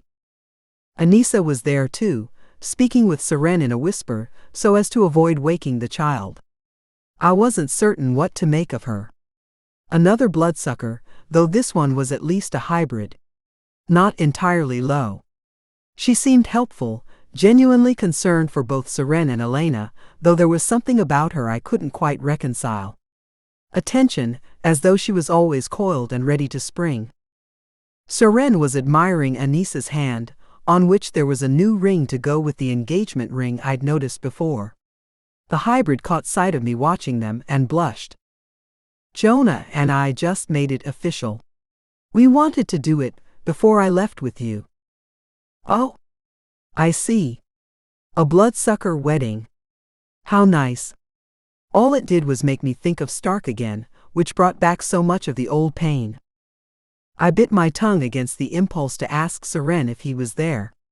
She wouldn't know most likely, and the question would seem out of place. I didn't wish to give her any ideas, correct though they might be. It would be so much easier to forego this entirely and avoid the chance of seeing Stark again, but that would mean deserting Seren. She was not in top health after delivering her baby, no matter what she might believe. There was still a chance of her developing complications. I couldn't take that risk and live with myself if things went wrong. Just like I couldn't desert her when she had an elemental infant on her hands. Are we ready? Seren asked. Anissa motioned to a pack she'd slung over her back, and I nodded. Seren took this as permission to create the portal which the three of us stepped through, leaving the suite and everything in it behind. We stepped into Hallowthorn Landing, arriving in the courtyard at the edge of the fortress which bordered the sea. Behind us was the impossibly tall rock wall, before us was the sparkling water. It was quiet just then, gently rolling, waves lapping at the rocks below us and the docks in the distance. It was all exactly as I remembered. A warm breeze immediately caught my hair, making it swirl around my head as it did to Seren's. Elena woke, cooing happily. A relief. We'd seen what happened when she was upset. A different world, Anissa murmured, shaking her head. It's easy to forget there are different realms which exist all at once, all moving along at the same time. She turned to Seren. I wonder if Sarah will visit. Or if Stark has seen her recently. Sarah? I asked, my ears picking up at Stark's name as they always did. She nodded enthusiastically. My sister. She was training with Stark. Training? Your sister is a witch. She shrugged. The same situation as we've had with Elena here. She drank from the same tainted batch. Now she's elemental, and she's been training with Elowin in order to hone her power. It was a knife through the heart, hearing that name again. I hadn't heard it since the day Stark told me he was leaving me for her. I could picture Elowin in my mind. That imperious glare, that cold manner, the way she talked down to everyone who wasn't either her brother or Stark. When I managed to get my breathing under control, I asked, "So, Elowin is helping your sister? Is this what you're telling me?" Anissa nodded. I chuckled, then sighed. Elowin never helps others unless she plans to get something in return. What is she getting from your sister? Anissa blinked, taking a step back. What could she possibly get from Sarah? My throat constricted from the force of emotion rising up in it. I fought to speak over it. That depends. What is she to Stark? When she frowned, I knew I'd hit my mark. So there was something between him and this new witch, was there? Why was I in the least bit surprised? Something, I did not know what, told me to look up at that very moment. To the balcony, several floors up. Where Stark was standing. I froze in place. Chapter 27. Stark. Standing on the balcony where Sarah and I had argued during that first training session brought back a lot of memories. All I needed was a storm like we'd had that day to make things perfect. And Sarah, of course. Everything made me think of her. Worry about her. Wonder how she was faring under Elowin's tutelage. Was Elowin treating her fairly? Was she upholding her end of the bargain? Or was she merely drawing things out in order to keep us separated? Did Sarah even care either way? I gritted my teeth and knew if I hadn't such control over my power, I might have let loose with the sort of elemental display Sarah had treated me to in the early days of her training.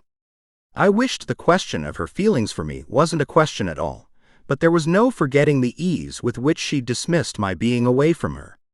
She hadn't put up a fight when presented with Elowin's caveat, the demand that I not be around. That eagerness to comply was like a seed. The smallest little seed which had planted itself in my brain and was now flowering into something much bigger, something with vines which curled themselves around my thoughts and tainted even the happiest memories. Did she care at all? Had she only been using me in order to control her power? I wanted nothing more than to see her. To prove to myself once and for all whether she wanted me or not. Elowin might have planted seeds of her own in Sarah's mind since we'd parted too. I couldn't give her the benefit of the doubt after knowing the depths she was willing to sink to.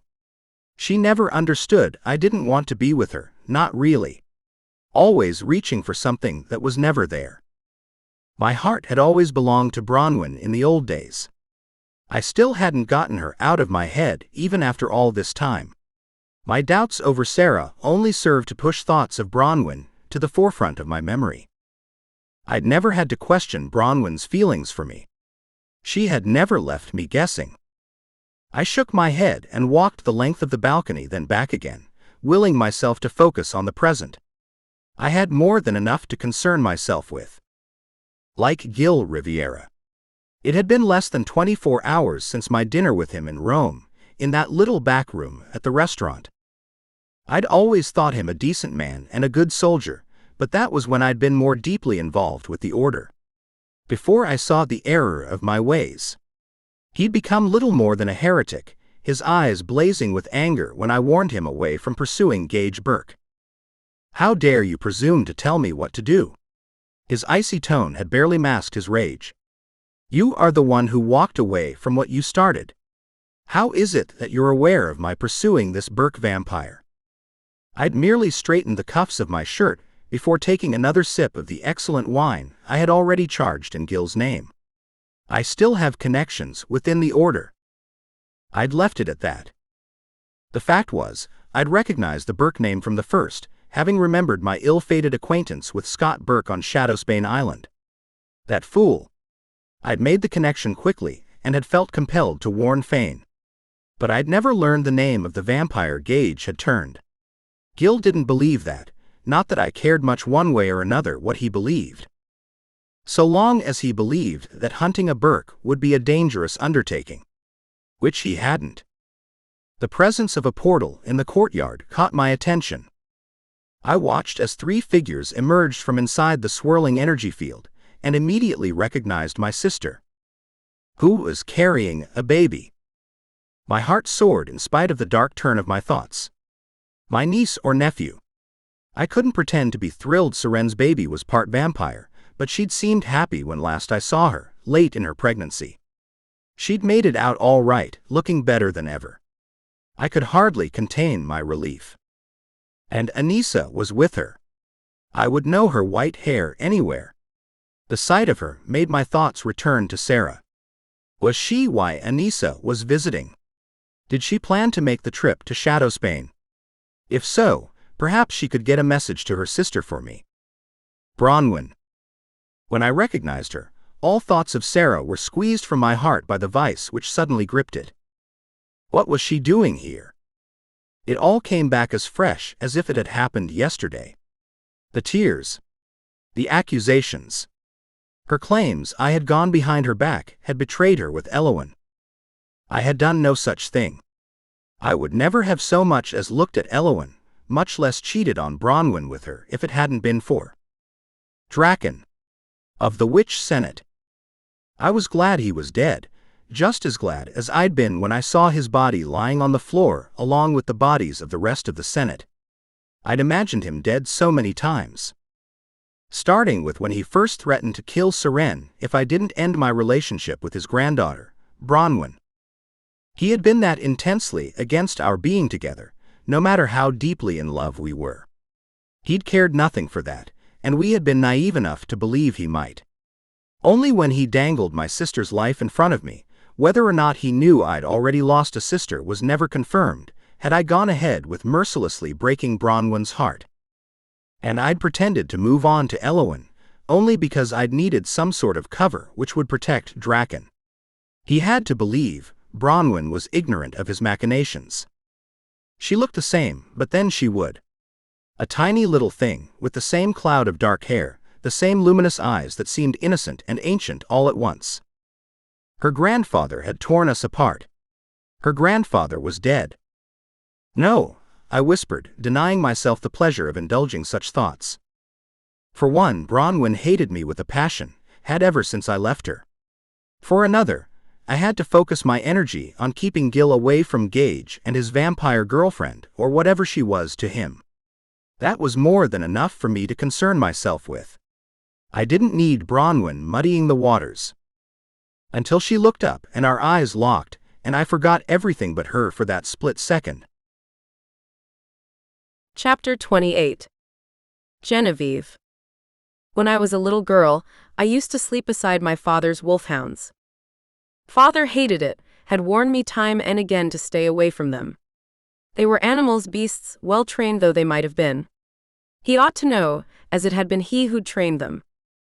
There was never any telling when an animal would lash out, biting the hand that fed it. He drilled this into my head, referring not only to the wolfhounds, but to all of the beasts of the woods which surrounded our home. But the hounds were my friends, I would remind him.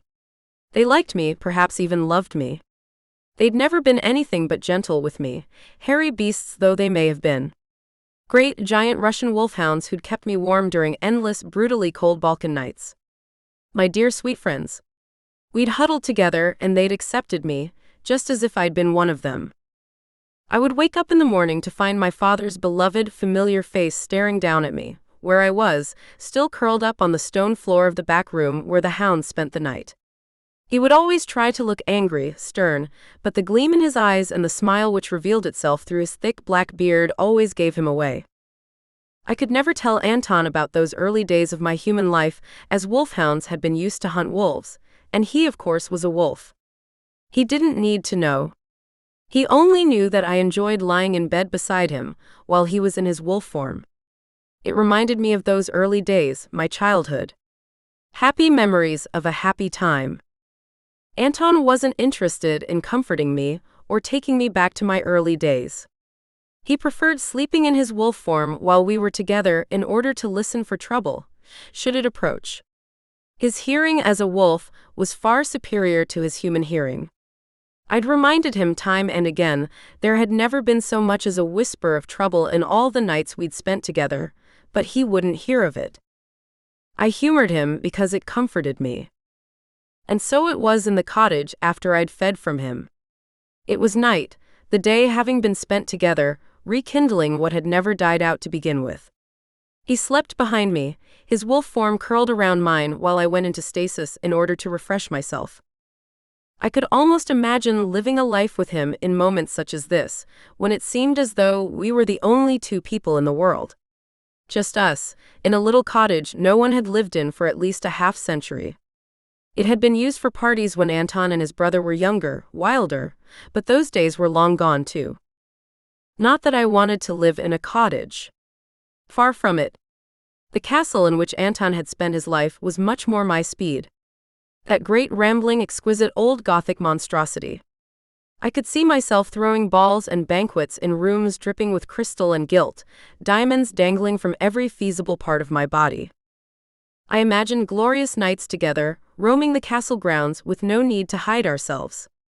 Watching from the balcony as Anton ran across the grounds in his wolf form, admiring his beauty and agility. Days spent reading through the hundreds of books in Dorian's infamous library. Being able to love and be loved without reservations.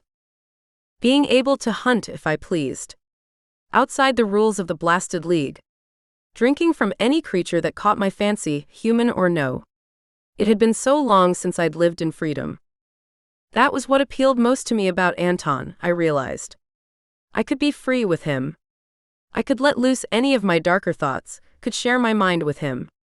I could also let down my walls and be vulnerable for the first time in as long as I could remember. I could be with him in complete happiness, all because he reminded me of my childhood friends. Anton's sudden snarl pulled me from my thoughts, propelling me into full wakefulness. I sat up, breathless with surprise, turning in time to catch sight of his glowing eyes before he shifted to his human form. "What is it?" I gasped when he jumped out of bed and peered out the window. "Intruders," he whispered.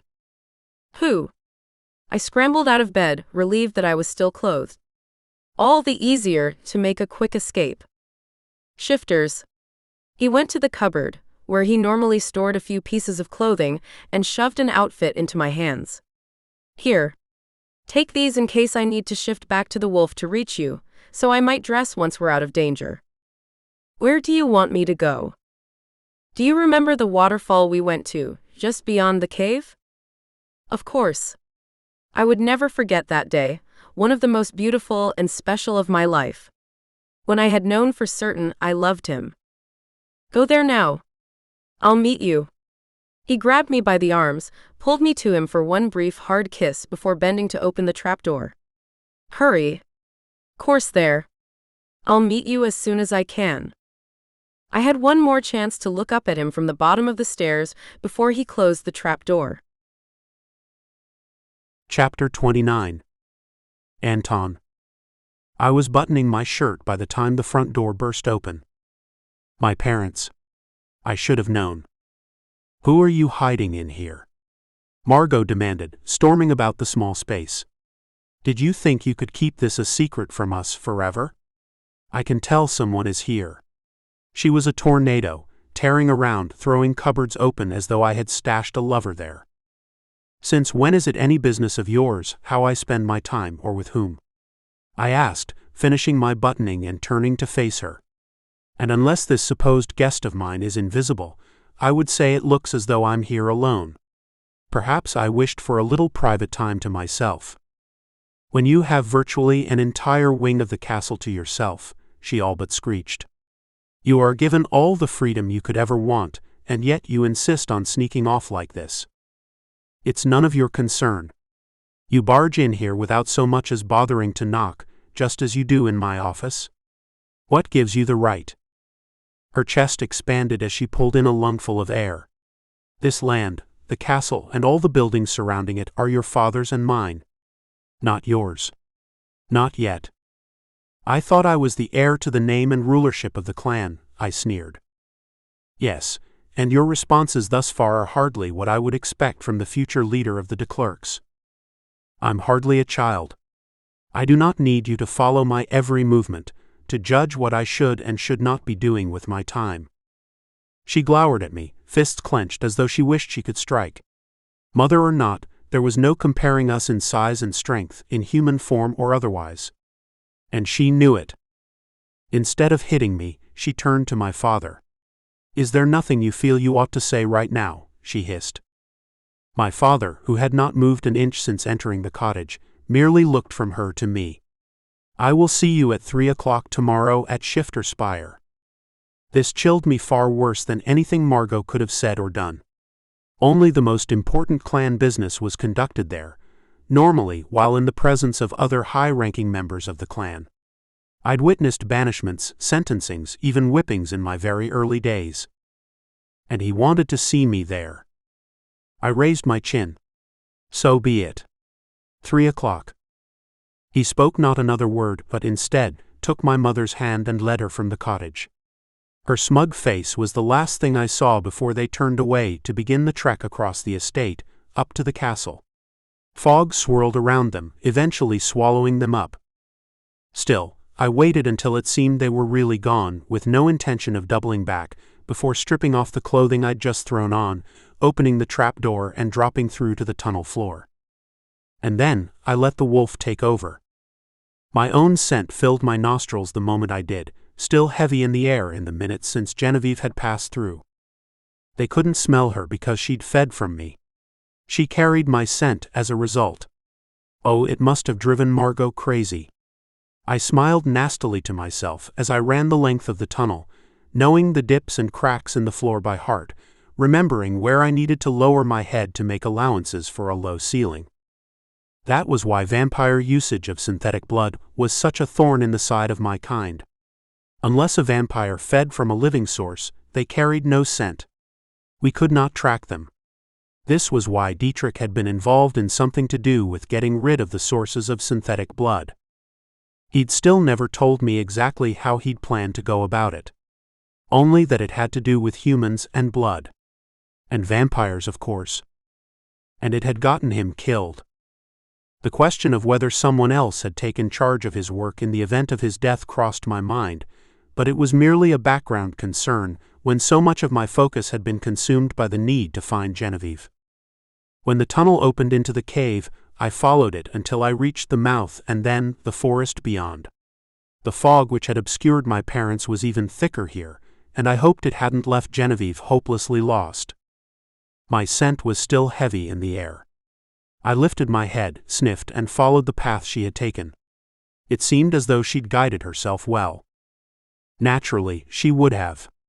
She excelled at everything she put her hand to. Yet another aspect of her personality I found supremely attractive. I loped through the forest, less anxious than before but still in a hurry. Nothing mattered more than her safety. The sound of rushing water greeted me, growing louder the closer to the waterfall I came. I hadn't visited since the time we'd spent there together, and the sight of so much natural beauty struck me just as it always did, though it was less important while I was the wolf, when my sense of smell and hearing were far more valuable to me than the majesty of a rushing waterfall, the droplets glittering diamonds in the moonlight. I sniffed the ground all the way to the rock face, followed the narrow footpath worn over many generations of visits to the secret alcove hidden behind the falls. Dirt turned to stone, slippery at that, but I was agile enough to make short work of navigating the ledge before slipping into the carved-out niche where we'd spent one glorious day together. Only to find my clothing strewn about the floor. The clothing I had thrust into Genevieve's hands before sending her through the trapdoor. And the scent of blood in the air. Blood and other shifters who were not me. I ran around the small alcove, sniffing the ground all the while, then burst out onto the other side of the falls, opposite where I'd entered. I focused every bit of concentration on picking up my scent, but it was gone. Only blood and the scent of others. So many others. No. No.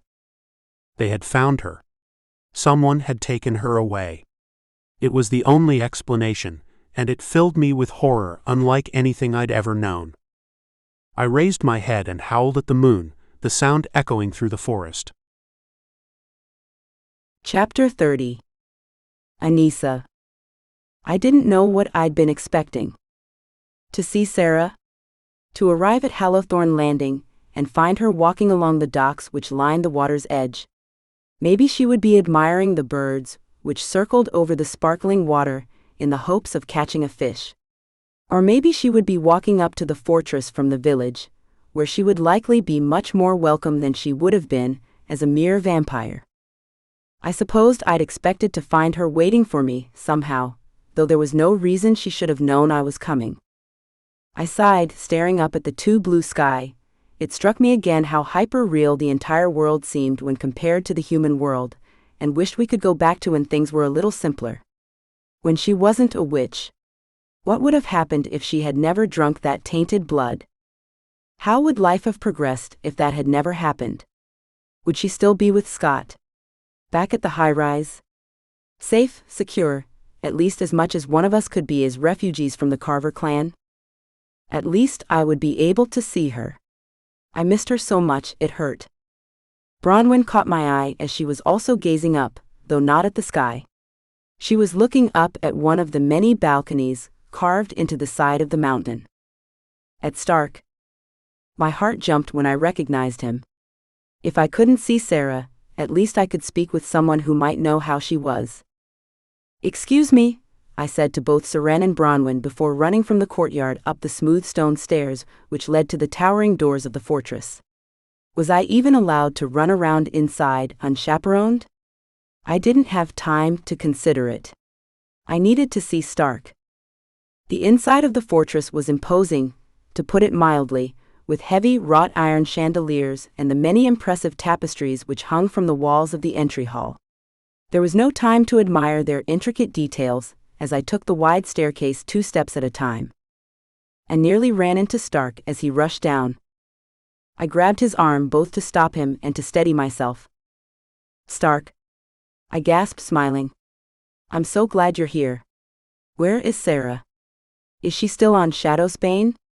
Have you seen her? I miss her so much." It all came out in a single breath, the words running together. He smiled indulgently, if a bit distractedly, as his eyes moved to the door I'd left open on running inside. "Take a breath. No, I haven't seen her.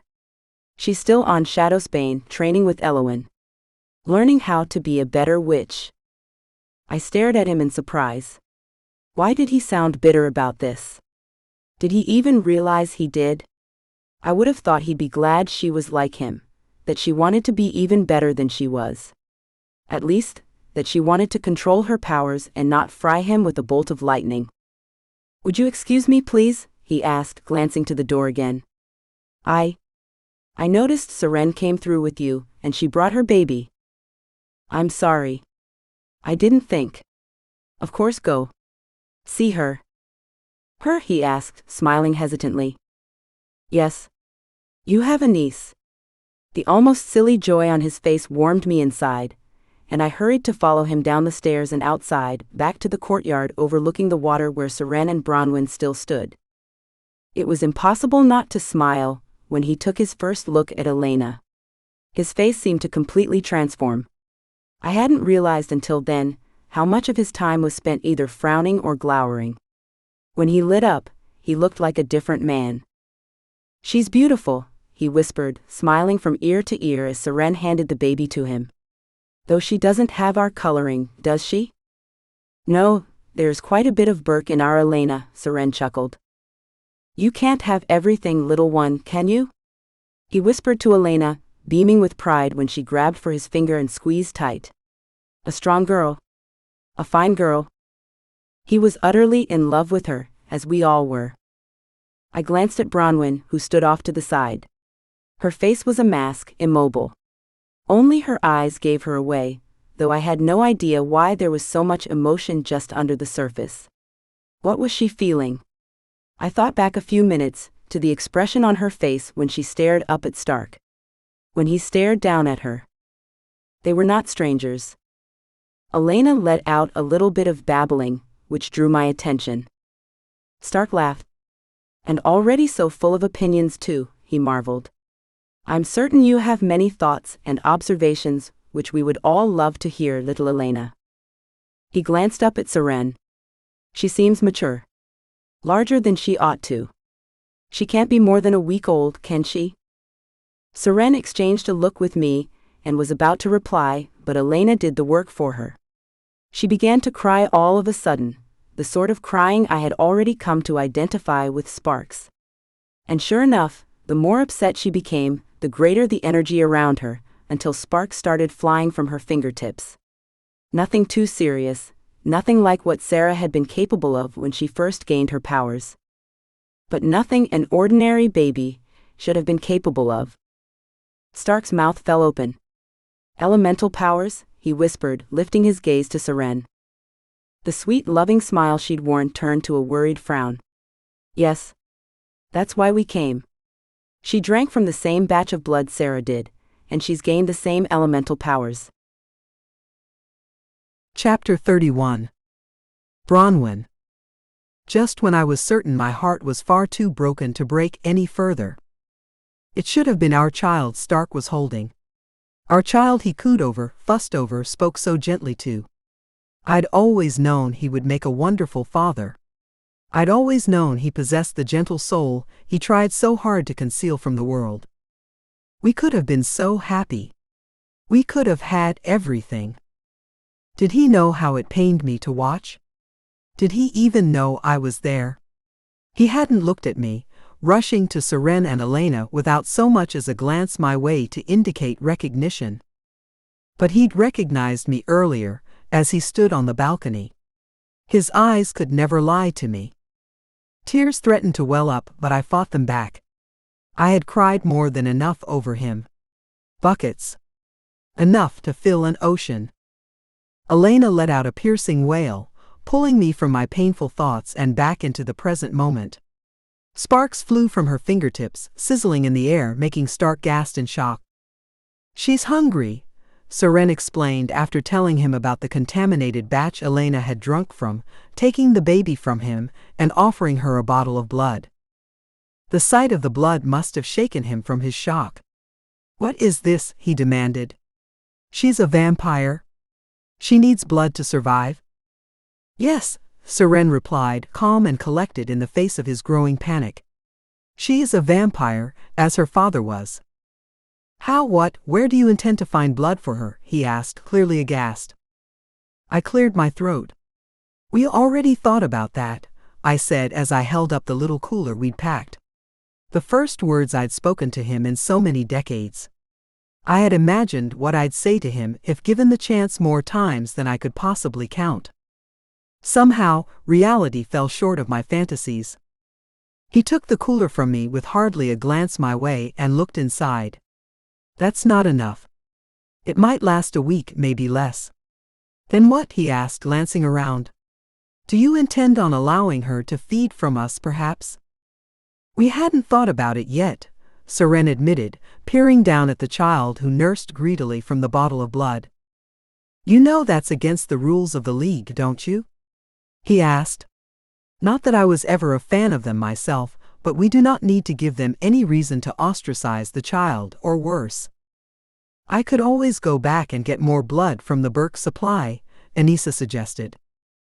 Wouldn't they eventually notice the missing blood and wonder who'd suddenly been drinking more than before? He asked. I assume none of the rest of the clan is aware of the baby's presence. Of course not, Seren replied, and I noted the way her arms tightened around Elena when she did. We couldn't let them know about her. That is why we came here. I assumed as much, Stark muttered. What happens when she begins to grow, to really grow in earnest? She will need even more blood then. What will you do when that happens? Wait, Anissa held up both hands and I was glad for it. Only her sudden outburst could have calmed Stark once he worked himself into a frenzy, which he was doing at the moment.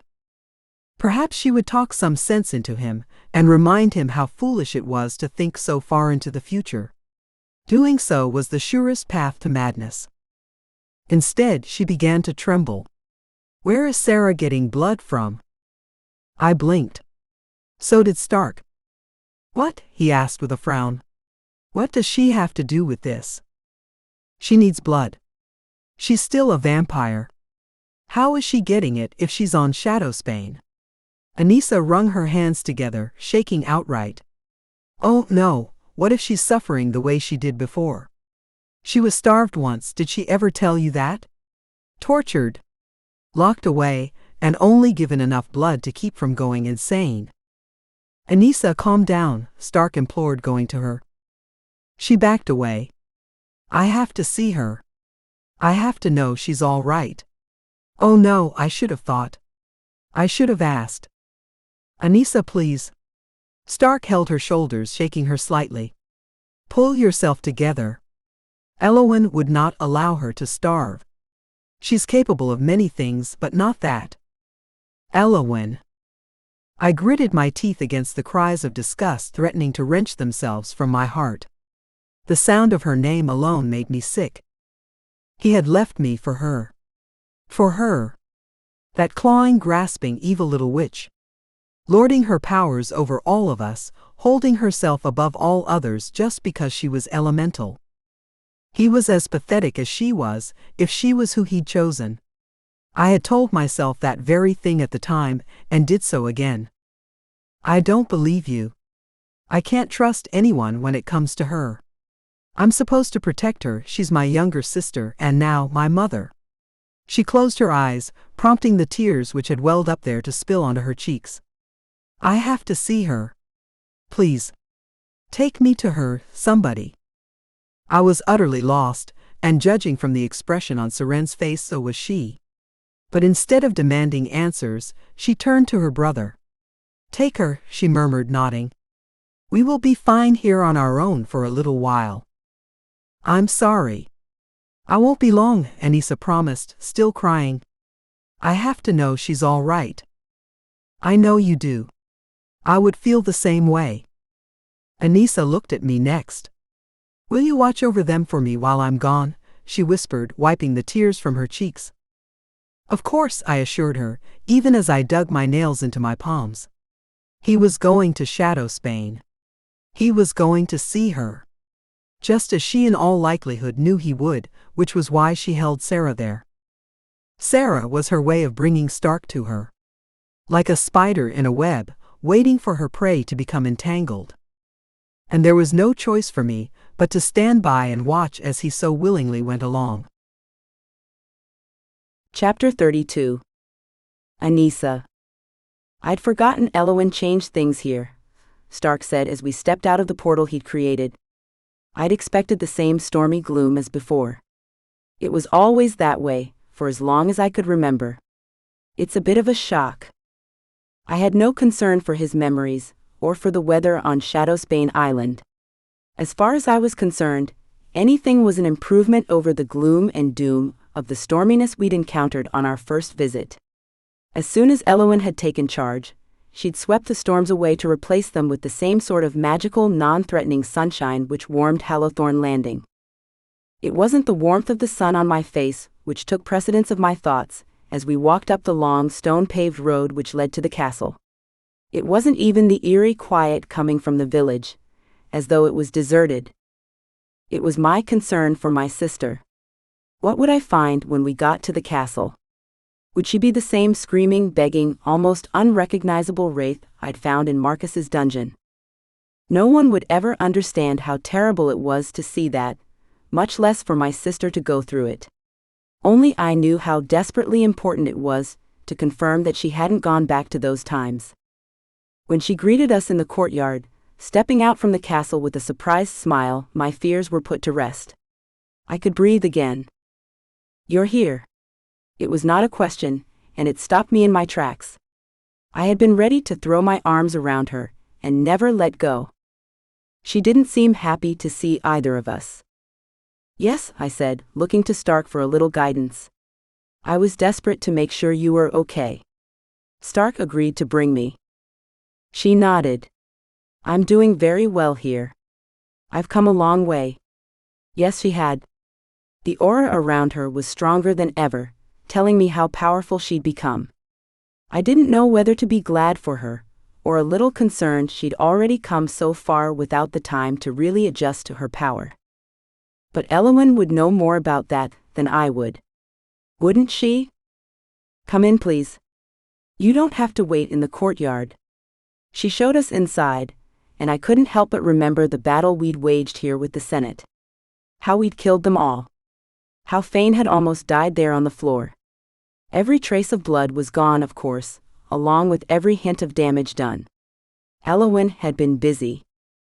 I'll leave you two alone, Stark offered, stepping aside as I continued with Sarah to the room where I'd waited with Fane and Scott while the Senate decided our fate. I would have rather not relive those tense, nauseating moments, but here we were. The room was bright and cheerful, not nearly as foreboding as it had been that fateful night. The heavy draperies were open, allowing light in through windows which stretched to the ceiling. Sarah perched on a settee by the cold, unused fireplace, gesturing for me to join her. It was only then that she gave me a hug.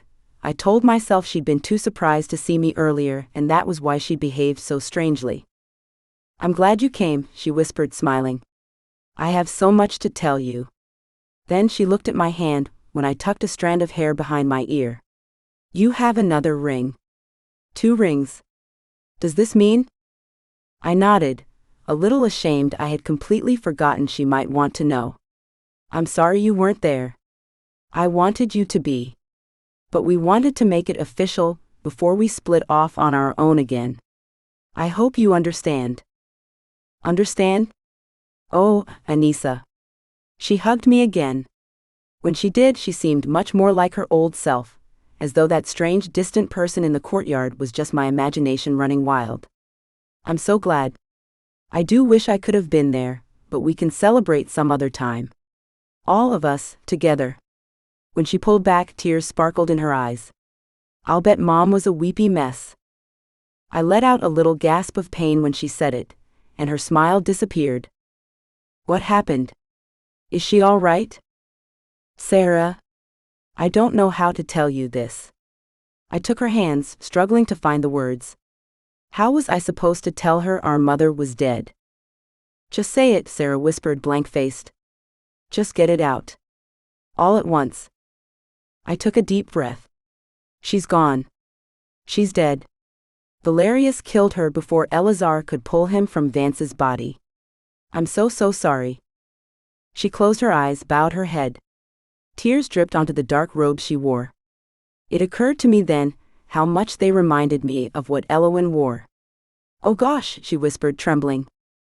I touched my forehead to her shoulder, and we sat there for a long time, grieving. I couldn't tell her about Alanik's role in all of it. It wasn't his fault, no matter what he believed. He hadn't forced Valerius into anything. But Sarah might not feel that way. She wasn't as close to him as I was. Once we were both a little calmer, she wiped her eyes on her sleeves. Well, at least you're happy now. That means so much to me. I can know that while I'm here, doing what I have to do. It was a simple ceremony in Avalain, I explained. And with everything that's going on, it seemed there was no better time. I don't know when we'll be together again. She raised an eyebrow. What's going on? Are you in trouble? No, nothing like that. It's clan business, you know how things can be. Nothing for you to worry about. She nodded slowly. I see. It's easy to forget about the clans now that I'm here. Easy to forget about Scott too, since she didn't ask about him. But then, that had clearly been over by the time of our epic battle. It was the reason we'd battled to begin with, really, since his little temper tantrum over seeing her with Stark had brought attention to our presence on the island. I still felt a shudder of disgust when I remembered how he'd conducted himself. Wherever he was, I hoped he was getting his head screwed on straight. It was time to change the subject. You look so well, so strong. I was worried for you, about where you were getting blood. Do you not need it anymore, now that you're, an elemental? She shifted in place, which was something I'd see her do too many times to ignore. She knew I might not like what I was about to hear. Well, Elowen knew I needed blood, and there were so many prisoners here. I gulped. You drank from the prisoners? Didn't Elowen care about breaking the rules set forth by the League? Then I remembered who I was thinking of. No, she didn't care one bit. Sarah shrugged. Only until she kicked them off the island. I gulped again, my eyes widening. She freed the prisoners. She no longer wishes to run this island as a prison, Sarah explained, shrugging as though it meant nothing to free witches and warlocks who had committed crimes. Granted, the Senate had been bent on imprisoning me on the island for a minor infraction, but that didn't mean everyone in a cell had been as innocent as I was. So that was why everything seemed so quiet out there, I mused. There's no one in the village. Right, because all of the families of the prisoners left when their loved ones did. It's just the two of you here now? For now, she nodded. I was more confused than ever. So, how are you getting the blood you need to survive? She pressed her lips together. She allows me to drink from her. Her blood has helped me become more powerful than I ever could have imagined. I'm healthier than ever before, too. I've never felt so alive. I didn't know why this troubled me so. The image of my sister drinking that witch's blood. Then, I remembered what Bronwyn had said back at Hallowthorne Landing. Elowen never helped anyone unless there was something in it for her. With a sinking heart, I asked, "What are you giving her in return?" She looked surprised. How did you know there was anything to be given? A hunch, I whispered. What is it? Her gaze dropped to the floor. Her condition was that I leave Stark. I gaped at her, waiting for her to say something that might cushion the shock. She offered nothing further. And you accepted her conditions? What else was I supposed to do? Her head snapped up, eyes burning into mine. I have a goal, Anissa. And if I'm going to achieve that goal, I need to make sacrifices. It's all for the greater good. This was a turn I had not expected. I sputtered, searching my thoughts, collecting myself enough to ask, "What is this goal of yours that it's so important?" "To eliminate the Order of Starkers," she whispered. It wasn't her statement that chilled me, but rather the intensity of her stare. She seemed to burn from within, and her aura pulsed with fresh energy. "I've had dreams," she whispered, clutching my hands. "Dreams in which the Starkers killed vampires. Killed my family. Horrible dreams, too terrible to describe." "But they're only dreams," I murmured. "Are they?" She glared at me. "What if you're wrong? What if they're prophecies of what's going to happen? Do you believe they are?" She shrugged. "I don't know whether they're prophetic or not, but do you want to take the chance of waiting to find out if they are? I know I certainly don't. I'm going to get rid of them, once and for all. They'll never hurt any of us again. And in order to do that, I need to be as powerful as I can. If that means drinking Elowen's blood and absorbing her power while training to hone my skills, so be it.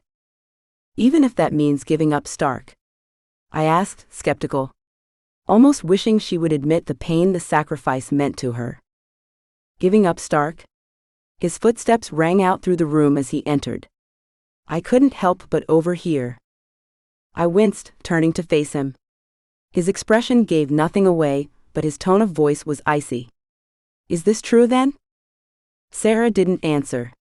She didn't need to. He had already heard me say it, and she didn't offer to take it back. I was embarrassed to be here. "I hate to tell you this," he continued, "but I was never yours to give away. And definitely not Elowen's." I heard my name. Elowen swept into the room, as regal and dangerous as ever. Her eyes narrowed when she looked at Stark. "I wish I had known you were coming. I would have prepared something in your honor." "There's no need for that," he snarled. "I knew there was something behind this. I knew you had a plan in mind. Just once I wish you would prove me wrong." She only stared at him in response, lifting her chin either in pride or defiance. His head snapped around, his eyes finding me. "I'm ready to go. Say your goodbyes." "Yes," Sarah was quick to agree. I think it's best that you go. Anissa, you should go with him. She may as well have punched me in the stomach. I would have lost my breath either way. Truly? I asked, searching her face for some sign of what she was thinking. How could she behave this way? As though I meant nothing to her. Yes. Truly. She took a step back, away from me. Come on, Stark growled, taking me by the hand and taking us from the room, then out of the castle entirely. I had no idea what to say or what to think as he created a portal and led me through before I had the chance to protest. Not that protesting would have done me any good. Not that I even wanted to stay. Chapter 33. Stark. I should have known. What was that all about? Anissa asked once we were back on the docks at Hallowthorne Landing. I don't know, I admitted, though I had my ideas. It wouldn't have done her any good to hear them right now, however, so I left it at that. She shook her head, her expression reminding me of a lost little girl. My sister. She seemed different. Stronger? I asked. Yes and no. There's something else. I nodded, turning to face to water. Yes. I noticed it too. The fire in her eyes. A zealot's fire. It was enough to chill my blood. I don't know what to think. She's so intense. Extreme even, Anissa mused, standing just behind me. Elowen will bring no harm to her. You can rest assured of that, I assured her, still facing the water. Unwilling to reveal the uncertainty, which more than likely was written on my face. Though it wasn't Sarah's safety that concerned me, Elowen had to know I would never forgive her if she allowed harm to come to Sarah. It was uncertainty over so many other things. I think I'll go up to the fortress and see where I'm staying, Anissa whispered. I can't make sense of her. Do that. Get some rest. You'll feel better when you do. I waited until she was gone, and I was alone to turn my gaze toward the fortress. I'd wait until she was inside before returning. I needed time to think, fresh air in which to do it. The real problem was one I never would have imagined, Bronwyn and the feelings she had reminded me of. Feelings which had never died. They'd merely lived in a quiet, dark corner of my heart, waiting to be brought back to the forefront at the first sight of her. I couldn't forget the anguish on her face when I'd told her it was over. When she had guessed it was all because of Elowen, and I hadn't dared correct her. Her anguish had crushed me then, and it crushed me still. It was all so pointless, the result of bitterness and vile prejudice. And one extremely ruthless warlock who was better off dead. I walked across the wooden planks of the docks, my sights set on the fortress. Bronwyn was in there, undoubtedly, but I couldn't avoid my home just because she was there. As much as I wished I could. I couldn't avoid her, forever either. Just as I could not avoid the comparison of the feelings I had for her with what I felt for Sarah. What I'd thought I felt. She no longer seemed like the same person. I kept going back to the fire in her eyes. Had I looked that way, at the height of my mania? I must have. I'd certainly behaved with the intensity, the single-minded determination she exhibited. And Elowen was taking advantage of that. Just when I thought she could sink no further. I'd climbed the wide staircase and was on my way to my chambers when Seren emerged from hers. She held Elena in her arms, and both of them looked as though they'd been bathed and changed from the attire they'd arrived in. I wondered how much longer the baby would fit into her cute little outfits if she kept growing at such a rate. You look unwell, my sister observed with a frown. Or unhappy. I'm fine, I lied, whispering so as not to disturb the sleeping child, then gestured for her to join me in my chambers for the sake of privacy. She sat at the foot of the bed, an expectant expression on her face. What are your plans? I asked, sitting across from her. Now that we're alone, I feel we can speak more freely on this. I've already voiced my concerns. You did indeed, she agreed with a wry smile. And? What do you plan to do about the baby? About her growth?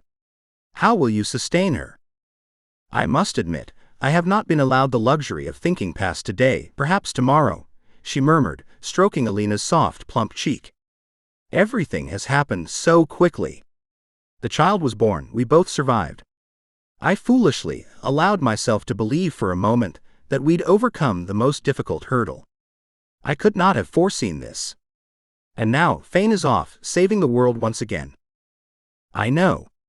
I'm the one who sent him out to save the world. I told him Gage was in danger from the Starkers. She sighed. Do you ever regret starting the Order? Of course I do. I only hope Fane will be all right, getting himself tangled with them. I have faith he will be, she smiled. And he will help Gage, and then he'll return to me. And our baby. It was all so simple for her. She could rely on her faith, on the strength of their love. I wished I had her confidence. What about you? She asked, suddenly changing topics. What will you do now? Will you leave? Why would I do that? I want to be here for you, for Elena. I snorted derisively at myself. After all, I'm the reason Fane had to leave you. I started the Order. How could I leave you now? She tilted her head to the side. Bronwyn doesn't think I know, but we both know I do. About the two of you. We've never discussed it, but I knew all along, and I can see from the way you behave around her that you haven't stopped caring for her. I had assumed that since this was the case, you wouldn't wish to be here and make things worse for yourself. I stood, going to her, taking the baby from her arms. It doesn't matter, I whispered, staring down into the face of my sleeping niece. Chapter 34.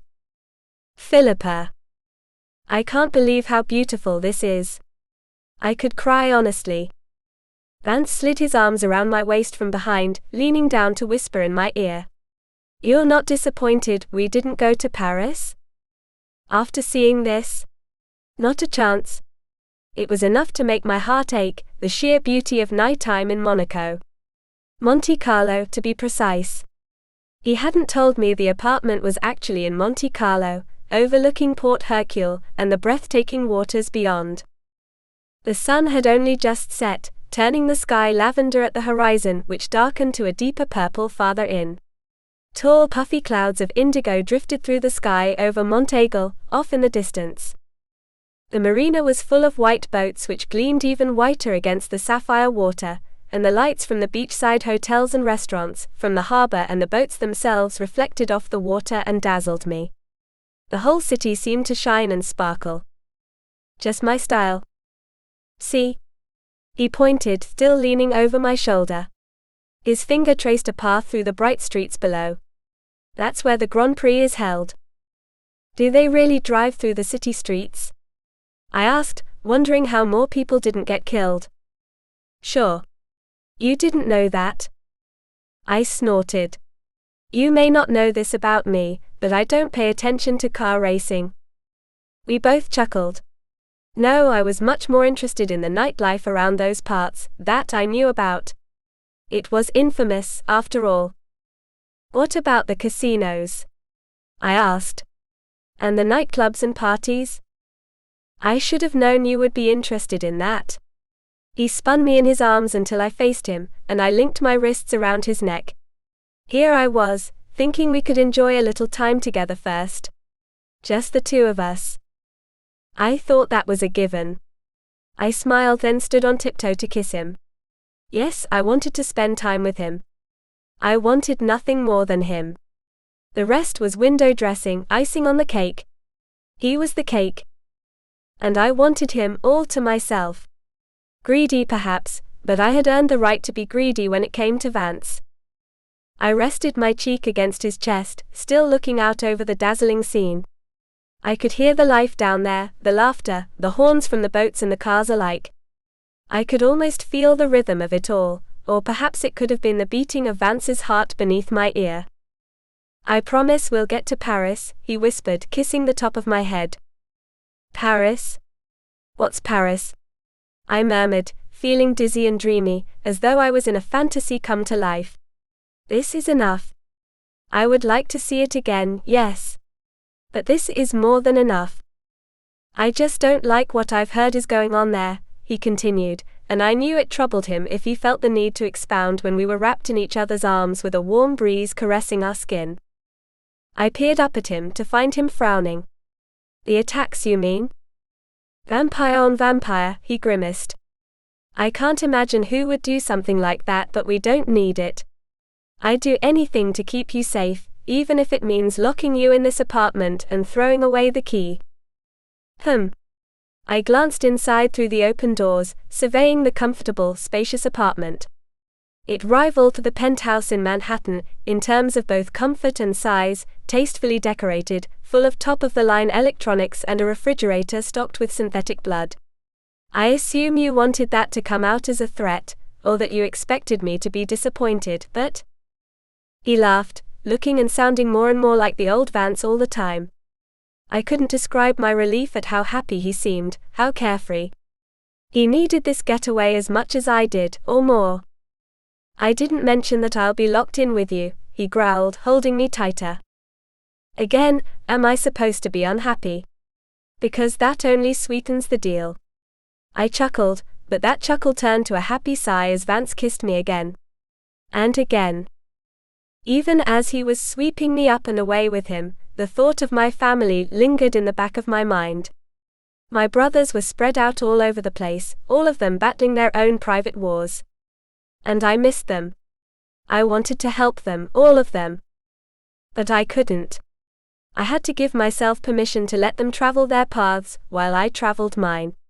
I couldn't be at their beck and call all the time, not anymore. It was time for me to find happiness like Jonah had with Anissa, and I finally knew where to start. With whom to start? Vance's mouth skimmed my throat, sending shivers up my spine. I hope your heart wasn't set on going out tonight, he whispered, his breath hot against my skin. What if it was? I teased, my eyes closed. How will you make it up to me? His chuckle was dark. Promising much, revealing little. I have a few ideas. Chapter 35. Carrie. Waiting for them to wake up was a torture I never could have imagined. Would they ever wake up? Had they gotten too much of the sedative, whatever it was? Or were they dosed too soon after the first dose, when all 4 of us had been injected? I had no way of knowing how long I'd been unconscious, thanks to there being no clock anywhere nearby and no windows. All I could do was wait on that hard, cold floor. And wonder. How much should I tell them? They knew Gil was my father, of course. And the shackles confirmed that we were all prisoners. They would already know that. Should they know about the plans for testing? What would it do to them? I didn't want to make things worse, though really, how much worse would I be making them? It hardly seemed like we were in a good spot, locked in some underground jail cell.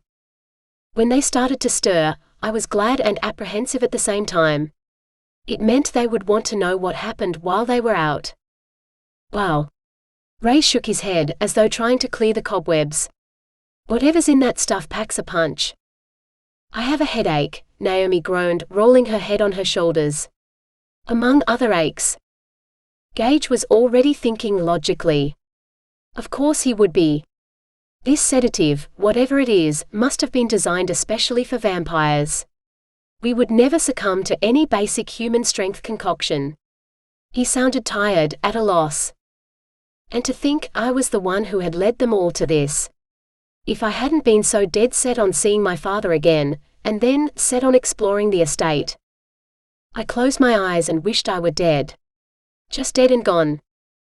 Did they give you anything, Carrie? Gage asked. I opened one eye halfway and saw the 3 of them looking at me. I shook my head. No, I whispered. They didn't. My father. Gil wanted to talk to me. I hardly wanted to refer to him as my father anymore. A father wouldn't turn his back on his daughter this way. What did he say? Naomi asked. Why is he doing this? Do you think he would just come out and tell her? Gage asked. Why don't you give Carrie a chance to tell us? Ray's muttered.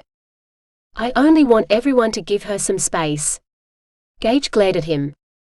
He's in charge of an order or something called the Starkers, I said, raising my voice over the rest. They went silent. A pin could have dropped a mile away, and I would have heard it. For a second I was sure they had all stopped breathing. Then, "He's what?" Naomi shrieked, eyes wide. "You're serious? And you didn't know anything about this? How could you not have known?" "I didn't. I swear. They've been hunting us for centuries and we've been hunting them," she added in a hissing whisper. "All these years none of us were able to find their base. And here we are, completely by accident." She threw her head back and laughed, hysterically, like she was losing her mind. "Naomi." Ray's tried to move closer to her. "Don't do this to yourself." "Do what?" She laughed. "I find it funny. Don't you? Here they've been all this time hiding in plain sight and I'm here. And powerless. Nothing I can do about it, when what I want to do is kill them all and burn this place to the ground." "No more than any of us do," Ray's murmured, obviously working to calm her down. "You don't know what you're talking about." She had never been anything but sweet with him before, now she snarled. "The Starkers killed one of my best friends. Perhaps if you knew what that was like, you would understand the need to end them, once and for all. You've lived a comfortable life thus far. I know it was lived under a horrible leader, yes, but you were still secure and comfortable. That was not the case for too many of us." Ray's nodded. "I'm sorry. You're right. I don't understand." She turned to me and the heat from her gaze all but burned through me. "All this time I've done everything I could not to get myself entangled with them, to hunt them, but never to allow myself to become their prey. And you led me straight into their nest. Thoughtless, careless." "It's not her fault," Ray's reminded her, while Gage remained ominously silent. His expression told me that silence was out of fear of what he might say to her, not because he agreed. "We all agreed to come.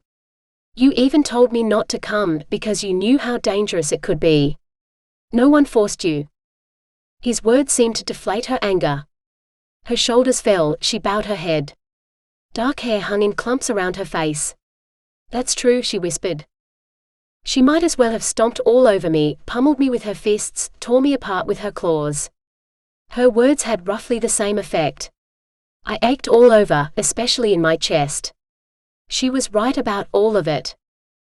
"Do you think I haven't already blamed myself?" I asked. "Not that I would rob you of the chance to spit at me and call me names for what I led us into, you're entitled, but I already understand what I've done. You don't have to worry about that. I only hoped my father had nothing to do with her friend's death. That would have been the straw that broke the camel's back." "Who was your friend?" Ray's asked, his voice soft and gentle like he was calming a tired toddler. "What happened to her? Can you talk about it?" She was quiet for a long time, the only sound that of her heavy breathing. I wasn't sure if I wanted her to tell the story or not. I was afraid of what she had to say. "We were in Madrid," she whispered. "It was a crazy time. The Glorious Revolution. Queen Isabella was on almost everyone's hit list at that point, conservatives, progressives. She was not a good leader. I'd only been in Spain a few years by then, but the unrest had been building all the while. There was so much anger, so much tension. And so many people willing to take advantage of it. The only sound in the room was that of Naomi's haunted voice. The rest of us were so quiet, I couldn't even hear them breathing." She lifted her head. "I won't lie. We were among the ones taking advantage. I fell in with a group of Spanish vampires, including Esmeralda." A slow smile spread over her face as she remembered. Esmeralda was the daughter of a farmer, who'd been turned by a traveling peddler. Not that her life would have been lived better on a farm, her talents would have been wasted. She was special. She had a way about her. The men might have officially led the group, but she was the real leader. We revolved around her. She sang, she danced, she told stories so vivid a person would swear afterward they'd witnessed the events of the story in person. As the only two women in the group, we gravitated to each other. I wondered what life must have been like in those days. Whether a vampire or a human, it must have been amazing. Naomi scoffed, her smile turning wry. All of them were in love with her. It was clear. If I hadn't known better, I would have sworn she was truly a witch, weaving a spell around them. Around me, even in a different way. She intrigued me. She was free, always laughing, always feisty and passionate. I'd never known a girl like her before, not living as I had in the palace. I was always the outlier then, the one who would beg the others to join me in my little adventures. Esmeralda proved to me I wasn't so strange after all. Gage cleared his throat. You said you took advantage of the unrest at the time. How did you do that? She shrugged. There were protests in the streets, meetings in the marketplaces and taverns, always plenty of fresh hot blood for the taking. 1 or 2 men go missing from a meeting or speech? Who's to say how it happened in the midst of so much excitement? She snickered, then shook her head. That's to say nothing of what it was like when the tension finally exploded, and protesters began fighting amongst themselves. It was like picking low-hanging fruit. Always a new victim, no matter where one looked. They were obsessed with fighting the government, with overthrowing the queen, and in the end, they wound up fighting amongst themselves. They never thought to keep an eye out for the vampires dodging in and out of their groups, always on the edge of a fight, but never participating. Merely waiting to pick off the weak, the wounded. And we, meanwhile, never thought to look out for the Starkers. They, too, knew the value of taking advantage in a special situation. Someone must have tipped them off as to our activities. We weren't exactly being secretive or even very careful, assuming our victims would be written off as casualties of drunken brawls. And so they found us. They tracked us to our hideout, where we stayed during the day. She stared at the floor. Only Esmeralda and I were there at the time.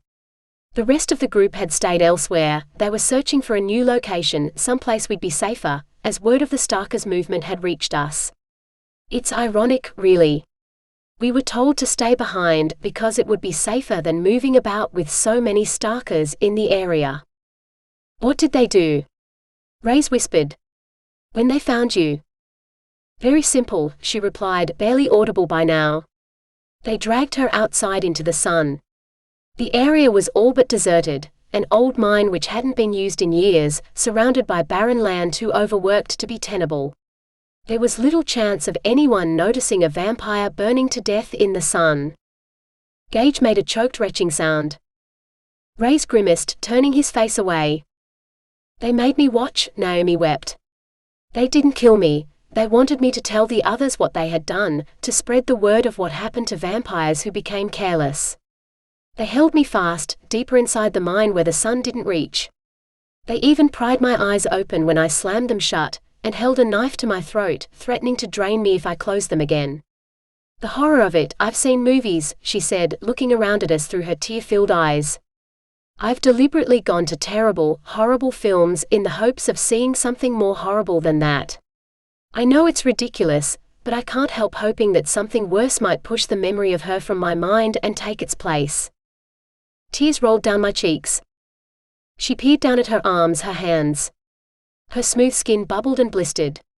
The blisters popped and oozed blood and pus, dripping onto the ground, splattering on her skirt and shirtwaist. Her beautiful face went black, charred like burnt wood. Her thick black hair fell out in clumps and turned to dust, and her scalp blistered and popped and split open. She screamed all the while. Shrieked, blubbered, sounds I sometimes hear when I'm alone. When it's quiet. Her screams. They only stopped when she was dead, and the men who had dragged her from the mine let her body fall to the ground. It soon turned to ash and blew away. As though she had never existed. I felt sick. I was fairly sure we all did by the end of the story. Did you wait for the others to return? Gage's voice was tired, strained, lifeless. No, something told me they would be back. If they knew we'd been staying there, the chances of the others coming back were good. Why would the Starkers not wait for their return then? The perfect chance to wipe out a dozen vampires in one fell swoop. She sighed, shaking her head.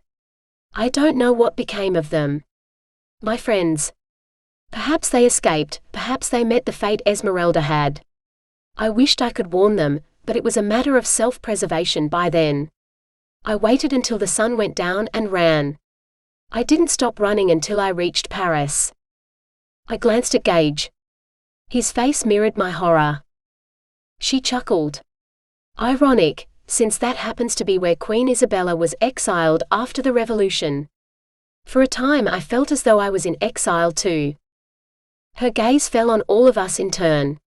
They took Esmeralda, that beautiful, exquisite creature, and reduced her to nothing more than a screaming animal begging to be spared a horrific death. It wasn't her fault she'd become who she was. Someone had taken advantage of her, a young, beautiful girl innocent of the world's evils. She had only fought to survive since then. But did the Starkers care? Did they ask why she did what she did, how she had turned to vampirism? No. They didn't even kill her swiftly, which would have been a mercy. So I want them dead. It's as simple as that. Race looked at me. Ironic that the daughter of a vampire killer happens to be a vampire. I gasped. You think it's funny? You think you're clever, making a little quip like that? One of Ray's quips. You wouldn't think it was quip-worthy if you knew what they have in mind. I burst into sobs. There it was. I had blurted it out, and there was no taking it back. I had to tell them, as much as it hurt to do it. What they have in mind? Gage asked. What?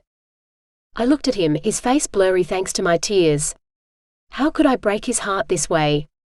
And I wasn't even able to reach for him, to beg him to forgive me for something I couldn't control. To beg him to hold me. He wants to create a so-called cure for vampirism, I announced. He wants to use the three of you in experiments, and to give the cure to me. So he can turn me back into a human. Chapter 36. Anton. Genevieve had to be somewhere. She just had to be. No matter what they'd done to her, they couldn't have made her disappear. They must have stashed her somewhere, hidden her from my view. I spent the night and the entire morning looking for Genevieve, sniffing around, listening as hard as my wolf ears would allow. Desperate for any sign of her, any hint of her location. Any hint that she was still alive. Whoever had taken her was smart. They knew how to hide her scent. Skilled at throwing off the efforts of someone trying to track her. Or any of them, for that matter. I couldn't smell the other shifters anymore, either. There was nothing. I'd never known such agonizing frustration, such helplessness. She needed me, and there was nothing I could do. It wasn't until the sun had already moved well past its overhead position that I remembered the meeting with my father and anyone else he'd seen fit to invite. I ran back to the castle, making short work of returning through the tunnels and dungeons, in spite of every instinct telling me to continue the search for Genevieve. I didn't want anyone to so much as notice my return. Instinct told me to guard myself carefully. My office connected with the suite of rooms I used for my personal use. My bedroom, a personal library, a sitting room. I took the stairs from the dungeon and returned to my office, then went straight through to the shower before dressing for the meeting. No matter what my father had always taught me, it was key to dress well for meetings of importance. Genevieve sat in the center of my thoughts all the while, as I shaved, as I buttoned a shirt and slid into a jacket. As I left the castle, again using the tunnels, this time I moved north, away from the cottages and toward the place where our clan's land bordered that of two other clans, the Vermeulens and the Bertrands. At the place where all three met was the Shifter Spire. A caretaker's cottage sat not far from there, almost at the edge of the de Klerk estate, and that was where I surfaced. The spire, surrounded by trees as it was and so far from the castle, was all but impossible to see even from the castle's highest point. And it was invisible to anyone not of our kind. Long ago, a spellcaster had placed a complicated incantation on it which rendered it so. Only shifters were aware of its presence. Because it was secluded, it was the perfect place to hold important clan meetings. Such as this one. The spire had once been part of a Gothic church built at the same time and in the same style as our castle, with the nave and a second spire once attached. All but our spire had fallen long since, the ruins now covered in moss and flowers, grass and leaves. Nature had taken over, as it so unfailingly did when left to its own devices. The spire's stones were still stacked neatly, the Gothic-style structure as sturdy as ever. This was likely thanks to the spell of the caster. It rose hundreds of feet into the air until arched stained-glass windows and a spiked steeple marked the top, where meetings were held. Where they would be waiting for me. I climbed the stairs without hesitation, eager to see what was in store for me. And equally eager to get back to the business of finding Genevieve. Unless. Perhaps they could help me. Of course. The revelation stopped me in my tracks, 3/4 of the way to the top. Of course, it was no coincidence Genevieve had disappeared, and the scent of other shifters hung heavy in the air just before a meeting called by my father. Of course, this meeting was in all likelihood meant to close the door on this part of my life, to put an end to my affair with Genevieve. At least, that was what my parents were likely to believe. They had no idea. I bounded up the rest of the stairs and into the meeting room, where my parents were indeed already waiting at the head of the rectangular table. But they were not alone. On one side sat Stefan Vermeulen with one of his advisors. On the other, Todor Bertrand and a young woman I recognized instantly as his daughter. So that was what this was about. A uniting of the clans. What the Vermeulen had to do with it was anybody's guess, perhaps to ease any worries they might have as to the increased size of our clan and landholdings, when compared to theirs once a wedding took place between Isolde and myself. As if that would ever happen. Though she was beautiful as ever. Almost the opposite of Genevieve, with her white blonde hair and emerald eyes, her ample curves. An icy, lush goddess as opposed to Genevieve's superiority, her dark, smoldering looks and wicked edge. So this was who Margot had chosen for me. Please. Sit. Margot gestured to the empty chair at the end of the table opposite her.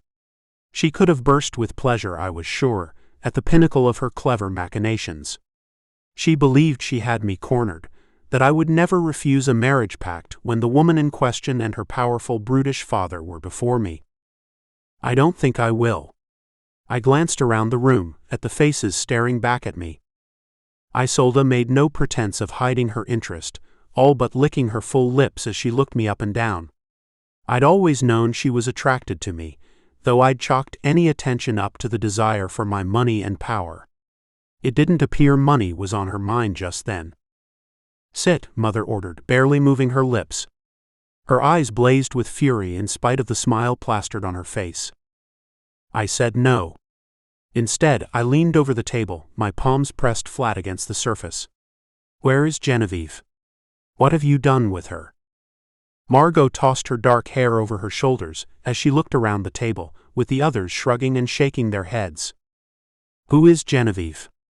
Dorian asked, narrowing his eyes. Could I believe them? Why would they lie? If they had secured her elsewhere, or, I hated to think it but it was possible, if they'd killed her, why not lord it over me that they'd won? I didn't think even my mother was a good enough liar to be convincing. Rather than explaining who she was, what she meant to me, they would not have cared if I had. I asked, has anyone been captured on the estate recently? Trespassers?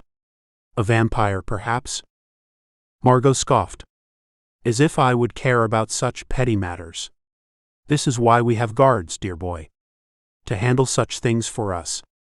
We have trespassers from time to time, I'm certain. It's bound to happen, is it not?